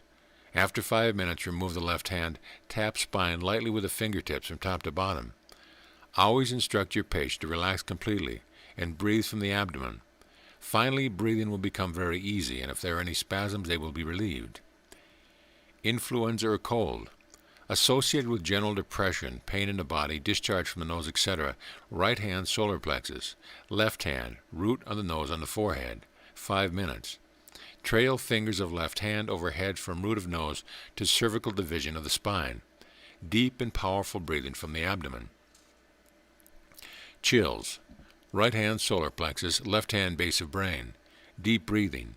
If there is delirium, positive hand solar plexus, negative hand base of brain. 5 minutes. Then stroke spine without tapping from top to bottom, using fingertips only, and you will find that the fever will subside. Deep breathing. Watch for crisis accompanied by perspiration followed by sleep. Rheumatism. It is an inflammatory condition of the tissues causing pain by compression of the nerve fibers, resulting in foreign deposits in the tissues. Positive solar plexus, left hand on the seat of pain, instruct deep breathing. Sciatica, same as rheumatism. Nervous prostration or neurasthenia, an irritable condition of the brain's substance and nerves due to imperfect nutrition through excitement and worry, etc. Positive hand solar plexus, left hand base of brain. Alcoholism and other poisons, treatment twice daily. Cases must be watched carefully. There is probably deterioration of the brain and nerve substance. Treatment by tapping the spine, deep breathing, and muscular contraction and exercise. Catarrh, the head, stomach, kidneys, and bladder, an inflammatory condition of the mucous membrane. Treatment, positive hand solar plexus, left hand on affected part. Also treatment by diet, deep breathing exercises. Catarrh is always due to impaired nutrition. Chronic constipation, condition caused by lack of peristaltic action of the bowel. habitual contraction of the sphincter muscle of the anus, positive hand solar plexus, negative hand base of brain. Carry out complete treatment previously explained. 5 pints of water daily, sip at frequent intervals, deep breathing exercise, mastication of food and diet. This is the most common of all disorders. No matter what your patient is suffering from, you should treat him at the same time for constipation, because sluggish bowel action affects all disease. The bloodstream becomes poisoned as a result of pollution by stagnant matter in the colon. It is the pollution of the bloodstream which causes most illnesses. Dyspepsia, irritable condition of the digestive organs, positive hand solar plexus, negative hand base of brain, plenty of fluids, give instruction on eating and diet. Paralysis, if on left side it is due to injury on right hemisphere of brain. When right side is affected, it is due to injury of left hemisphere of brain. Positive hand solar plexus, left hand affected part, tapping forcibly with hand to restore sensation. Left hand on spine, drying the fingertips from top to bottom, endeavor to restore current. Arouse body activity by controlling thinking. Paralysis may also be caused by mind disorder and should be treated accordingly. Apoplexy, the suffusion of blood into the head causing unconsciousness, sometimes paralysis. Sit patient upright. Positive hand, solar plexus, tap spine top and bottom with left hand. Bright's disease, affliction of the kidneys, deep breathing and diet, positive hand, solar plexus, negative hand, kidneys. A treatment for a general rundown on nervous condition. Place your patient as previously instructed and charge with magnetism. Then place the right hand upon the solar plexus and tap the spine up and down several times with the left hand, allowing the force to pass through the right hand to the left hand. This has the effect of stimulating the whole of the area allotted to the nerves which project from a spinal cord. About 10 minutes is quite sufficient for any patient when the treatment is done properly. If it is not possible, the patient should be laid on the couch when getting treatment, but this is not absolutely necessary. You could augment all treatment by stimulation of the spine by heat and massage. Heat gives life. It raises the vibration of the body. The following methods could be used with great advantage to the sufferer. Take a towel, wring it out in hot water, and place it along the spine. Wring out a blanket in very hot water, fold it into 4, and place it around the hips and legs of the patient. Cool cloth could then be placed upon the head. Carry this treatment on for a reasonable time, about an hour or so.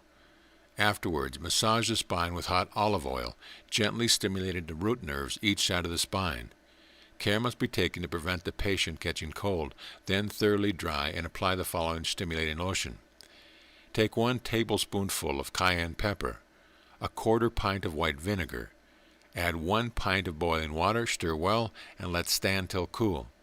Then strain through muslin cloth. Wring a cloth out in this lotion and rub the spine gently from top to bottom. The skin is one of the main eliminating organs, and too little attention is paid to it. Unless the skin is functioning properly, waste matter cannot be eliminated. Therefore, a good plan is to wipe the body over with the above lotion. This will stimulate the nerve ends in the skin and cause the glands controlling the pores to act properly. A strip of flannel wrung over in olive oil could be laid along the spine at night with tapes attached to it to tie around the neck, waist, and legs. Next morning massage and dry the spine, then use the lotion as above.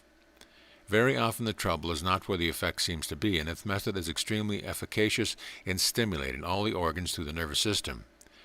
I have cured dozens of hopeless cases by stimulation of these root nerves alone, the reason being that the body takes its life from the soul, and the nerves carry this life to the organs, blood, cells, etc., and the body revives. There are many secrets in the healing art that are known only to the few who make a real effort to seek and understand them, and who have advanced beyond the stage of prejudice and orthodoxy, which shut out wisdom and truth. Food also plays an important part in curing disease, and this subject will be dealt with further on. This should be sufficient now to enable you to treat any sort of disease. You have been given a general knowledge and the groundwork, and there is nothing to stop you from getting good results. Remember, it is not sufficient to make your patients well. They must be told how to keep well, so as to prevent a recurrence of the disorder. Final instructions. Never forget to instruct your patient in regard to breathing and drinking water, the proper mastication of food, and the proper food to eat. Give them the exercise that they require, according to their state of health. The course of exercise will provide you with all the information you need. Relaxation and exercise should be performed in the morning and evening. Some useful hints. Do not hurry or appear anxious. Never drop your calm, pleasant, and dignified manner. Do not allow flippancy or familiarity to come into relation with your patients. Do not be austere or gloomy. Never neglect cleanliness. Do not make your fees too small, rather make them as large as you can reasonably do. Do not take a fee that your patient cannot afford to pay. Accept a fee for your time only. When you fail for any reason to benefit a case, never hesitate to do plenty of charity work. Do all the work you can. Do not take any acute or critical cases unless they are forced upon you.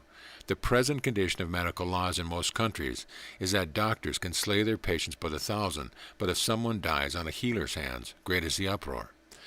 Do not handle contagious disease for the same reason. Do not practice unless you have a sweet, pleasant room in which to work. Never argue. Hold yourself good-naturedly above all. Tell them if they want instruction, you will sell it at a certain fee. Do not keep bad company or neglect conventionality of society.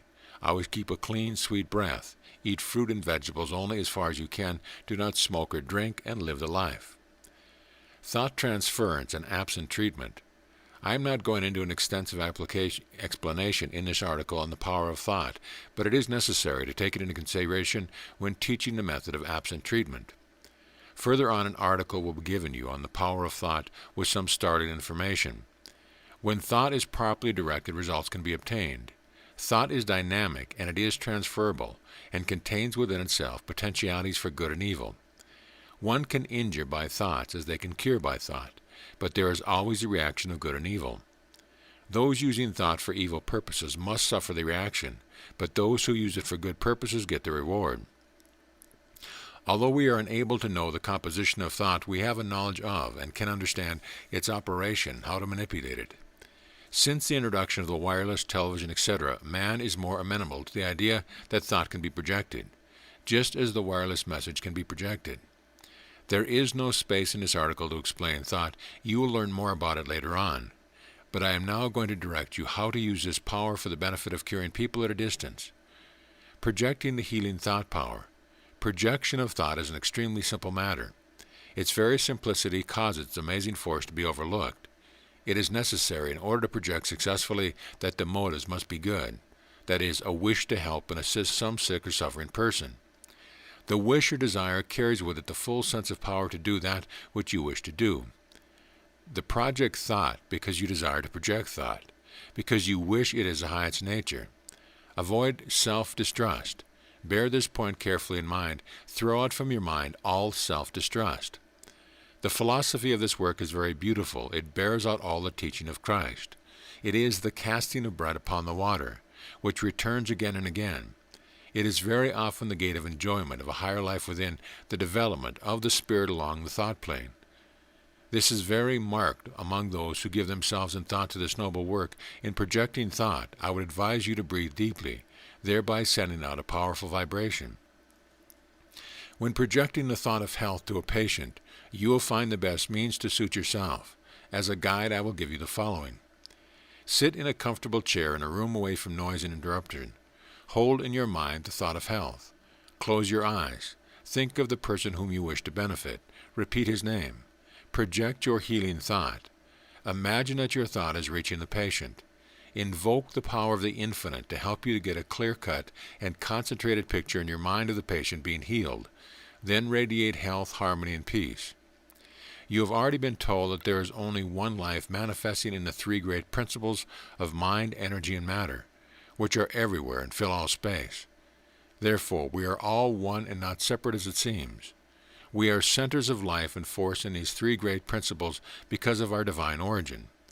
When you project thought with this understanding, it is similar to radio waves of vibration, and these are received by those who are in need. If the patient is tuned in at the same time, the results will be greater. By tuning in is meant that the patient sits or lies in a relaxed condition, at the same time realizing health, strength, and vigor, imagining the great universal power working through his mind and body in a constructive way. It is not necessary to give a long time to your patient. Your treatment is for the patient, not the healer. You can treat many patients at one and the same time. 5 minutes and sometimes less is sufficient for your work, providing you have done your work properly. You will also find it beneficial to fill your mind with health thoughts last thing every night, and also to radio the thought of health. Your patients and others will pick it up. You are a projecting station, just as the same as a wireless, radioing out the message of health. You will find by doing so yourself will be strengthened enormously. Now you have a complete treatise on the healing of disease by invoking the power of the universe. Great will be reward and good for that will do in helping poor, depressed, and hopeless individuals who require your help. Once you put them on the high road to self-help and health through nature's law, you have done an act of blessing, and you will not go unrewarded. Maintaining the perfect balance. Before leaving this section of the course, I want to issue this warning to prevent you from falling into the danger that many have done in their enthusiasm over the New Thought movement and their newfound power of thought. The inner forces of the soul are unfolding so rapidly at this time that one is apt to forget the physical body and cease to give the necessary care. We learn the new laws of the right thought, but fail to observe the old laws we've had to learn in the past, with the result that we become physical and mental wrecks. Your keynote to recovery is to maintain the proper physical, mental, and spiritual balance. Never forget this fact when treating yourself or another. Our next lesson will be on food, health fuel for the body and brain. Are people tired of being sick? Health is supreme power, the truth about our ailments, nourishment and strength, vice and crime caused by irritants, food values. Some questions to ponder. How would you eliminate chronic deposits from the system? Why should you always pay special attention to constipation in every patient? Why would you project the healing power and give an example? Why is it so important that we should always maintain a perfect balance? End of lesson. Lesson 14. Health fuel for the brain and body. Are people tired of being sick? I am here placing before you a concise article on food. Most people today are tired of being sick, tired of being drugged, and tired of paying doctor's bills. You must realize that sickness makes others uncomfortable beside yourself and puts an extra financial burden on your shoulders. To be conscious of being sick takes all the good out of life, and money that is spent for doctoring could be put away for a much better use. There is enough proof already that drugs, serums, vaccines, the knife, monkey glands, and other foolish method of curing disease have not accomplished what was promised by those who instigated their methods. Is health our supreme power? The majority of people are disgusted and disheartened with being constantly ill or being patched or doped, that they have no further desires for new fads and false promises. If you want health and happiness, follow my previous articles on health and then carry out my advice regarding food. This will, all combined, undoubtedly lead you into the promised land. Health is the greatest factor in one's life. It is the supreme power which controls the destiny of man. Without it, courage and ambition lie dormant. Self-confidence vanishes. Hopes and efforts never materialize. Wealth is not enjoyed. Mansions are as cold as tombstones. Love cannot flourish. Hearts are saddened, and general life was one round of bitter disappointment. But all this can be overcome. Your mind and body can be made whole. The road is easy to follow, so why delay? Follow instructions and be what you want to be. Get the things you desire and accomplish the things you wish to accomplish. This course is a guide to your life, your health, your happiness. The truth about our ailments. For your own benefit, I want you to summarize what you have learned already and write an essay on it. By doing so, you will find out if you have been putting into practice the instructions. There is no better way of learning than realizing the importance of this knowledge. It is my desire that all who have taken this course will benefit from it beyond their own expectations. There are but two paths to follow. One leads to the pathway of health, success, and power, and the other to disease, failure, and weakness. The decision rests with you. If you decide to act as directed, then your life will be a blessing to you. But if you neglect to put into operation what you have been told and what I am going to tell you, then you are inviting misery upon yourself. Wake up and know the truth. Learn that to a great extent. You are responsible for your own ailments and unhappiness. We are prone to shirk our responsibility and blame others for our misfortune, when the real cause are neglect to care for our body hygienically, carelessness in the selection of our food, and the improper use of our mental and emotional activities. Indulgence in tobacco, alcohol, and bad sex habits, these are undoubtedly the main reason for lowering the vitality of the body and bringing on sickness. Improper living condition, wrong modes of dress, lack of bodily cleanliness, internal and external, also attract disease. Living continually under a nervous tension, desiring and wanting so many unnecessary things is very often responsible for some of the ailments for which we suffer daily. Can one be healthy by eating meat? Now I want you to realize that you can never hope or expect to be healthy and happy if you continually eat flesh of dead animals or resort to liquor, tobacco, and other destructive habits. You cannot clog your system continually with food of the highest toxic nature and hope to find some mysterious or superhuman action to counteract the abnormal condition which you create. It has never been accomplished and never will. We cannot treat our bodies with utter disregard to nature law, and when we become ill, resort to medicine to cure it. If we imagine this to be so, we will learn that we are living under delusion. We must realize that if we are sick, it is because we have disobeyed the laws of nature. Nourishment and strength, meat versus fruit, nuts, and vegetables. Many try to prove that they cannot find nourishment and strength in fruit, nuts, and vegetables.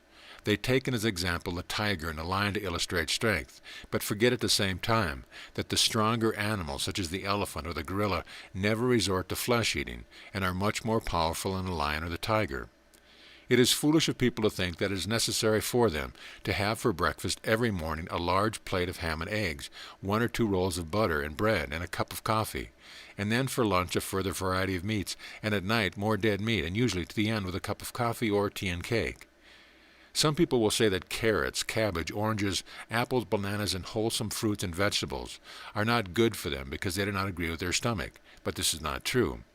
It is the toxic and sickened condition in which the stomach has been placed by abusing it with acid-forming food, which does not agree with the pure and unadulterated food.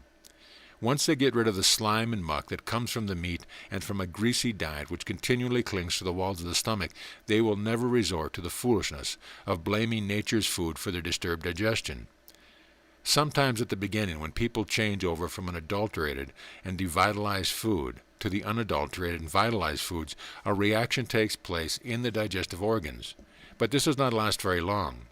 It is caused by the toxic and acid conditions of the stomach clamoring for further poisoning. It is just like the drug fiend of the habitual drunkard. His body cries out for more drink or more drugs, which are steadily poisoning his home system. But once he is free from the drug or drink habit and gets back again to nature, he feels the vitality and the pulse of the universe, which makes him happy and contented and a healthy citizen, instead of a degraded mortal. Much can be said of a similar nature to those who are continually eating the wrong type of food. You may think this is a strong language, but it is only a truth after all, so why disregard it? If you decide to change from the wrong to the right way of feeding, you must prepare yourself psychologically. You must train the stomach to digest the proper type of food, as well as to create normal and right-thinking habits. And you will find that the stomach will become accustomed to the proper natural foods and will completely adapt itself to its new function. You must understand that if you have been continually taking dead meats, indigestible pies, coffee, tea, white denatured bread, pastries, canned fish, stale cheese, indigestible pies, fried fruits, causing the worst form of toxins in your body, which creates a breeding ground for germs and filth, your digestive organs and the toxic condition of your body will not adapt themselves instantaneously to clean, healthy, and wholesome food. Pure and impure dishes. Is it not much more pleasant to sit down to a meal of vegetables, nuts, and fruits, which make you feel that you are in a garden, rather than one that resembles a slaughterhouse, reminding you of blood and murder? Think of a dish composed of nicely shredded cabbage, diced apples, cut-up dates, a handful of shredded coconut, and a dressing made out of lemons and honey, or a dish of celery, cut-up figs, and a handful of raisins, shredded red cabbage, and a dressing made of sweet oil and brown sugar and lemon juice. These dishes are fit for the gods and are not to be compared with the impure dishes of dead meat and fish. You can easily prove which is the better by their effect after eating. Not only are the natural foods less toxic, but they taste better and make one feel light. They provide more energy, and above all, they need no dynamite to aid them to pass out of the body. Is the influence of advertised foods ruining our health? Many people know that much of the food they eat is adulterated and devitalized and not fit to eat. Still, they feel a security in eating it because they have been reading attractive advertisements boosting such food, and also other advertisements which tell them to eat anything and everything, and when they get sick, the quack medicines advertised will cure their trouble. I inform you now that this is impossible. It is absolutely contrary to all laws of nature. Those who believe such things fool themselves and must suffer eventually, because when their digestive organs get to the state of being inflamed, blistered, and cataract, the entire system is being terribly poisoned. Firstly, with wrong foods, secondly, by the medicines, and thirdly, by toxic poisons their systems have been absorbing through their poisoned digestive system. How is it possible, then, that drugs, which are also poisons, can create a healthy condition in the body? Reason this out for yourself. There is only one answer, and that is follow nature. The one more eats of food in its original state or nearest to its natural state, the more nourishment is derived, for the least effort is placed on the digestive and eliminating organs. This means that you obtain the full nourishment of the food. It is more easily digested, and the waste product is easier eliminated. Therefore, you are not wasting the vital forces of your body. In the other case, with undigestible foods, much energy is required to enable the toxic matter to be excreted, and the waste product in the system gradually wears out the organ. An engine can work better when properly lubricated with proper oil. When you apply a poor quality, you are going to clog and interfere with the running power. The human machine is just the same. Weakening the functioning process creates disease. The main thing is to purify the bloodstream. By doing this, it is an easy matter to overcome disease. That is why I am dwelling on a toxic condition created by wrong feeding, wrong thinking, and destructive emotional influences, which have a tendency to weaken the system and create a state of toxemia. You must understand that when the body is devitalized, the functioning process lacks the power to act normally. And if such a condition continues, the results will be a true case of toxemia, probably terminating in either Bright's disease, cancer, tuberculosis, diabetes, or death. Wrong eating, overeating, starvation, worry, negative emotions, physical exertion, sexual vices, drugs, smoking, drinking, or any other destructive habit, if carried too far, will lessen the resistance of the body, creating the above disease. You must realize that disease is really caused by getting away from nature. Therefore, to have health, one only needs to follow nature's law. Constipation is the mother of many diseases. Therefore, we must eliminate those foods which help to create this condition. The worst foods in this respect are fish, meat, poultry, white bread, stale cheese, and other high-protein foods which produce acidity. You must know by now that your health depends upon the free, natural action of your bowels. So important is the elimination of this self-inflicted trouble, constipation, that I must again make reference to it. The right food is a potent factor in giving permanent relief. Cereals, fruit, and vegetables are the best. The following is one of the best regulators known. Every morning, take abdominal exercise and drink 2 glasses of water, followed by all bran and fruit for breakfast. Avoid medicines as you would poison. The reason why white flour products and other unnatural foods cause constipation is because such foods have no inherent power, decompose quickly, and it cannot hold fluids, therefore becoming a dry, clogging substance adhering to the walls of the bowel. On the other hand, with cereals, fruit, and vegetables, they maintain a moist condition, have inherent power, and create peristaltic action for their bulk substance. Vice and crime caused by irritants in the glands and nervous system. 50% of the crimes committed today would be eliminated if people would eat the proper food and abstain from meat, because the high poisonous foods irritate the nerves and glands and lead to undue nerve irritability, which creates a form of insanity, producing crime and unbalanced minds. I have seen cases where people suffering from an unbalanced mind recover very quickly when fed on natural foods. Of course, the reason for this is quite obvious. The blood becomes pure and the toxic conditions which created the inflammation in the brain cells are expelled. This irritation having been eliminated, the mind naturally tends to assert itself. Are the lungs affected? Another important point is, if we are continually creating toxic conditions in our bodies, the lungs have to filter the blood and pass the poisonous substance through the lung cells to be freed in the form of carbon dioxide and other poisons. We must realize that if this abuse is constant, it is natural that it will destroy the delicate structure of the respiratory organs. Extremist on food values. Do not pay too much attention to dietitians who theorize on the incompatibility of the various foods. It is hard to imagine from where they get their deductions. The majority of them are extremists. Some will advocate a mono diet, meaning eating only one particular food at each meal. That is, if we wish to eat bread, we must eat bread only. Or if we have an inclination for fruit, we must eat fruit and only one variety. Others get their ideas from the chemical analysis of the food outside the body. But after food is taken into the body, the chemical constituents are totally different. Therefore, we cannot, under the circumstance, judge the incompatibilities of food by taking analysis of the chemical constituents outside the body. For instance, the body requires all forms of mineral salts, and these seem to find their way to where they are required, even if it is found that some are incompatible when taken into the body. Some dietitians say that by taking different foods, one upsets the digestion, and that health depends upon certain foods being taken in conjunction with them. This is all nonsense.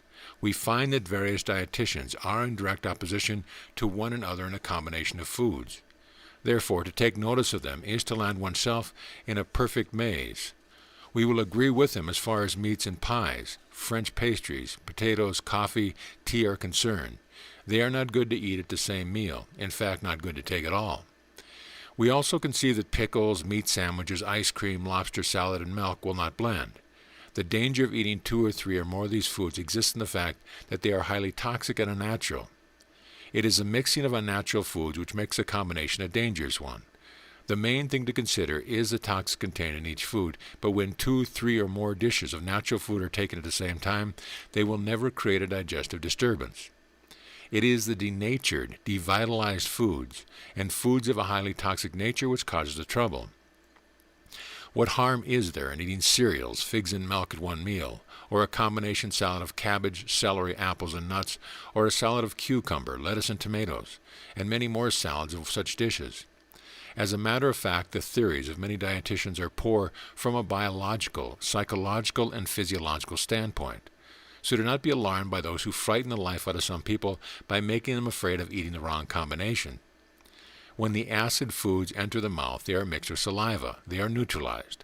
They are already changed into alkali. And again, the hydrochloric acid of the gastric juice in the stomach will neutralize any of the natural acids should they find their way as far into the stomach. It is advisable to eat one particular food which affects the disease of the patient during sickness, but to adopt it as a universal plan would be foolish. Lesson 15, we will study health fuel for the brain and body, chemical elements in the body, raw cooked foods, and many more. Keep this by you and read it often. You will find a new truth every time you read it. You will look forward to the next article. Some questions to consider. What are the strongest animals, carnivores or vegetarian? Is there any difference between a person addicted to the drug habit and a person addicted to a continual meat eating? If so, tell me. Why is it difficult at first for the digestive organs to adjust themselves to a pure food diet? What happens when the functionary process lacks power? What is one of the causes of crime, vice, and unbalanced minds? And why should we disregard food cranks? End of lesson. Lesson 15.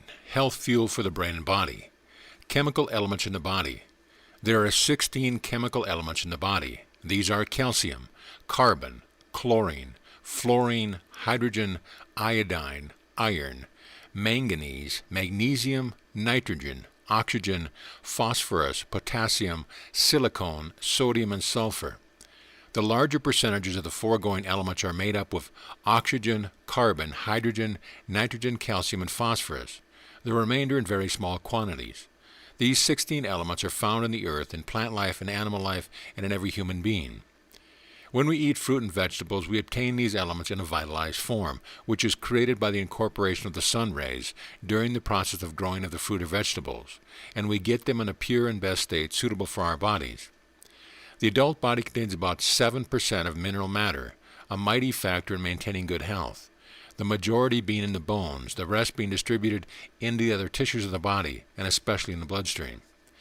When people are deficient of calcium, we find them suffering from bone trouble, decayed teeth, etc., and then devoid of iron, iodine, sulfur, and oxygen, etc. They are generally suffering from anemia and blood troubles, etc. When there is an absence of phosphorus, the brain is affected. When water is lacking, we find a general unhealthy condition. 6 important substances found in all foods and their uses. In all foods there are found 6 substances in certain proportions. These are 1. Carbohydrates, which is a group of substances of natural chemical compound of carbon, hydrogen, and oxygen. The most common of all carbohydrates are sugars and starches. This produce heat in the body. Cellulose is a form of carbohydrate, nature in which the woody substance which forms the framework of fruit and vegetables. It is not digestible, but it is valuable. It is a roughage, or bulk, and it is an important factor in aiding the peristaltic action of the bowel. Starch is found in greater proportion in vegetables and in fruits, and the foods which contain a high percentage of potatoes, pumpkins, chestnuts, barley, corn, rye, wheat, and all kinds of bread, cakes, cereals, and foods prepared from grain. Starch, when exposed to strong heat, is changed into dextrine and is more easily digested. That is why bread should be toasted. Sugar is the simplest of the heat-producing foods and is easily digested. The sugar that comes from fruit, vegetables, milk, and honey is most suitable. The sugar found in the cane and the beetroot is the same, but the sugar found in fruit is different. So is the sugar different that is found in milk and honey. The only sugars that should be used are brown or maple sugar and the sugars from the fruits, which are the natural fruit sugars. Fats. These are used by the body to produce the heat and are the most concentrated of heat-producing foods. Much of it can be stored up in the body for future use. It serves as a protection to the delicate organs.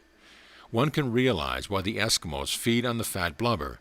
This enables him to combat the cold elements where he lives. The most suitable fats for the body are found in dairy products such as milk, cream, butter, and cheese, also in nuts, vegetables, margarine, peanut oil, etc. Protein. Protein contains nitrogen, the medium by which the tissue repair and growth is maintained. It is very necessary in the diet, but one must be careful not to eat too much of it because the body can only use a certain amount. If too much is taken, that excess does not decompose, resulting in creating toxics.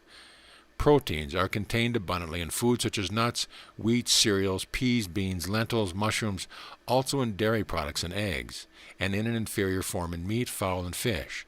Protein has also the power of creating heat. The mineral salts. These are calcium, chlorine, silicone, fluorine, iodine, iron, manganese, magnesium, potassium, phosphorus, sodium, and sulfur are found in all natural foods. These salts are found more abundantly in fresh fruit, vegetables, milk, and butter. Milk possesses a fair proportion. In selecting fruits for children, the first consideration should be those fruits rich in mineral salts, because they ensure proper growth. Without them, the other substances cannot perform their proper duties. Vitamins mean charged with vital energy. There are 3 specific vitamins, A, B, and C. Vitamin A is a fat-soluble vitamin which aids the assimilation of fats. These vitamins are found in cabbage, corn, sweet potatoes, butter, coconut oil, eggs, and milk. Vitamin B is water-soluble and indispensable to the blood.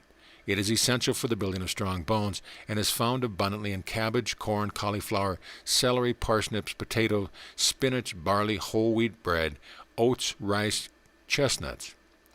Vitamin C, also water-soluble, which has the power to prevent and cure skin disease.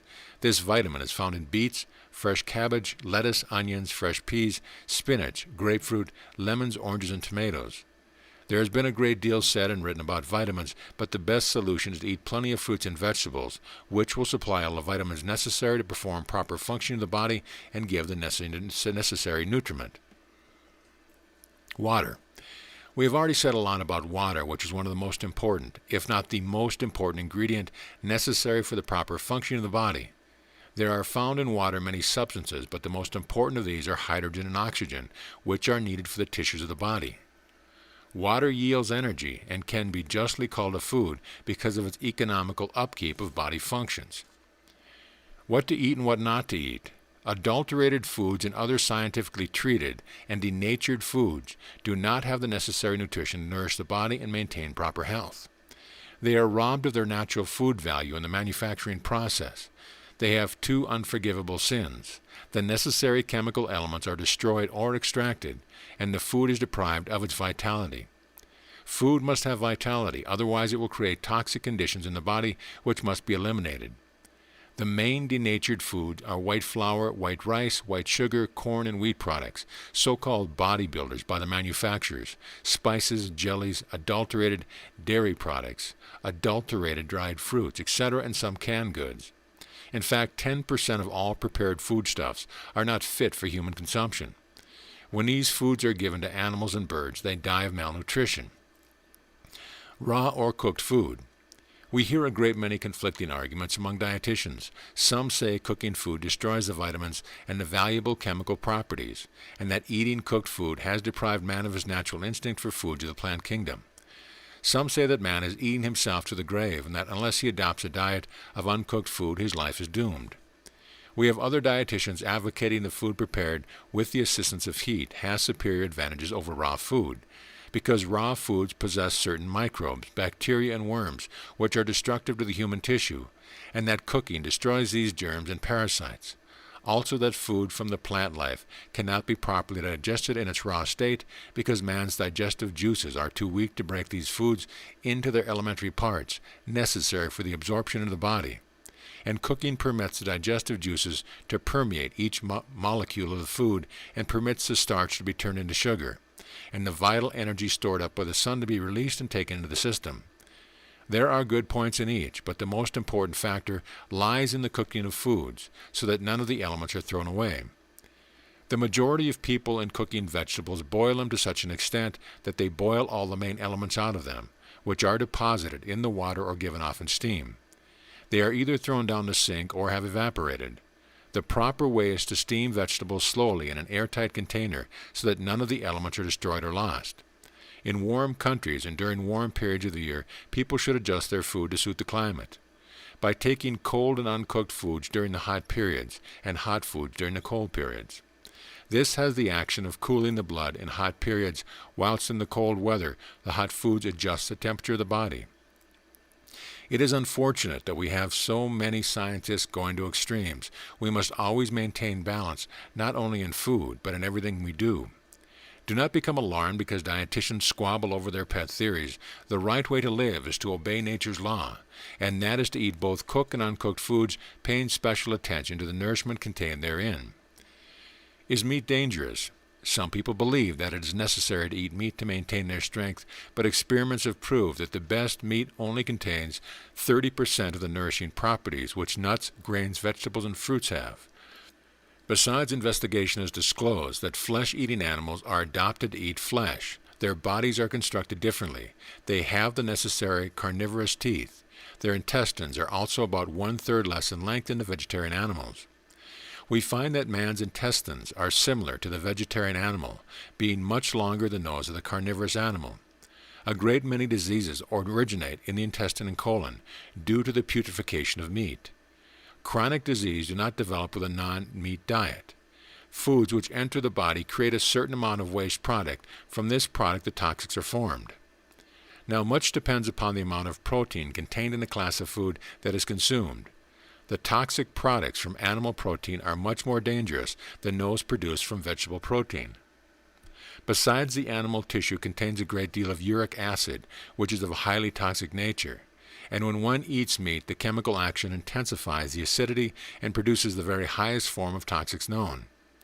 Also, as the waste product of meat decomposes very quickly, it is necessary that it should be evacuated from the body as soon as possible. This cannot be performed by man, owing to his long intestine, and the poisons from the putrefaction which takes place in the process of the elimination of the waste matter is absorbed into the system. Is diseased meat offered for public consumption? Are you aware that if the meat inspectors were to reject every unhealthy animal from the slaughterhouse, the meat would be 6 pounds a pound? If you only knew how many sick animals are killed and their bodies offered for public consumption, it would make you nauseate every time you thought of meat. I have had the opportunity of examining on several occasions the organs of animals after they had been slaughtered and found them in a diseased condition. The carcasses of these animals were sold for human consumption. Proof why nature's food for man are best. They are recommended by the leading scientists, the world's great philosophers and poets. They have proved to be the best by investigations made and declared by leading food scientists. Also leading men such as Bernard Shaw, Edison, Marconi, Sir Oliver Lodge, Henry Ford, the late Sir William Crookes, Sir Aberth Lane, and many more too numerous to mention, encouraged nature's diet for man's physical well-being. The miners of Chile, who were the strongest men in the world, never ate meat. The poisons from meat irritate the nerves and glands and set up an irritability which lays the foundation for many diseases and vices. We also know that meat decomposes quickly if left out in cold storage. Is not that sufficient to show that poisons are inherent in meat? The amount of land necessary to feed one animal, which is equivalent to the food necessary to feed one man over a period, if producing grain and vegetables, would feed 20 men over the same period. So from an economical standpoint, it is also wrong. Fish as a food. It is considered that fish is not a good food for the human being because of its early deterioration. Besides, fish produces a very high toxic condition in the body, creating a very poisonous form of uric acid. In fact, fish decays much more readily than meat, and we know that protein poisoning is more apt to be caused in fish than any other food. I do not consider that we should eat any of the shellfish, as those live on the refuse and muck of the bed of the sea, and contain decomposed matter. You know that canned fish is sometimes 5 years old before it reaches the table, and herring are often preserved in brine for 10 years before they are sold. The only fish that is fit for human consumption is the fish freshly caught, cleaned and cooked straight away. Most people will eat fish, meat, stale cheese, white bread, and all dangerous foods because they like them, irrespective of the harm they do to their bodies. The only answer that we have is, nature will surely make you pay. Fried foods. Food should not be fried because it prevents the food from being broken up into its elemental parts suitable for digestion. If the food cells are saturated with fat, this prevents digestion, and sometimes the pancreas juice and the bile is not sufficiently powerful to break up the fat envelope which surrounds the cells of food. Consequently, they are decomposed in the intestines. This form of food causes inflammation and catarrh. Canned fruits. The canning and preserving of fruits has now advanced to a stage where very little nutrition is lost, and therefore canned fruits are not so bad as some people paint them. Of course, the fresh fruits are much better. Some special hints regarding children's diets. After a child has entered its second year, its digestive apparatus will handle semi-solid foods. It is a bad policy to give children candies and chocolates, food not fit for digestion. And if parents desire the children to be healthy and strong, they should follow out the following instructions. During the second year, even though weaning has not ceased, give the child a teaspoonful of tomato juice, orange juice, and thin gruel made from oatmeal and barley and vegetables. At the age of 3, the child should be able to eat baked fruits such as apples, potatoes, including the skins, as the valuable mineral salts are found close to the skin. Cut up raisins, dates and figs, tomatoes, raw sweet apples, and other sweet juiced fruits, and drinks made from fruits and berries. The method of feeding should be simple. Soft boiled egg can occasionally be added. Milk, water, thin chocolate, and cocoa can be given. This method should be suitable until the child reaches the age of 7, 8, or 9 years, when a more liberal diet can be indulged in. If you want to have a healthy child, do not give them meat, fish, tea, coffee, or sweets. Train children towards natural food. Let them get the habit when they are young, and they will always be healthy when they are old. Lesson 16 will be the last lesson on health fuel for the brain and body, how to become slim and normal without being uncomfortable or injuring the health. Overcoming leanness and emaciation. Special hints, why hospitals are full, our artificial methods of success, and questions. Questions to consider. How do we get the body salts when we eat fruits and vegetables? What are the 6 important substances found in food? Why is water so important? What is the most important factor to consider when cooking food? Do you believe that half the meat that is eaten is tainted in some form, and why are fried foods dangerous to the system? End of lesson. Lesson 16, Health Fuel for the Brain and Body. Why be stout when it is easy to be normal? Perhaps you have tried every conceivable method under the sun without avail. Probably you have fasted, starved yourself, reduced your vitality by taking physics, exercise, etc., and you find that by using these destructive methods, your health has suffered and you are even fatter than you were before. It is quite easy to reduce weight without being uncomfortable or affecting the health. You need not starve or fast to do anything out of the ordinary. You need not indulge in vinegar or thyroid extract. You can become thin by eating an abundance of food which will reduce weight naturally. This is wonderful, is it not? The more food you eat of a certain kind, the quicker you will reduce your weight. When certain foods are taken into the body, the chemical constituents of these foods break down the fat tissue, dissolve and neutralize them, and cause it to be eliminated out of the body. The main foods which create fats are sugar, starches, and fat.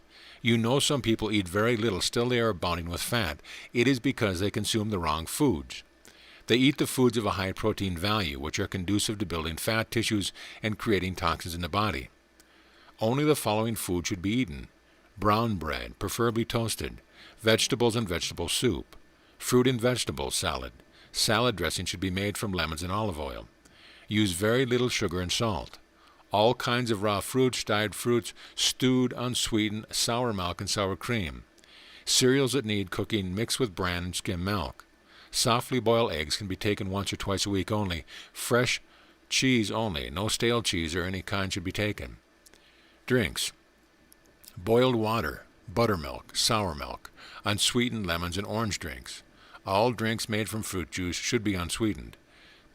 Pastum without sugar. The more fruits one eats, the quicker will be the results, and one's health will be much improved. Do not eat many different dishes at one meal. 1 or 2 is best. Study carefully the following list of foods which are forbidden. Also follow these instructions. When rising in the morning, drink 2 glasses of warm water, to which add the juice of 2 lemons. Drink plenty of water between meals. Take a Turkish bath now and again. Have a cold spray afterwards, also a rigorous massage. This will avoid wrinkles and flabbiness of the tissue.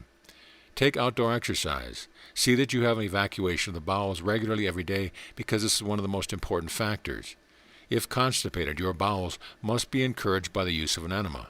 All the wastewater must be taken away from the bowel. Sleep with the windows open. Do not wear tight clothes, and do not take too much sleep.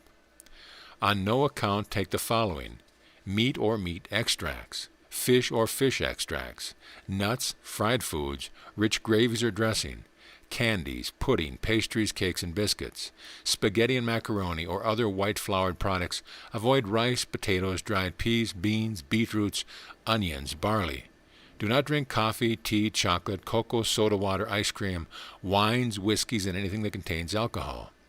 No spices, mustard, olives, or pickled food. No concentrated cheese or any other concentrated food. No ice or ice water. Do not drink or eat anything that is too cold or too hot. Overcoming leanness and emaciation. How to gain weight and health by natural methods. Leanness and emaciated condition of the body are due to the cells being unable to take the nutriment from the foods that are eaten. The main reason for this is a disturbed metabolism. One of the chief causes of weakened metabolism is the want of oxygen, because oxygen vitalizes the cells and tissues so that food can be absorbed. No matter how rich or wholesome food is that one eats, it will have no effect in building tissue unless that tissue is saturated with oxygen. Sometimes leanness is caused by a condition in the intestines from taking toxic foods, creating a poisonous condition of the digestive organs. There are other causes of leanness, such as worry, etc., wrong mental attitude, lack of sleep, use of drugs, sexual disturbances, constipation, and nervousness, but the main causes are want of sufficient oxygen taken from the air. The type of food that we eat, the lack of drinking water, overeating sometimes causes leanness because the digestive organs are overtaxed and do not perform their proper functions. Consequently, the food is absorbed into the body in a fermenting condition, preventing the building of the healthy tissue, and the vitality of the body is exhausted in the effort to expel the poison. Anything that tends to upset the digestive organs will upset the process of metabolism. Therefore, read again my first article impressing upon you the effects of destructive emotions. This is an important factor. Constructive elements tend to create normal digestion, while destructive elements create the reverse. I want to issue a warning here to those people who are naturally thin and in good health, not to worry about adding more flesh, because if they try to force themselves to gain weight, they may upset the natural metabolism in their bodies, creating a condition which might cause further leanness. The next thing to remember is to be cheerful and not to worry about your condition. This aggravates the mental, emotional, and physical bodies because, as already explained, they interpenetrate one another. You must learn to relax and rest properly. Take every such opportunity afforded. Do not be a spendthrift in your vitality. Limit your energies, both physical, mental, and sexual. Sleep as long as possible because the body builds during sleep. Frequent bathing, not too hot, is very good and increases metabolism. A tablespoonful of olive oil may be taken before every meal. Masticate your food well. Do not overeat. Keep specified times for meal. Get the habit, when rising in the morning, of drinking 2 glasses of warm water. Eat some sweet fruit, such as a sweet orange, apples, or bananas. The bowels should be evacuated every morning. If the bowels do not move every day, inject some hot water into the rectum. Take a warm bath, not too hot, before going to bed. Rub your body over with olive oil afterwards, and do plenty of walking. Deep breathing exercises are the greatest aid known to build up the body. Have your room ventilated thoroughly. Remain out of doors as long as you can. Avoid all flesh-building tonics. Do not wear tight clothes with hamper-free breathing, and tamper with the proper blood circulation. Eat simple foods. Drink plenty of water. Practice deep breathing exercises. Bathe frequently and take plenty of sleep and rest. Relax your body and mind as often as you can. Avoid grief, worry, fear, and such emotions. Cultivate happiness and cheerfulness. Always remember the road to health is via nature. Study the food which suits you best. Eat slowly and masticate every mouthful thoroughly. Only eat whole wheat, rye, or brown bread, all kinds of vegetables or vegetable soup, all kinds of salads, eggs slightly boiled or poached, eggs not to be eaten too often, all kinds of nuts, raw, dried, or stewed fruits in any combination. Honey and brown sugar only should be used. Take cereal foods, well cooked, all kinds of peas, beans, rice, barley, etc. Macaroni, spaghetti, plenty of unsalted butter, brown maple sugar, all kinds of fruit drinks, also drinks made of pasta, cereal, coffee, milk and buttermilk, etc. Sweet lemon drinks and orange drinks and drinks from all jellies. Use very little salt in your diet. Nuts should always be grated because they are more easily digested this way. Fresh cheese only, no stale cheese of any kind. Do not eat flesh foods, meats, soups, fish, etc. Avoid hot or warm bread, white flour products. Do not eat any fried foods. Avoid pickles or rich foods, gravies, or rich dressing. Avoid coffee, tea, chocolate, cocoa, soda water, beer, etc. If you must drink something at your meal, sip it, and take it warm if possible. Do not eat anything immediately before retiring. Special important food hints. Do not worry over food combinations or theories of food combinations which may be expounded by various dietitians. Their experience is obtained from the dieting of people who are in an unhealthy condition. They have not taken into consideration that the natural foods will not mix with the toxic conditions which are already in the body.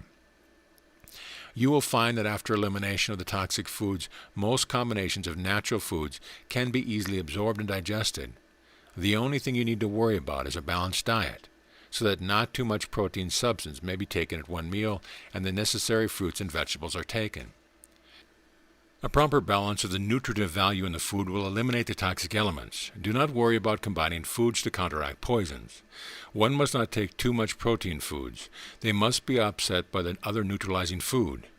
The main thing is to combine foods which will include the necessary chemical elements that the body requires. Do not overeat. Overeating tires out the digestive organs and prevents the digestive juices from acting on the food. Besides, it stretches the stomach walls, very often causing bad heart action, which is not conducive to good health. It will also cause a falling of the stomach. Sometimes a person dies after a hearty meal. The cause of the sudden death is the stomach walls pressing heavily against the weakened or labored heart. Do not eat too many different dishes at one meal. This is often the cause of overeating. Eat when you feel hungry and do not eat overmuch. Have a light breakfast in the morning because the body does not require so much food after being replenished during the night. Eat light foods during the day and have a good meal in the evening, preferably about 3 hours before retiring. The body requires substance to rebuild the tissue during sleep, and it takes from the food consumed at the last meal. During sleep, there is no energy used by the body in moving about, consequently proper metabolism is set in motion. Drink plenty of water before retiring, because during the night the body builds and cleanses and it wants materials and fluids to perform its necessary function. Do not drink things too hot or too cold. Maintain a medium. When buying foods, buy the best. They are cheaper in the long run. Do not buy overripe fruits. Sun-ripened foods are better than artificially ripened fruits if they can be obtained. Enamel and glassware are the best utensils for cooking your food. Do not boil the goodness out of your food. Steam it. Your food should be kept in a clean place, and fruit should be used immediately after it is bought or kept in a cool place. Green salad should be carefully picked over and thoroughly washed. If not used immediately, put in a cheesecloth. See that your utensils are thoroughly clean before cooking. The preparation and the cooking of foods is most important. Do not boil. By this process of cooking, the vitamins are driven out by the high temperatures, and the mineral salts and other valuable food elements are dissolved in the water, drained off and thrown off. When you eat food cooked this way, you do not obtain the nourishment. You only load the body with waste matter, creating a toxic condition and wearing down the organism. Steaming is much more preferable. Use a little butter or a very small quantity of water. Keep the vessel tightly covered. The moisture from the vegetable is sufficient to steam them, and you will have the vitamins and salt intact. Baked foods. Baked food is even better than steamed food. A dry heat slowly breaks up and softens foods, bringing out the desired flavor. There is very little chance of losing the vitamins or mineral salts by this kind of cooking. Roasted food. This is the quickest way of cooking and can be recommended because very little of the vitamins and chemical properties are lost or destroyed. The most up-to-date method, of course, is the use of what is called the fireless cooker, an electrical apparatus. When sufficient heat is generated, the electricity is automatically shut off and the cooking is completed in the airtight compartment. Why hospitals are full are artificial methods of success. Since man must eat to live, and as nature has provided in all natural foods various chemicals and principles necessary for the curing of all ailments, is it not much easier and much better to kill two birds with one stone? To eat the food necessary to eliminate disease and at the same time keep your body functioning properly, instead of wasting your digestive organs and wearing out your tissue by indulging in unnatural food. The time is not far distant when doctors will advocate what I am telling you now. By using the methods given to you throughout the course, disease can be eliminated in nature's way, and there is no fear of creating dangerous reactions, which are very often caused through treatment of disease by unnatural methods. It is not enough to point out to you the number of people in hospitals today. If a campaign were instituted advocating the principles of this course, we would find in a very short time a decreasing number of sick, and eventually the hospitals would only be used for accidents and acute cases. By keeping close to nature and following out my instructions, you will ensure good health. You will have a healthy and virile body and a strong, masterful mind. The bloodstream will become pure and the body become clean internally and externally. It is only in the unclean soil of the body that parasites and germs develop and multiply, and become destroyers of the human tissue. One must not blame the prolific breeding of germs for one's unhealthy condition, but must blame the filth which is created and carried around in the body continually by destructive living. This enables the germs to thrive and obtain a foothold, and when normal resistance of the body is slowed down, sickness overtakes one because there is no power to combat the invading bacteria. One of the causes is eating the wrong foods. The blood becomes impure, the tissues are improperly nourished, and of course resistance is lowered automatically. If you are suffering from chronic troubles caused by destructive method of living, I want to inform you now that nothing can relieve you of your trouble except eating nature's food and living nature's way constructively. Do not put your faith in medicines, serums, or vaccines. Even electricity and other aids will not relieve you, because the cause which created the condition is still in operation. The only treatment is to remove the cause, and the effect is removed automatically. Many doctors today are now realizing this. The best doctors in the world are advocating and treating their patients with great success by using natural means. Our next lesson will be on curing and preventing diseases by food. Some questions to consider. If you desire to be thin, what would you do? If you are in good health but thin, is it wise to try to create flesh? What hints have you learned from the course? Which is the best way to cook food? And what are the causes of impurities in blood? End of lesson. Lesson 17. Curing and preventing disease by food. Prevention of disease. Prevention of disease is one of the most important subjects affecting the human family, and you have a complete treatise on this matter through the various articles in this course. Foods can be used in place of drugs. All natural foods have chemical properties which are beneficial to the human system, but there are some foods which are extremely powerful in curing disease and preventing sickness, and other foods which are beneficial in aiding the recovery of the convalescent. The chemicals which are found in these foods are altogether of a different nature to the drugs which are supplied in medicine.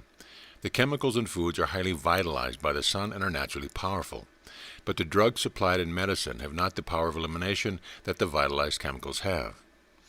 There is hardly a drug in the chemist's shop that cannot be supplied in one or another article of food, and when you take food having these chemicals, you do three things. You build up a strong, healthy tissue. You get vitality at the same time. You counteract the disease by the highly vitalized chemical elements which are absorbed into the body. By taking drugs, you do not vitalize the body. Neither can you absorb the inorganic substance in the system, and much energy is wasted in expelling it. The following is a list of foods which contain the most effective drugs. Radishes and turnips contain strychnine. Parsnips, carrots, and cucumbers contain arsenic. Carrots, green peas, white cabbage, asparagus, tomatoes, string beans, lettuce, mushrooms, grapes, raisins, bananas, strawberries, and pears contain iodine. Apples, cabbage, cherries, lettuce, raisins, etc. contain iron. Onions and lettuce contain opium. Tomatoes contain mercury or calomel. These drugs are found in larger quantities in these foods than in any other foods. Besides, these foods contain other chemicals and mineral salts of benefit to the human system. The following is a list of foods substituted for drugs, which will give more satisfaction and quicker and better results. For headache powders, aspirin, etc., plenty of cool water. For nerve tonics, carrots, turnips, and radishes. For nerve sedative, onions, lettuce, and celery. The foregoing nerve tonic and nerve sedative can be taken as a general tonic. For liver pills, take tomatoes. For quinine, dried raspberries and acid fruits. For blood tonics, carrots and cherries. For castor oil, apples. For iron, spinach and cabbage. For kidney pills, asparagus and cauliflower. For cascara, prunes. For licorice powder, buttermilk. For Epsom salts, rhubarb. For syrup of figs.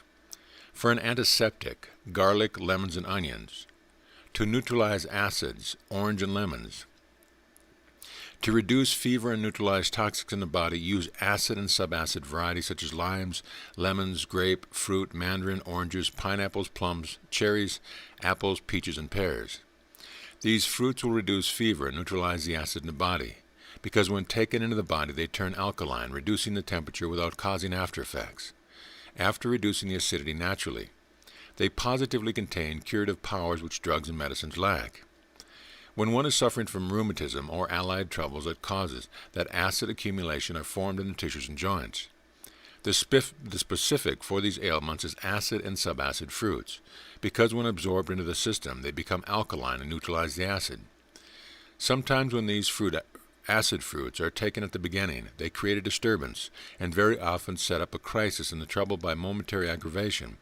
But this soon passes and the pains and the acid accumulations in the tissue begin to eliminate. To purify the blood, one should eat the leafy vegetables which contain a large amount of mineral salts, conducive to enriching and purifying the blood, building strong stones and powerful nerves. On the following chart I have shown the most common diseases which can be effectively cured by food. I have also shown the foods that are of a high, medium, and low toxic value in the latter end of the article. People suffering from disease caused by acidity and a toxic condition of the body, especially diseases such as bladder, Bright's disease, cancer, constipation, catarrh, consumption, skin disease, gastritis, growth, including goiter, indigestion, obesity, pyorrhea, and tumors, should take only the foods of low toxic value. But in other troubles, on an ordinary diet, the low and medium can be taken without fear. The high-protein food should at all times be eaten sparingly, but are quite safe when taken with other foods so as long as they do not predominate.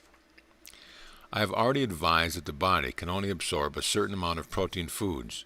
The remainder, not absorbed, passes into the colon and therefore decomposes, causing toxic absorption.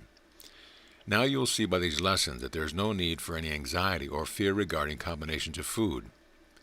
Pay no attention to those who generally frighten people into the idea that they must have certain food combinations before they can live a healthy life.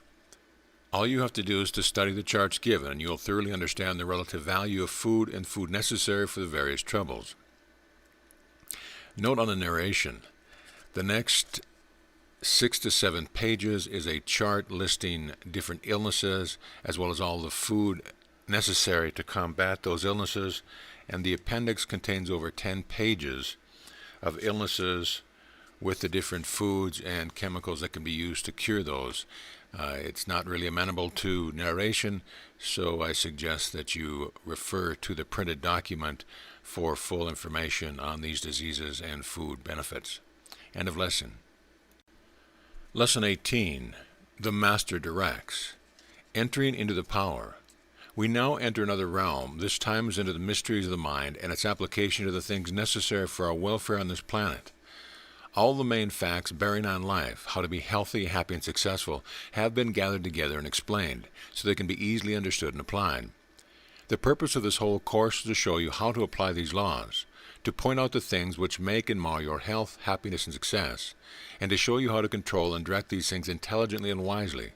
Right through the course, you will see one unified system, all bearing on your health and life. No one science has ever attempted this before. Realization. All through the previous articles, I have tried to make you realize the reality of the I over and above all matter, energy, or mind. The I is master, positive to all of them, and negative only to the one great central power, God. And as you assert your power over these three great manifestations of mind, energy, and matter, so do you subordinate yourself to the Great One, and gladly open your soul to the inflow of His divine will, wisdom, and love. I have also endeavored to make plain in the previous articles the nature of these three great manifestations, mind, energy, and matter. You are superior to these because the you who says I am is spirit, independent of your mind and body. These are your instruments through which you manifest, and as your body changes continually, taking from the great supply of matter, so does your mind change, taking the substance from the great supply of mind, but the I in the center is unchangeable, because the I is a part of the whole, which created these manifestations for your great evolutionary progress. How some are as gods compared to others. What I want you to do now is to analyze the not I things, and you will find that your mind is your instrument. Your body is your instrument. To the degree in which you realize this, you will have control. So you see, realization brings control, and control brings results.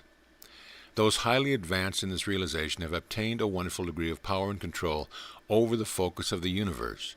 They are as gods compared with the ordinary man. One of the best means to obtain this development is by breathing exercises I have already given, with the exception that the student concentrate on his inner being, endeavoring to get a greater realization. The I manifests itself in power, and this power can be used to manipulate, guide, govern, and direct the mind as well as the physical world. Cleansing the mind. Now the first process is to have a mental house cleansing so that the I can use the mind to focus its power through. By doing this, wonderful results can be obtained. We will now proceed to take some exercises which will give the desired results. You must tame the mind before you can get it to work properly. Most people have minds resembling a frisky monkey who refuses to be taught, but there is an easy and effective way of training your mind to be subordinate. Seat yourself in a comfortable position, free from any disturbance. Make no effort to control the mind. Let it run along till it exhausts its effort. It will be just like a frisky monkey at first, but soon it will slow down and look for orders from you. It may take a little while at first to quiet down, but each time you practice, you will find it will quiet down in a much shorter time. Do not be impatient. Your time will be well spent. When the mind is calmed down and in a peaceful condition, fix the thought on the I as independent and superior to the mind, and controlling it. Go over the analysis of the not I things, your body, brain, mind, thoughts, etc. See them as an instrument of the I. Then realize the oneness of all. See Articles 1 and 2, and your relation to the one life, power, intelligence, and absolute being. Then pass on to the one thought, I am. See the I as the one self, a center, an identity. Then pass on to the M, as real reality, being. Then combine the two. I am in their meaning. I am, real life, divine love, power, wisdom. The result will be the most powerful focusing of thought and realization of reality and power of the I within. Practice often, make it a daily habit, and you will grow in realization. This is most important. Directing the mind outward, you now have a clear understanding of concentration and realization of the power of the I controlling the mind. Now we will concentrate outwardly on some specific object or subject. This is not so easy as one imagines, but practice will make perfect, and by mastering of this you will become a wide-awake individual, a clear thinker, close observer, and correct reasoner. You will assert the I and direct the mind. This exercise is done by taking some specific article like a suit of clothes. Allow the mind to pursue by any path, such as the sheep, the wool, the manufacture of the wool and the texture, its destination, the making, the labor, and other materials required. Do not let the trivial nature of the exercise discourage you. It is just similar to an exercise given to develop a muscle by a simple method. Follow it up by making other mental explorations of some other subject. Think about all its phases and branches until you feel you know all about it, and you will find, to your great surprise, that you know more than you thought you did. This is a good method for collecting all the information you have on a subject and getting the facts thoroughly dissected. It will greatly develop your intellectual powers and your memory. It will broaden your mind and give you more confidence in yourself.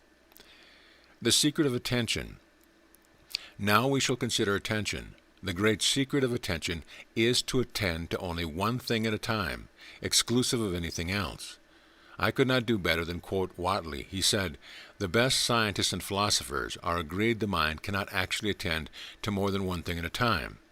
But when it appears to be doing so, it is really shifting with rapidity backwards and forwards from one to the other." By giving concentrated, voluntary attention to any object, we are not only able to see and think about with the greatest possible degree of clearness, but the mind has a tendency, under such circumstance, to bring into the field of consciousness all the different ideas associated in our memory with that object or subject, a mass of associated facts and information. At the same time, the attention given to subject makes more vivid and clear all that we learn about the thing at the time, and in fact, all that we may afterwards learn about it. It seems to cut a channel through which knowledge flows. Attention magnifies and increases the power of perception and greatly aids the exercise of the perceptive faculties. Where the inattentive mind acquires, say, 3 impressions of something seen or heard, the attentive mind, by paying attention, absorbs 3 times 3, or perhaps 3 times 3 times 3. And as we have just said, attention brings into play the power of association, and gives us the loose end of almost infinite chain of associated facts stored away in our memory, forming new combinations of facts, which we have never grouped together before, and bringing out into the field of consciousness all the many scraps of information regarding the thing to which we are given attention. The proof of this is within the experience of everyone. Where is the one who does not remember sitting down to some writing, painting, reading, etc., with interest and attention, and finding, much to his surprise, a flow of facts regarding the matter in hand passing through his mind? Attention seems to focus all the knowledge of the thing that you possess, and by bringing it to a point, enables you to combine, associate, and classify, etc., thus creating new knowledge. The more attention we give to anything, the more likely we are to remember it. It is not the memory that is fault, it is the attention. We notice elderly people can relate things with accuracy which happened in their younger days, yet you will find that their memory for recent events is poor. This is because their failing powers of attention have prevented them from receiving strong, clear impressions. The clearer and stronger the impression, the clearer and stronger the memory. Meditate on this. It is of great importance to you. If the memory was at fault, it would be difficult to recall any impression far distant or recent. The first thing you must do to cultivate attention is to attend to one thing at a time. Make a habit of it. The great destroyer of attention is trying to do one thing while thinking of another. The thinking part of your mind and the acting part should work in unison, not in opposition. I am sure you can see the reason in this statement. Getting vivid impressions. Here is an exercise which will help you. Take a familiar object, place it before you, study its shape, color, etc. Analyze it as far as possible, reduce it to its smallest parts. Dissect it mentally and study its part in detail. Study each part separately, get clear impressions. The clearer the impression, the more vividly will it be remembered. After you have made this thorough investigation, take a piece of paper and pencil and write down all you have remembered, then compare it with the article itself, and see how many items you have failed to notice. Next day, take up the same article, re-examine it again, make more notes. You will find you have discovered more details. Besides, you will have stored away a great number of impressions. This exercise does 2 things. It strengthens your memory and increases your powers of attention. When entering a building, endeavor to get all the details. Take one at a time, make a mental impression of each, and when you go out, write down what you saw. You will be surprised at the many things you missed on first sight. A little practice goes a long way and can be made enjoyable. The powers you will develop by these exercises will be enormous. Vary the exercise to suit yourself, having in mind the one objective, memory and attention. My endeavor in this course is to make your development in every direction a pleasure, not a drudgery. Does the mind register what we see, hear, etc.? Attention and perception are allied. Most teachers say, develop the senses to develop perception. This is not exactly correct. The mind must also be developed.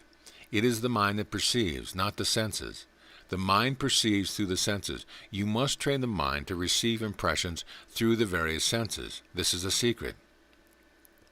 Many people fail in developing their powers of perception because they think their senses are developed, forgetting that it is the mind which registers and not the senses. Through the doors of the senses, man receives all his information regarding the outside world, and it is necessary for him to keep these doorways clear and open. Man is inside looking out onto the physical universe, and he has many things which he must obtain through his senses. Although the higher ideas do not come through the senses supply the raw material upon which the mind works. The sensory organs are the instruments of the mind, just as the brain is the instruments of the mind. By means of the nerves, the mind and brain make use of the sense organ. If the nerve communication between the brain and the sense organ were destroyed, no external impression could be obtained. How to get a proper impression of the whole?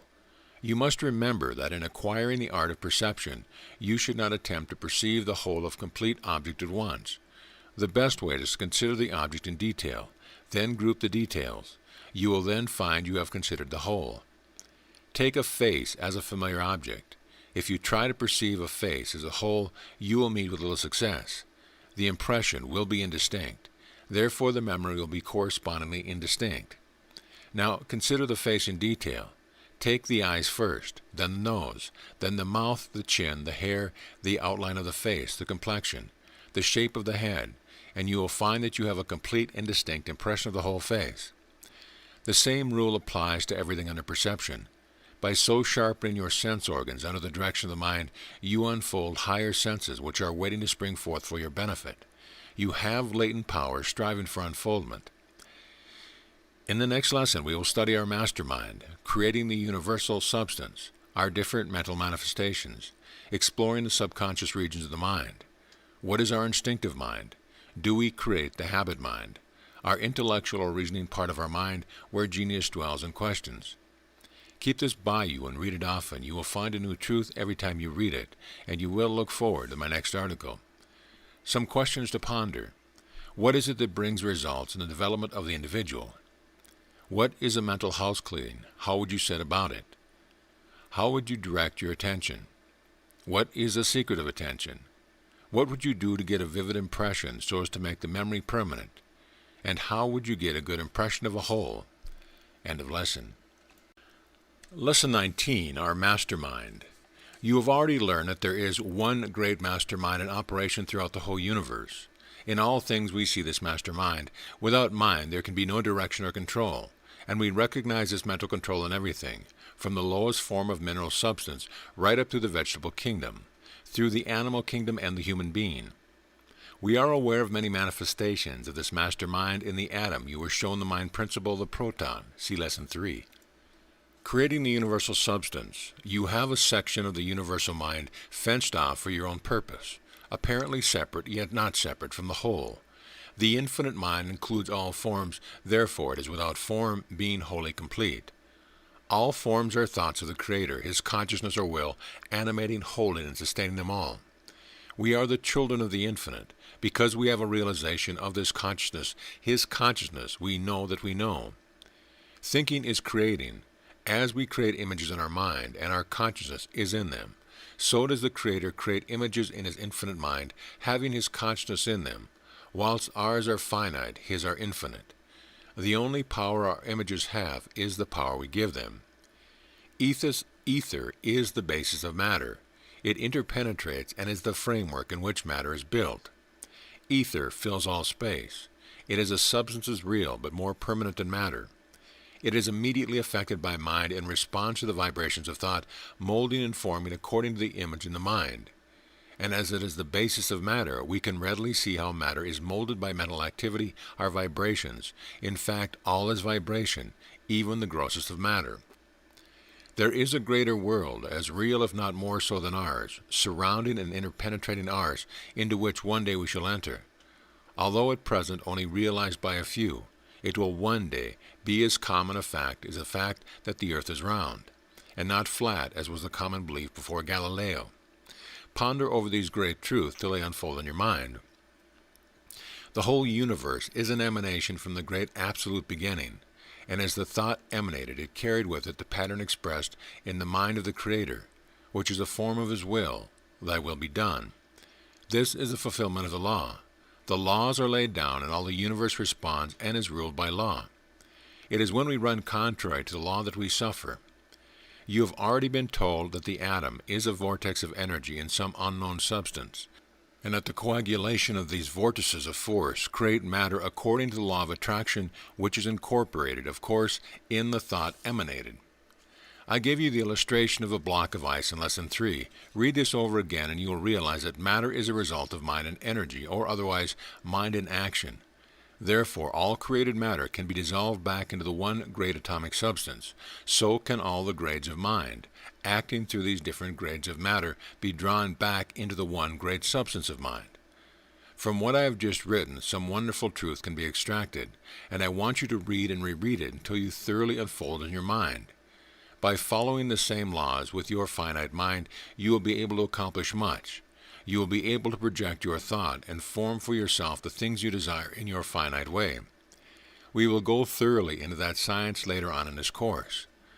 Are different mental manifestations within the one mind. There are different manifestations of mind working in and through us. As our bodies contain mineral and vegetable matter, so must we have the mineral and vegetable mind principle. We have our instinctive faculties and our intellectual faculties. We also have our intuitional powers. The mind principle works through these different manifestations, all under consciousness, in the subconscious region. The majority of writers group the mind under two headings, the conscious and the subconscious. They have failed to recognize that they have classed the lower traits, animal passions, delusions, and insane impulses, with the higher inspiration of the genius and intuition of the spiritual mind. Of course, it is quite natural that they would do so, owing to the fact that they have not had a grounding in universal science, and have taken the mind as an independent study, not recognizing its relation to the whole. Our personal conscious mind is really the contact we have with the physical world. Over 90% of all our mental operations are performed in the subconscious region. You are a center of consciousness in the one great life of the universe. You have passed through many stages, and you will have to pass through many more. Your mind contains the essence of the great evolutionary process. Your mind also contains faculties which have not yet unfolded but are waiting to spring forth when you are ready. And as the race makes progress, these faculties will manifest through the race as a whole. They will then look back and recoil at the injustice done to their brothers and sisters who were accused and persecuted for the manifestation of these spiritual gifts or advanced faculties. Christ was the greatest example of this suffering. There must nevertheless always be pioneers in the van of progress, and you who are studying these lessons are in the line of progress, although you do not realize it. Exploring the subconscious region of the mind. Man's body is built up of a countless number of minute cells of protoplasm. The mind principle and the cells build into these cells the necessary minerals and vegetable matter taken from the food, etc., which it is consumed. These cells in our body are identical to operation with the vegetable cells. Here, then, we have the two lowest mental principles, the mineral and vegetable, working in and through us, all under consciousness, building and repairing our bodies, under the direction of the instinctive mind. What is our instinctive mind? Our instinctive mind is that portion of the mind which controls and directs the function of our bodies and looks after our self-preservation. It has a great experience behind it, all the instincts of race, yes, and back through the ages, all the natural reproduction of the species, animal passions, appetites, desires, feelings, sensations, and emotions belonging to our past. When we hate, envy, seek revenge, resort to anger or jealousy, we are reverting back to our primitive age through our instinctive mind. It is the instinctive mind which instructs the bee to store its honey, the bird to build its nest, and the mother to care for her young. It is the mind which is the most easily influenced by personality, suggestion, telepathy, thought, etc. Although it is most necessary and useful part of our mind, it contains a lot of rubbish. We have been taught in the past that our lowest desires and emotions were bad without being told why. We feared them and thought them promptings of an impure nature. This is all wrong. These things are not bad in themselves.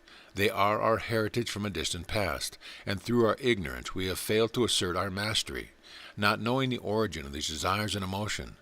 That is why I stress the transmutation of the destructive, or lower desires and emotions, to the constructive or higher sphere in Lesson 1. Read that section in conjunction with this lesson. Do we create the habit mind?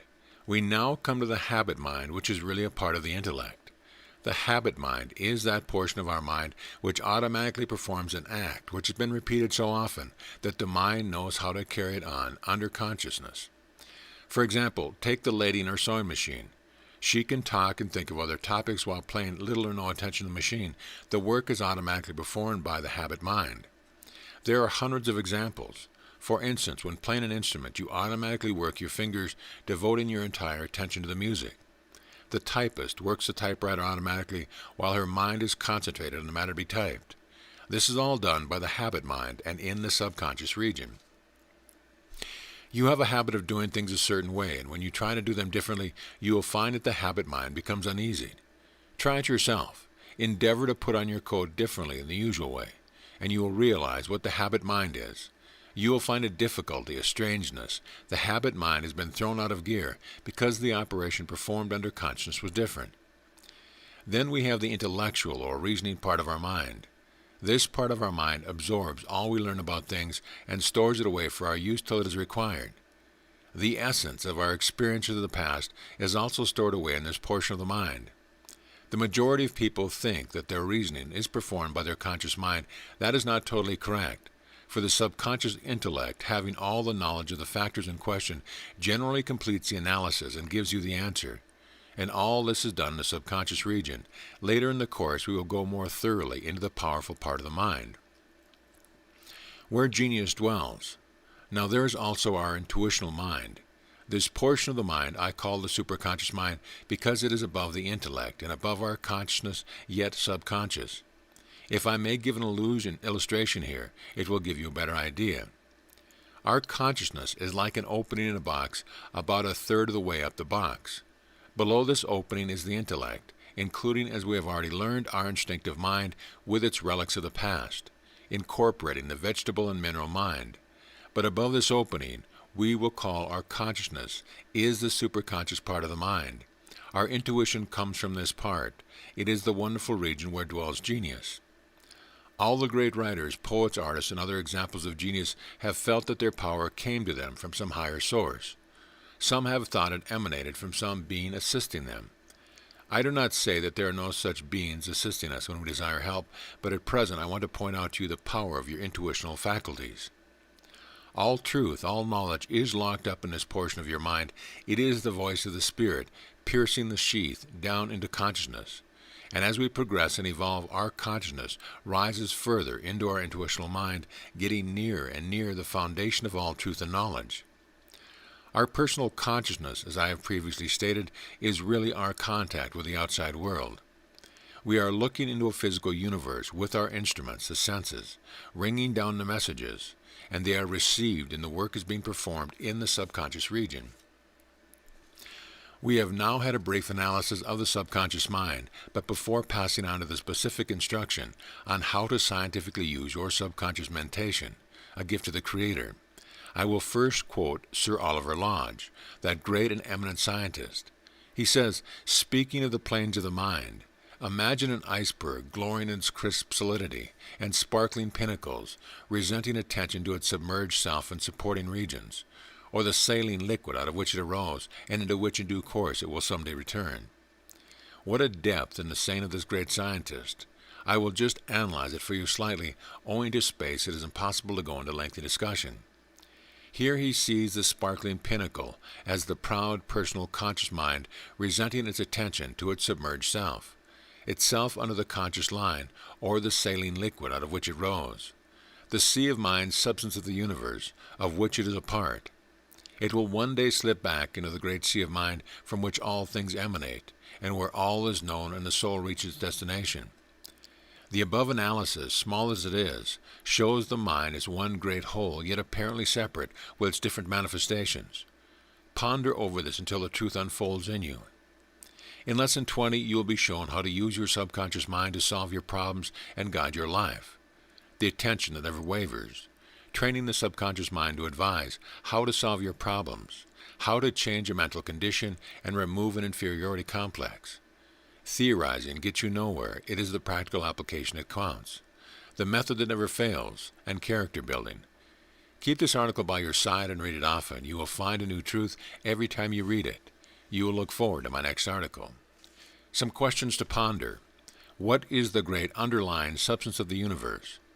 What are the different manifestations of mind in us? What are the functions of the instinctive mind? Explain the habit mind. Explain the intellectual mind. And what is our superconscious mind? End of lesson. Lesson 20. How to use your subconscious mind to solve your problems and guide your life. The most wonderful servant you could possibly have is your subconscious mind. When you direct it properly, you'll be astonished at what it can and will do for you. In Lesson 18, we went into the process of attention. Now there is another form of attention whereby knowledge can be obtained from an object or subject. The attention that never wavers. Follow these instructions. Direct your attention firmly towards the object or subject about which you wish to know. Hold the attention firmly until it is held unconsciously, that is, when your attention becomes what I call contention, which is the subconscious phase of mentation, and which will hold the subconscious mind firmly to the task until the work is completed, leaving the conscious mind free to employ itself with other things. Now, this attention is more intense and powerful than conscious attention, because it cannot be disturbed or distracted from its work, and it will work away for days, yes, years, until the work is completed, unless you recall it by the will. Great discoveries are made by this.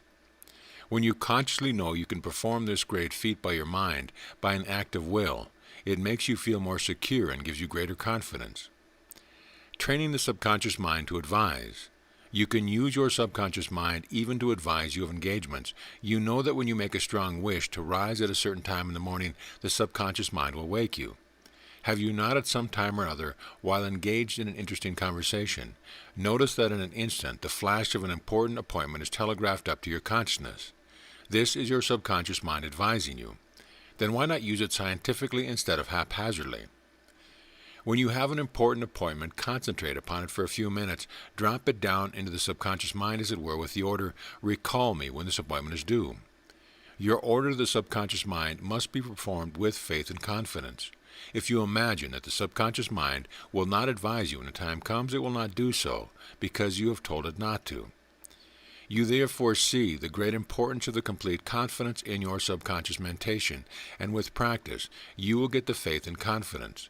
Make your subconscious mind work for you in every direction. It is only too willing and only requires your confidence and mastery. How to solve your problems. You can set your subconscious mind working on your problems, and it will give you excellent results, relieving you of the unnecessary drudgery of thinking in the conscious field, allowing your conscious mind to be free for other work. You have no doubt had the experience of having had a difficult problem, and during the day you have tried your hardest to solve it with no avail. You have still kept it in your conscious mind right up until the time when you fell off to a sleep without results. But lo, when you woke in the morning, the answer was there waiting for you. Now this is just what happens. You are trying to perform the work of the subconscious mind with your conscious mind.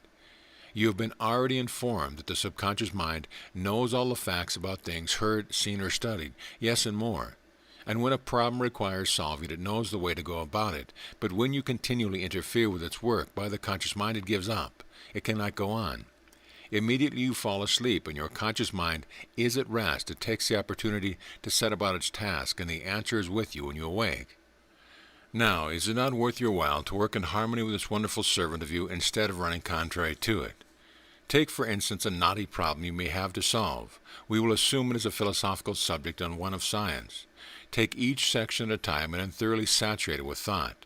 Do not try to come to a decision, but drop it down into the subconscious mind. Take the next section and do the same. And after saturation, drop it down into the subconscious mind with the order, attend to this. After you have completed all sections, collect them as it were in one group.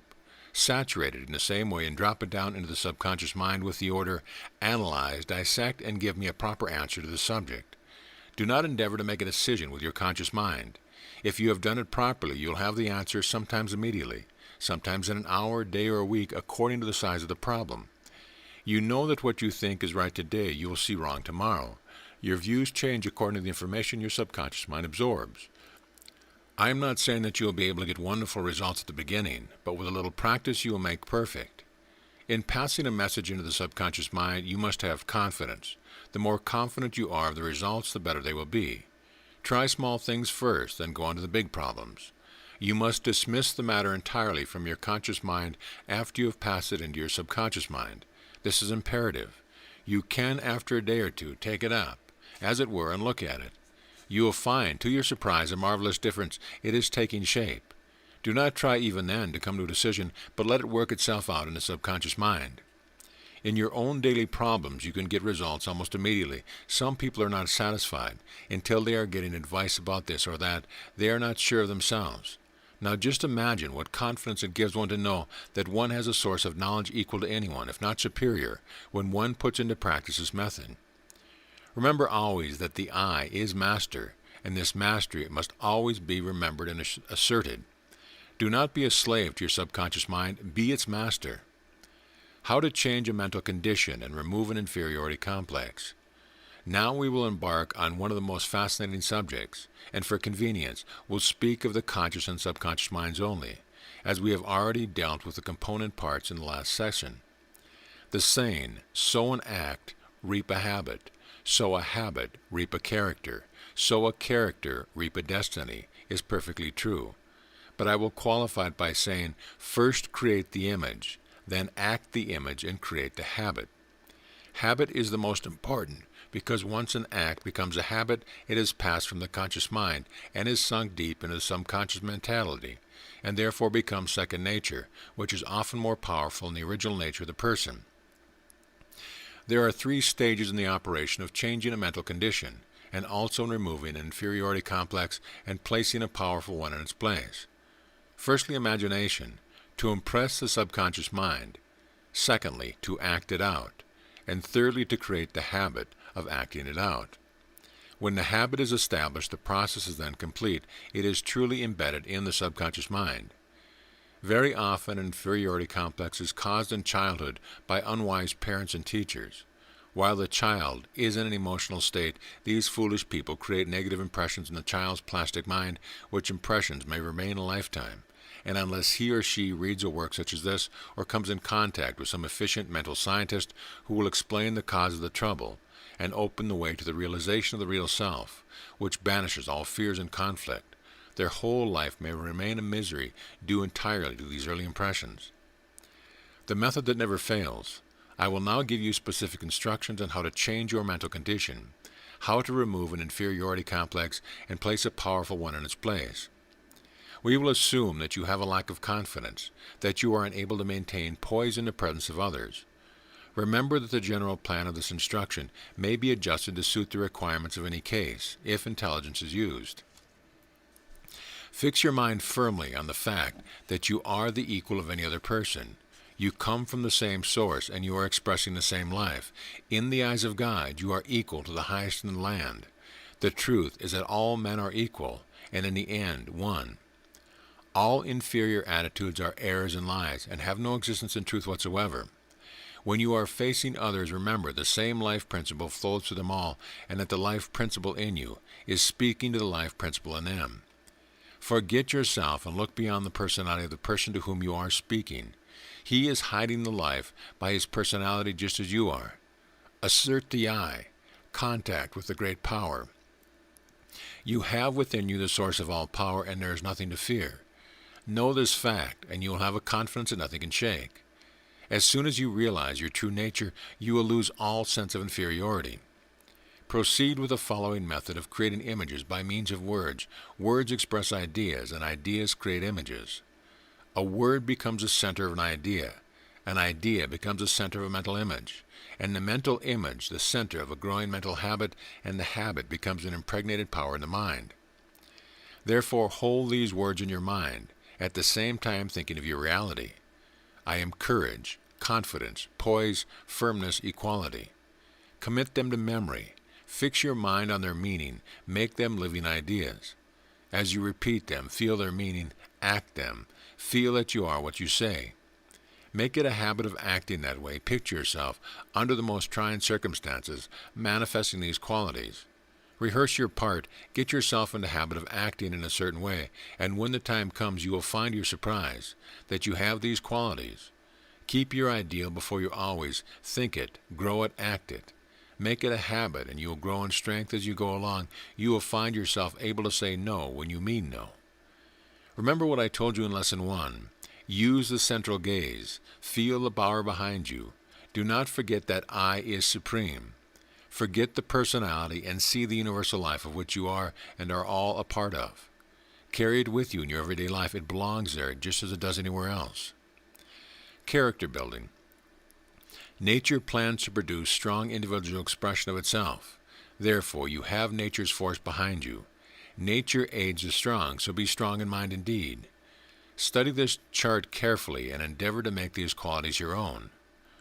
Honesty, courage and strength. Character, equality and kindness. Judgment, poise and decision. Accomplishment, confidence and work.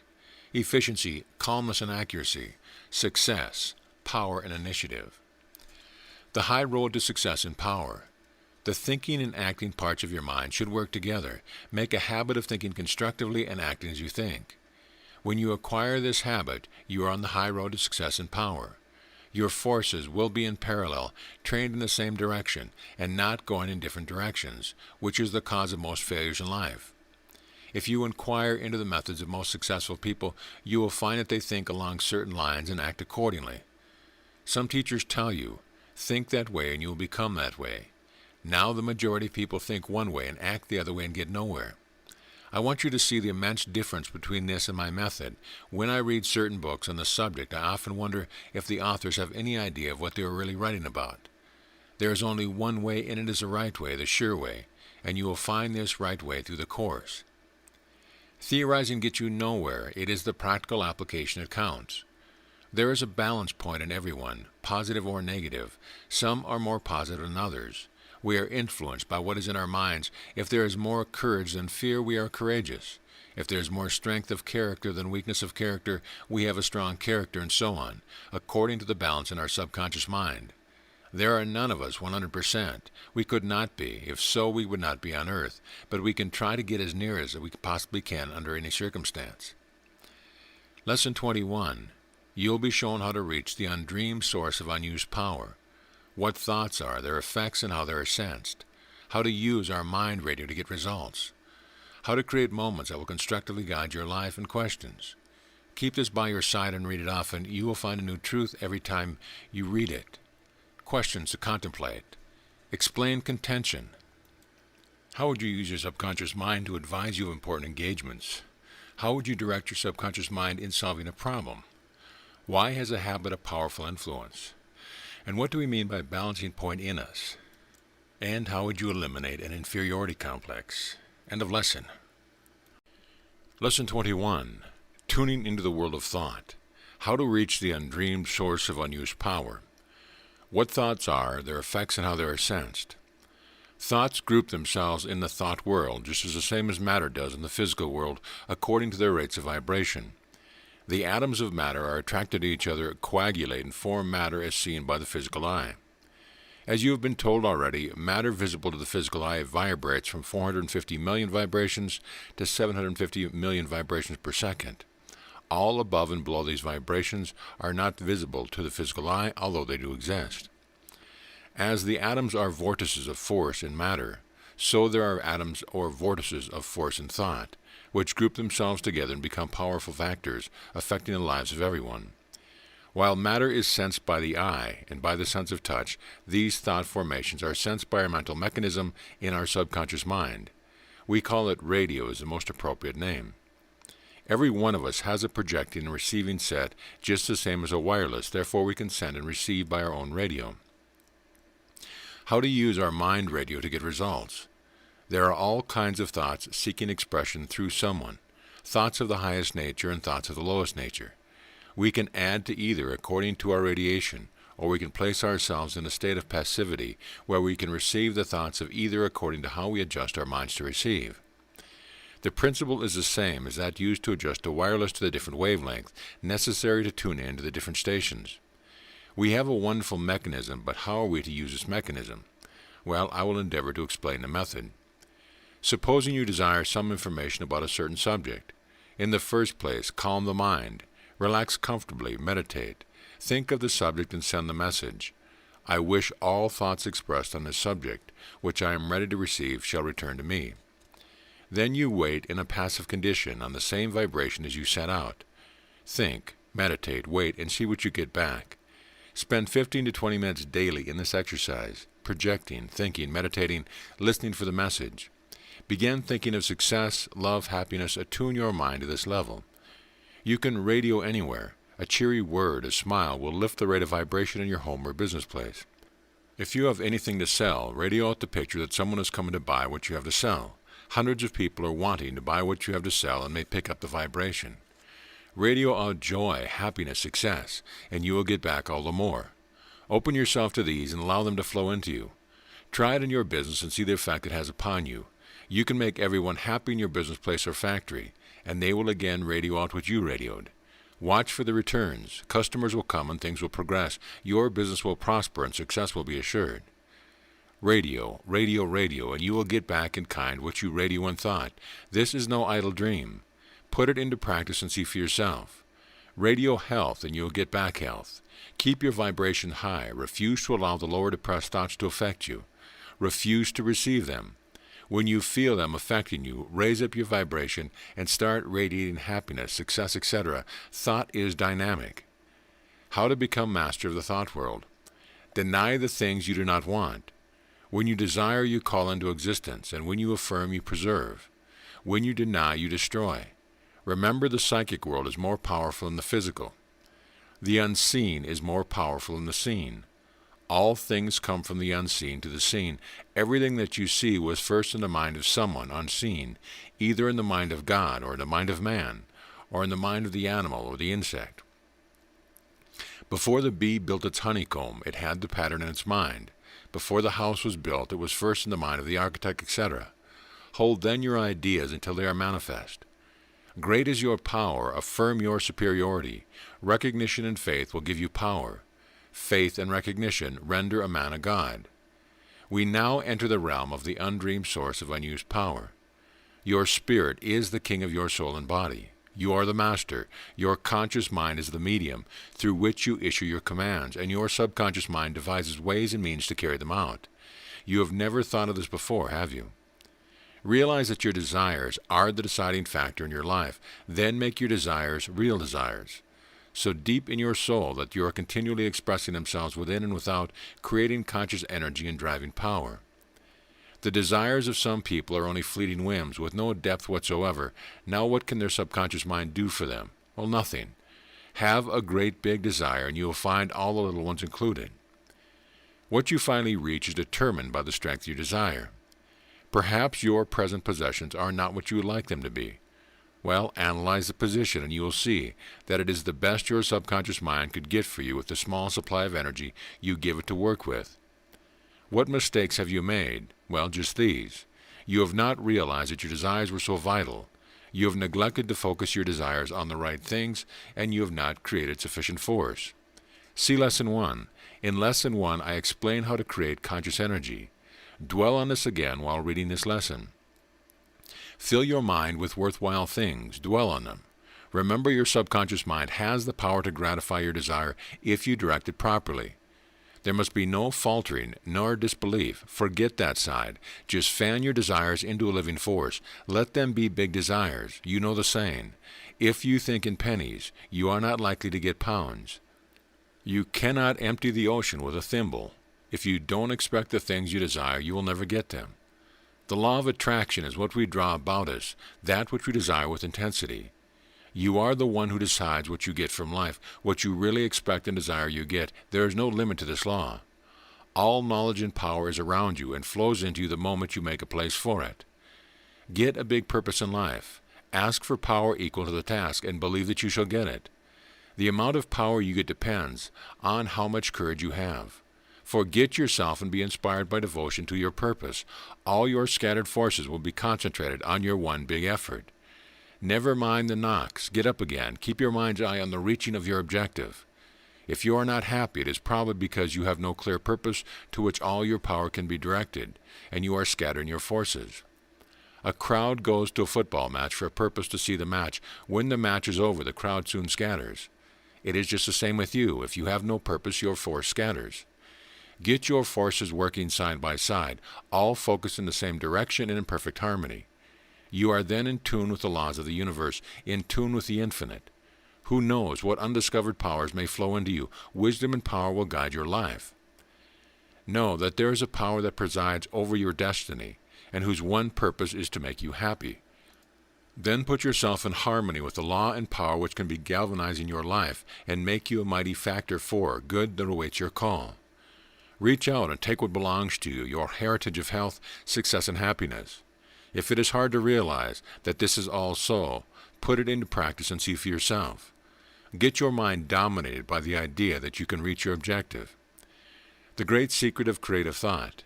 Your present position in life is the working out of the ideas which have dominated your subconscious mind. If it does not suit you, all you have to do is to change your idea. You know what appears on the picture screen depends upon the film, so if you do not like the picture of yourself in life, put in a different film. The light does not care what it shines through. The creative power within you pours out through the mental films which you hold before it. If you do not like the result, then change the mental pattern. All the energy of the universe is at the back of you. Transform it into creative energy by your intense desire. Direct it to flow through your mental film, and your picture will be manifested on the screen of life. Follow the laws of health already given, and hold the picture of perfect health in your mind, and you will have it on the screen of life. Hold in mind the picture that your business is flourishing. Have faith. Hold the pattern steadily before you. Allow the stream to flow steadily and strongly, reinforcing it from time to time. Expect it. You will find your staff will be inspired. The customers will be warmed by your atmosphere, and the throb of life will surround your affairs. Creative energy will produce for you. Keep it flowing. You must have the faith and ability to keep the stream flowing strongly, powerfully, without faltering, till your desire is achieved. The majority of people will never learn the art of constructive thinking continuously. More than half the time they are engaged in destructive thinking and grumble at the results. There is no one to blame except themselves. Get the habit of holding in your mind continuously constructive mental patterns which you wish to become true in your life. Christ said, "What things soever ye desire, when ye pray, believe that ye have received them, and ye shall have them." Is this not the law that the greatest man who ever lived gave to this world? Deny all negative thoughts. Train your subconscious mind not to receive them.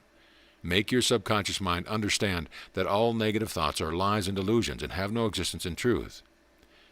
Great facts you should remember. Anything that you firmly believe is a dominant impression in your subconscious mind and controls you. The subconscious mind never argues. It accepts whatever you send down to it. Do not ask your subconscious mind to think in don'ts and nots. Do not limit your desires. Ask for perfect health as a whole. Do not ask for half measures. Ask for whole measures. Visualize on the great big finished product. The subconscious mind will fill in the details for you. Drive your ideals through all the senses. Speak them, listen to them, act them out. Do not tell others about them, not even your loved ones, unless they are thoroughly sympathetic and understand the law, because a doubt from them may place a doubt in your mind which might be fatal to you. Taking every opportunity of impressing your subconscious mind, there are certain psychological moments when the subconscious mind is uppermost. You will remember some of your own experiences when instantaneous ideas entered your mind and you were influenced by them afterwards. This happened during your emotional moments when you were affected by the sight of something and the impression it left on your mind seemed to affect you for some time afterwards. When you listen to some wonderful music, the thoughts which pass through your mind at the time would be impressed upon your subconscious mind and affect your life. When you listen to a much admired speaker, when you have a cold shower in the morning, etc., Use all these moments to impress your subconscious mind with constructive ideas, your own ideals. Concentrate on the picture you want to see produced upon the screen. How to create moments that will constructively guide your life. When you get up in the morning, throw your shoulders back, look up at your Creator, feel a life flow into you, become emotionalized, feel that you have the power to reach your objective. Before you drop off to sleep at night, use your last moments between waking and sleeping. The door of the subconscious mind is open then. Write across your mind in big letters, I am the master of my destiny. I have endeavored to place before you in simple language the great scientific secret of how to reach the great unused source of power. It now remains with you to put it into practice. I cannot do that for you, but should you find any difficulty, rely on me to help you through. My next lesson, number 22, will give you the master key, the subconscious mind, the key to life, the magnet of involuntary attention, how to use the master key, the 2 great facts in life, and many more. Keep this by your side and read it often. You will find truth every time you read it. Some questions to ponder. Describe the basic principle of thought and matter. What do we mean by radio? How would you tune in to the world of thought? Who is master of the thought world? What is a deciding factor in one's life? What is the secret of creative thought? And mention some psychological moments when you could influence your subconscious mind. End of lesson. Lesson 22, the Master Key. This is the last lesson of the series, and I trust that you enjoyed studying the course as much as I enjoyed writing it. It has been my endeavor to make the lessons as complete and practical as possible, and applicable to your own sojourn on this planet. I feel, however, that there's a lot yet to write about, and perhaps at some later time, when the call comes, I will extend the course, taking in the real side of life, the great hidden secrets of the invisible world. This lesson will be longer than usual because I want to include in it a life program and a daily program, so that you'll be able to weave all the necessary principles into your daily life. You are aware that by reading the course only, you will not obtain the full benefit. To put into practice the principles is the only sure way to reach that which you desire. The subconscious mind is the key to life. It is a storehouse of wisdom and power, and the more the conscious and subconscious minds work together in harmony, the greater is our ability and power, the greater our genius. Both minds worked in unison with each other when we were children, but we have divided them further and further apart, owing to our conscious mind refusing to hear the calls of the subconscious mind. When it is called for water, more air, better food, etc., the answer has always been, later on I will supply you. Wait till I am ready. I am too busy at present, and so on. Also, when conscience whispered to us, we took no notice of its thousands of calls. Consequently, its ability to connect has vanished. This connection can again be established, and we will hear the calls of nature. We will hear the whispering of our soul. We will also be able to pass down into the subconscious mind the ideas which we want to become true in our lives. We will not have to wait for those moments when our 2 minds are forced into involuntary contact. We will be in constant touch with our great benefactor. The magnet of involuntary attention. Why is it that our minds are so easily forced into involuntary contact by a negative or destructive condition, and our subconscious minds are therefore more easily influenced by the same condition? Because it is so easy for us to involuntarily concentrate our attention upon the negative or destructive side of life, we have to virtually pull our attention away from these conditions and apply it voluntarily to their opposites. This does not relieve us of the impressions previously created. They still seem to haunt us and keep cropping up to defy us, as it were, but thanks to our investigations along these lines, this can be remedied and overcome by establishing connection between the 2 minds, so that we can contact with infinite wisdom and power. We can also thus dominate the ideas which we wish to guide our lives. This is the great problem of life. The key to the secret of this voluntary contact is to control the attention. We should practice controlling our attention until we are able to make it go and stay where we want it. Our attention then becomes contention, subconscious attention. How to use the master key. Now I will give you instructions on how to voluntarily connect the 2 minds. Lie in a relaxed condition. See that your muscles and nerves are thoroughly relaxed and stilled. No sensation whatever must intervene. Shut yourself from all interruptions, because if you let in a destructive suggestion during the process, it may get lodged in your subconscious mind instead of what you wish to plant there. Let your mind run out, outcrop it, then practice mental blankness. No thought should pass through your mind. Hold this blankness for a few moments. After you are ready to connect with your subconscious mind, get a clear view of what you want impressed there. Now, fix your entire unwavering attention upon it for 5 minutes. Believe that it is now fixed in your subconscious mind and that it will influence your life accordingly. Act the new idea out and at the same time create conscious energy. Practice every day. It will not be easy at first, but as you practice faithfully, you will soon reestablish a connection. Do not doubt, have faith and confidence, and results are assured. Your constant companion, counselor and friend. Make your subconscious mind your daily companion, counselor and friend. Hear its health prompting. Get into harmony with its universal health laws. Heed and listen to your conscious and intuitions. Use your subconscious mind in your work and in your play. It will direct you in the battle of life, and you will not strike a blow amiss. It is in constant touch with the universal mind with access to all knowledge and power. Cooperate with it. It is more than 90% of your entire mental equipment. Amazing powers. Fill your subconscious mind with the right habits, beliefs, expectations, courage, ambitions, and desires, and you will astonish those around you. Your friends, your employers, your employees will stare in amazement at your powers. If you are in a minor position, you will not long remain there. A man of the Prime Minister's caliber will not long remain as an office clerk. The law of harmony is infallible. No matter what your state of health or position in life is, imagine yourself driving forward, overcoming your conditions. Act out your new life. Get the habit, make it a habit. Spend your time studying your position, your work, and learn all you can about it. Spend your time on the worthwhile things of life. If you are married, take your life partner into partnership. There must be harmony everywhere. If you are not in harmony with your body, your health, your life, search it out and eliminate it. Get to the bottom of it. It is the only way. The universe works by harmonious laws, so get in tune as quickly as you can. Your health, success, and happiness depend upon it. Get into step with your Creator. Truth must be your watchword. Keep it in front of you always.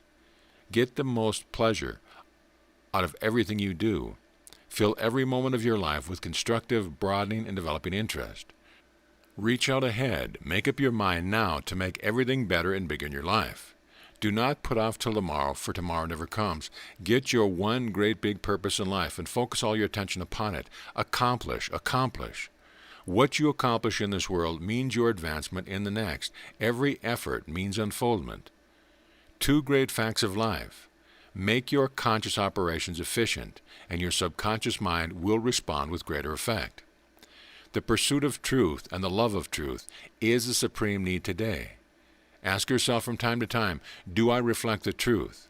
See how far you are from conforming to the law. I feel as though I could go on writing indefinitely on this subject, but a halt must be made as I want to give you a few ideas on the law of connected and unconnected ideas. Association of ideas scientifically applied for an infallible memory. Let us take the following 20 words.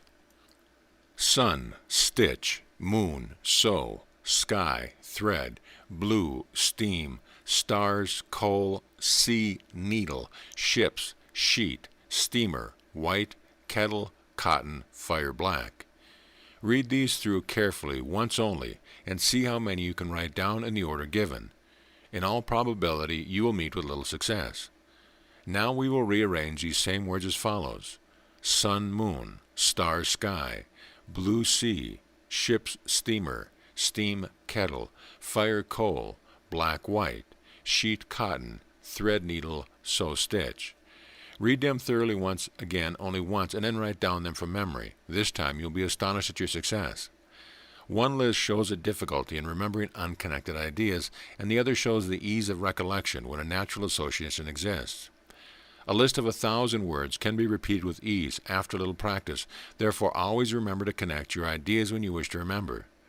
Put in words to connect your ideas if necessary. See the following example. Suppose you want to remember the name Leons. Mr. Leons has a very loud voice. How would you connect? Well, you will remember his striking characteristic. Loud voice, you would then connect loud voice, roar, lion, Mr. Lyons.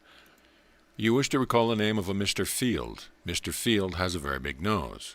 Connect as follows. Nosy Parker, park, Field, Mr. Field. Suppose you wish to connect two names together, Mr. Smith, Mr. Jones. Connect as follows: Mr. Smith, blacksmith. Fire, Joan of Arc, Jones. Suppose you had some shopping to do and had to purchase the following: a hat, a pair of shoes, some fish, an umbrella, a book, a lamp, a pair of glasses. This time you have to connect by adding ideas to connect the list together as follows: hat, head, feet, shoes, soles, fish, seawater, train, umbrella, covering, book, paper, burn, lamp, glass, glasses. Read these words over twice and you will be able to complete your purchase without a list. Get the habit of connecting up ideas and you will eventually do it unconsciously. The subconscious mind will do it for you automatically. This method will help you to remember efficiently. The brain does not originate. It follows associated ideas. You will never think suddenly of the zoo unless some idea associated with the zoo has been stimulated in your mind, or unless some sight, smell, sound, or some other sensation from outside has been aroused in the brain, bringing forward the idea of the zoo. You may have been talking to the North Pole, and a moment later you think of the zoo. You cannot trace the connection, but probably your mind has passed through this brief series of ideas consciously. North Pole, polar bear, zoo. The bridge of ideas which form the association has not been recognized. The mind will often connect the ideas with lightning speed. This work is performed in the subconscious mind. Therefore, train your mind to work systematically with associated ideas. The Golden Rules: How to Develop a Perfect Memory. Many books have been written on how to develop the memory, and many formulae have been given to strengthen the mind and stop forgetting. But most of the information is superfluous. The ancient brotherhoods have had the best method long before we had any idea of our mental powers and method of remembering. They are past masters in the art and still lead the world in mental science, so let us follow their example. The first rule is impression. What we want to remember we should see vividly in our mind's eye. Attention is the secret. In Lesson 18, this is fully explained to you. Read this lesson again when considering memory. The second rule is association. Tying up that which you want to remember. In this lesson, I have given you the key to associated ideas. The third rule is to recall, and here is the final key that will make your memory perfect. In the evening, retire in a comfortable position. Close your eyes and let your mind go over the day's happening. What did you do first thing in the morning? How did you dress? What did you have for breakfast? Think. Go over the day's happening. Don't frown or worry. Just let the events of the day pass before you. Hold them in your consciousness for a moment. At first you'll be surprised at the few things you can recall, but persevere and you will remember every event, every name, every word. Your impressions will be clean and clear. Your forgetting days are over. Plan your work in the morning, and during your review in the evening, you know if you have carried out your plan. If not, why not? What is the reason? You will soon be master of yourself. You will be able to command your mind to attend to your plan without any effort on your conscious part.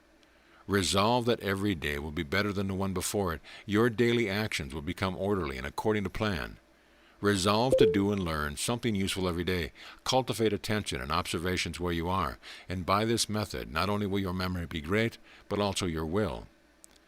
Applying the principle of the Course to your own life. Your problems are different from those of any other person. You have your own difficulties and desires, and you have to overcome your own obstacles. No one can do this for you, but it is absolutely assured that if you carry out the principle of this Course, you will find ways and means. You will tackle your obstacles with that fighting, driving, success-demanding spirit which will triumph over all your obstacles. They will become your stepping stone. Others have done it, so can you. You are now facing your test. You are on the testing ground of life, and you can pass your test, reaching your destination without colors flying.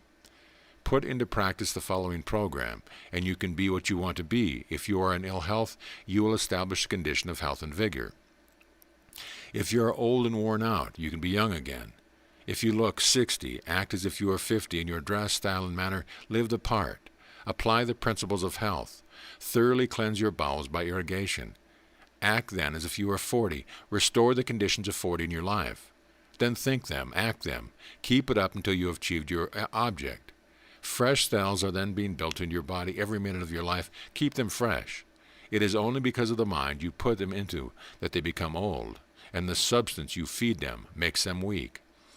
Put eternal youth into them and keep them young, fresh, and vigorous.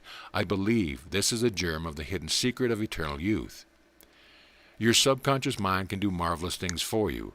It astonishes the world with what it does for some, and it can do the same for you. The subconscious mind is able to draw on all wisdom and all power and carry out whatever it is properly directed to do.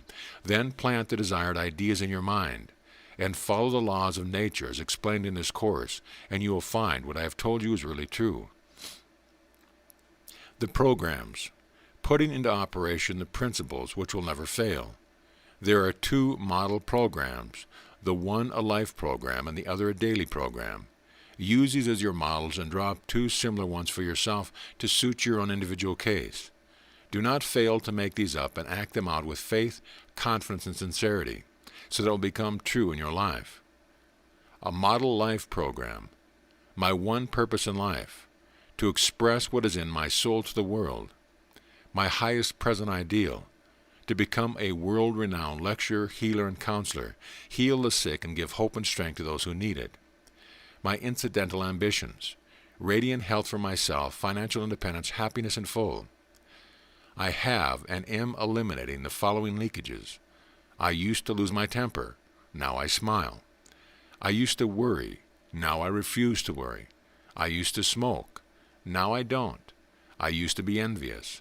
Now I transmute to admiration to get inspiration.